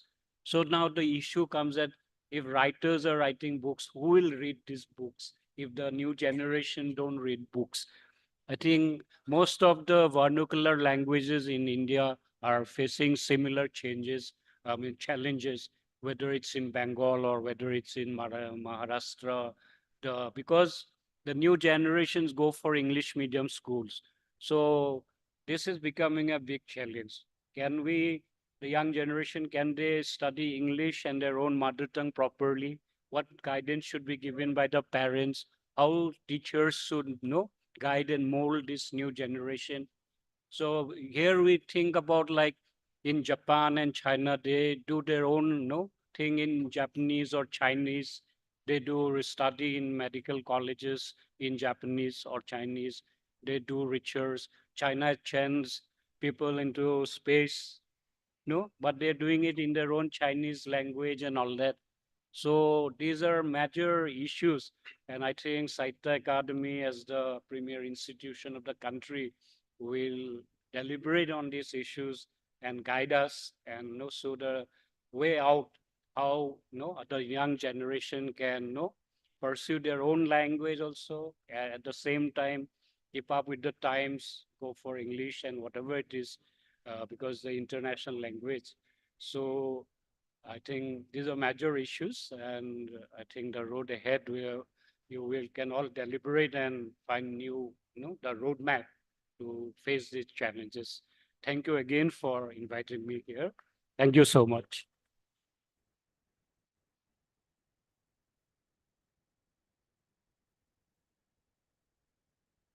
Thank you, Dr. Barua.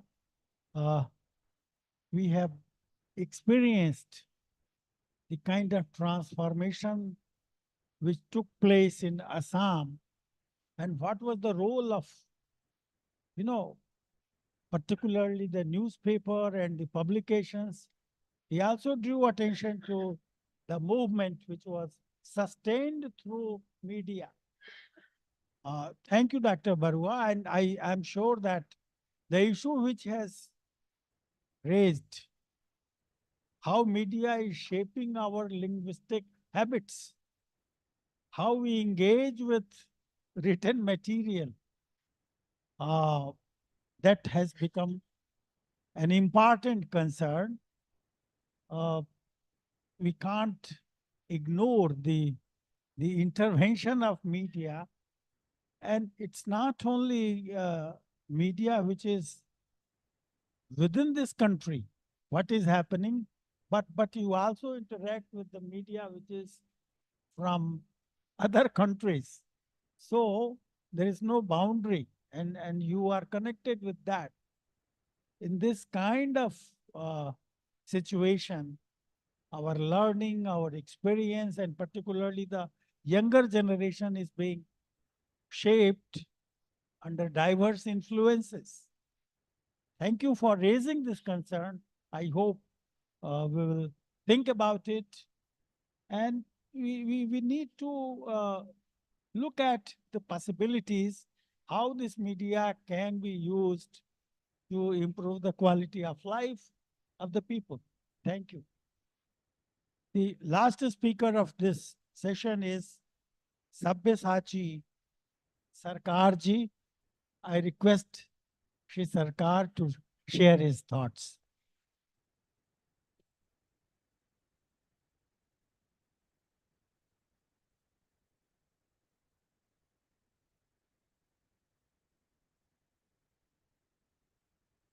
Mr. Chairman, sir, my distinguished fellow panelists, and ladies and gentlemen. First of all, a very good evening to you all. Let me say that I'm extremely honored and delighted to share this platform of the prestigious institution, Sahitya Academy, where I can express myself as an individual. Thank you again for inviting me. For me, today's topic, writing as a weapon, is basically a very tricky concept to speak. In everyday life, as human being, almost every one of us need to write something. Maybe we need to sign a blank check, write a memo to our colleagues, or texting in our phone, talking to friends, and then many others. It's a kind of routine that we go through in our daily lives. But when it comes to writing something for others to read and enjoy, it is completely different. Let me clarify a bit and introduce myself. As my fellow speaker has also said that he's a journalist. I'm a sports journalist by profession, and my job is to follow the Indian cricket team in India and abroad. And in most of the cases, I have been doing this for more than 3 decades now. I now work for a newspaper called Aishamoy, owned by the largest media house in India, the Times of India Group. When I travel with the Indian cricket team, for example, I'm just giving you an example.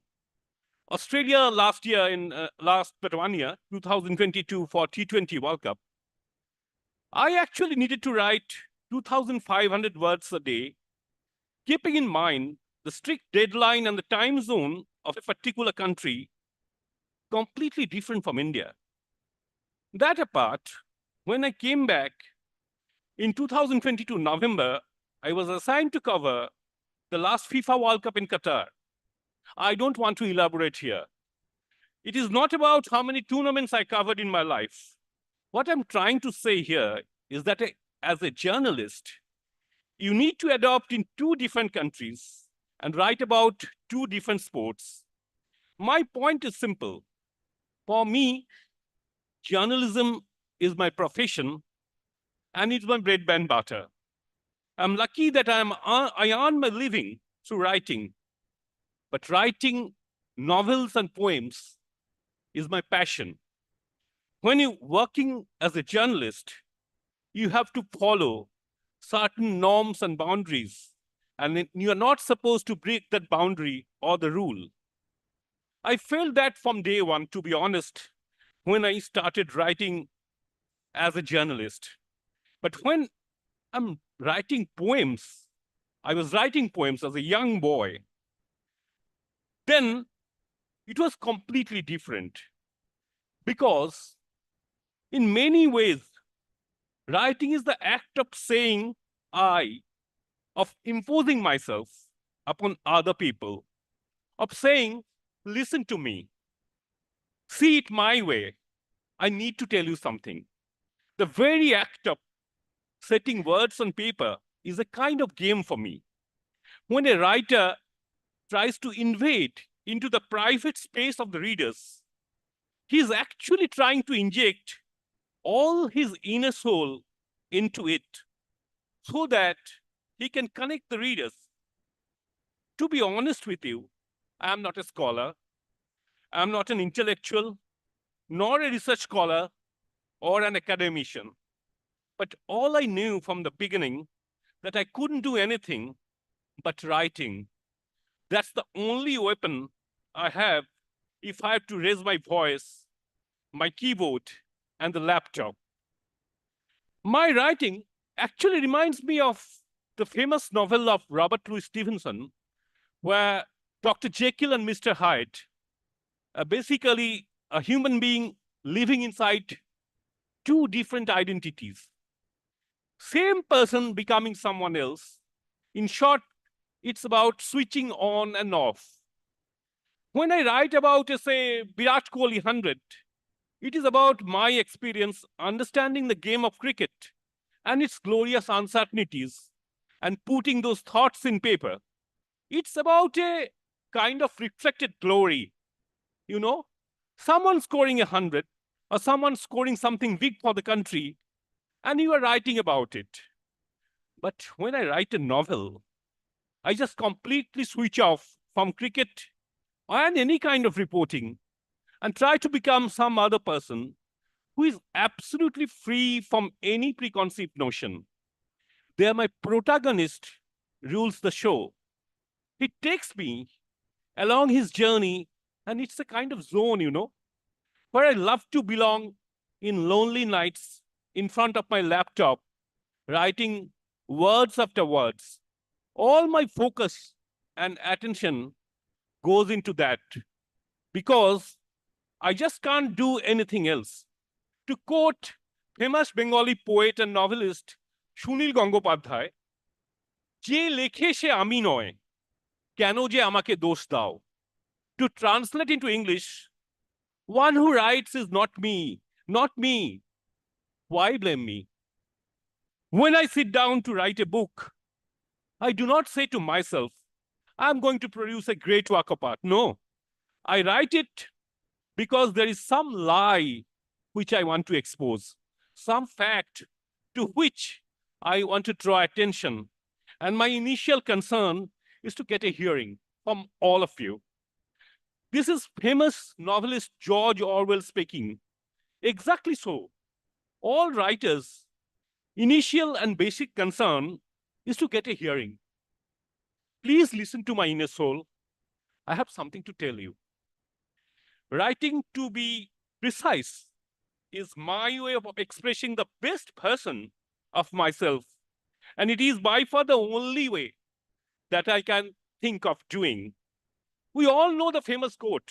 It has been already mentioned over here, that the pain is mightier than the sword.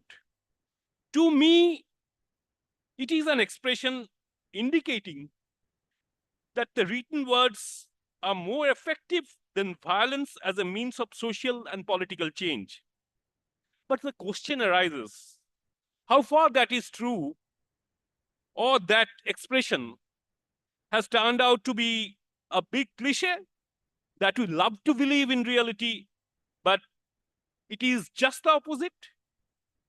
To quote Noam Chomsky in How the World Works, He writes, to quote, the smartest way to keep people passive and obedient is to strictly limit the spectrum of acceptable opinion, but allow very lively debate within that spectrum.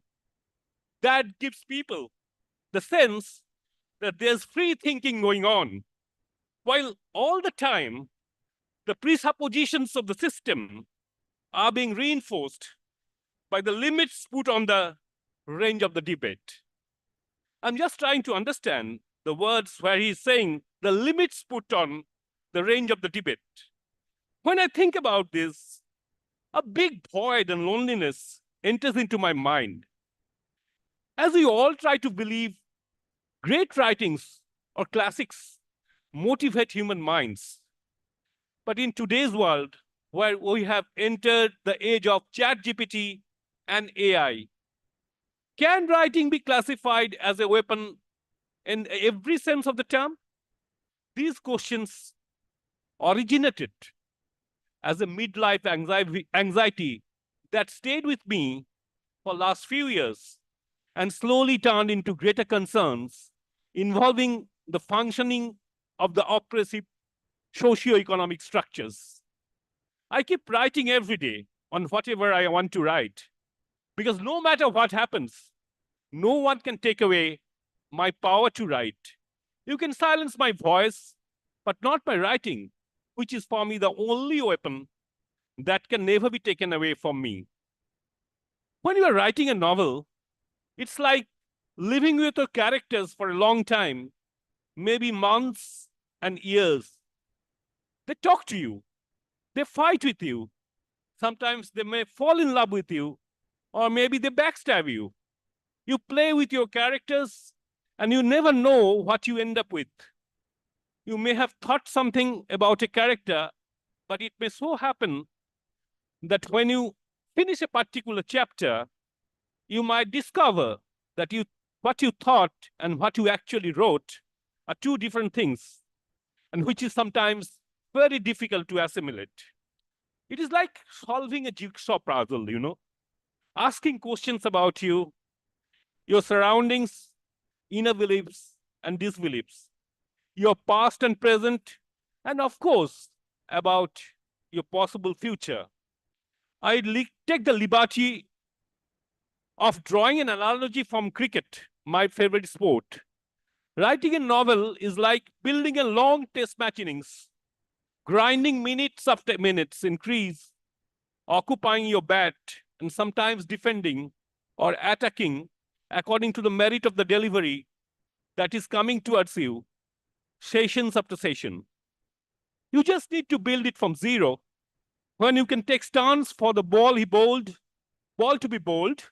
Similarly, when you start a novel, you start in front of a laptop screen, which is completely blank, simply white. You write few pages and you get some runs, maybe 5 runs.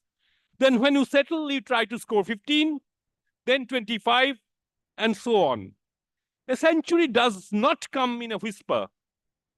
I am talking about a test century here, not a one-day 100 or a T20 100. Likewise,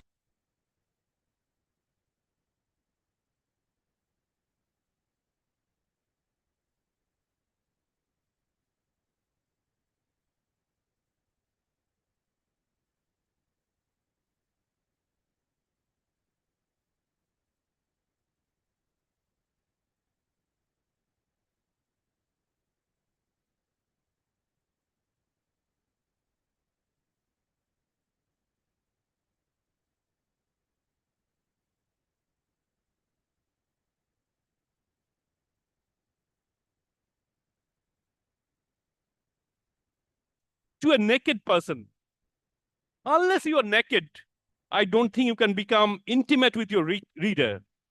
To quote famous novelist Mark Haddon, I don't remember decoding to become a writer. You decide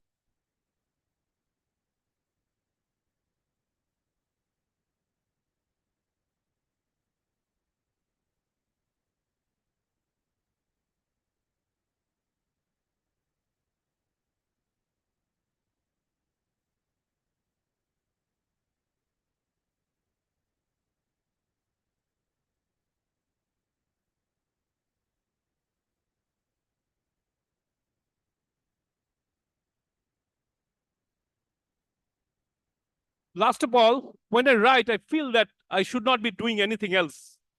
To quote Paulo Coelho, that is why I write, to try to turn sadness into longing, solitude into remembrance.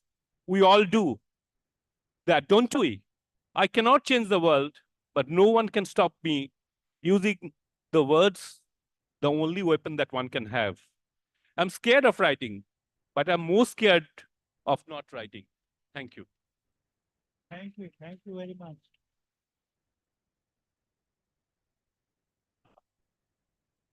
You have very clearly indicated self-realization as the experience, self-actualization as an experience which comes through writing.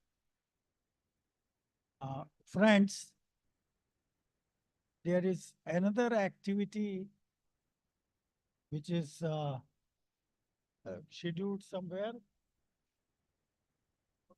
award function, and therefore we have to limit our deliberation. I will be happy if we have some comments from the audience. आप में से कोई टिप्पणी हो?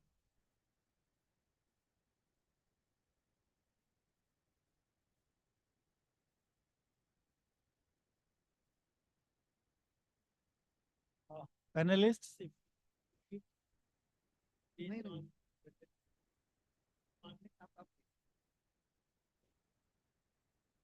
okay, thank you. I'm happy that all the members of this panel deliberated on the various facets of writing, the power that writing provides, how writing empowers people through change in the mindset, through providing opportunity to engage with various issues. We have learned that across different regions of India and also in other parts of the world, there were movements, there are movements which are connected with language, use of language, and literature is intimately related to the mind of people. So,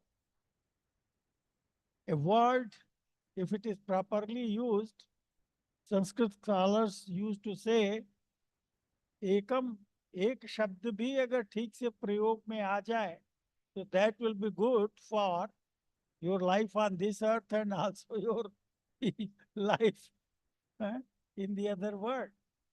So I think it is very important to use words adequately. That is very important. Our friend was talking about the media, and we are familiar with the kinds of things which go on, the kind of debate and the issues which are raised and the language which is used. You know, that creates another important agenda, how to regulate that, how to help to create a positive environment there. I'm sure the policies that we have to address those concerns. Language has the power to create thoughts, to motivate people, and it has to be linked with values.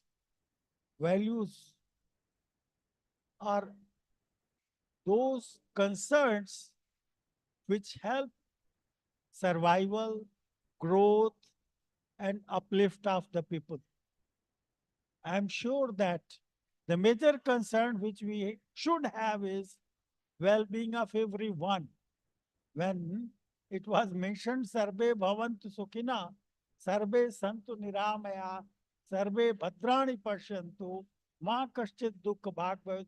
that represents an ideal that we should move towards that. With these words, I thank the panelists and also the Academy for providing us opportunity to share our thoughts. Thank you very much. Words can indeed be evocative, provocative, and transformative. We'd like to thank the panel on behalf of Sahitya Akademi. On the chair, Shri Girishwar Mishra, Srimati K. Srilata, Shri Narendra B. Pathak, Shri Gyaneshwar Mule, Shri Prasanta Jyoti Borua, and Shri Sabyasachi Sarkar. Thank you so much.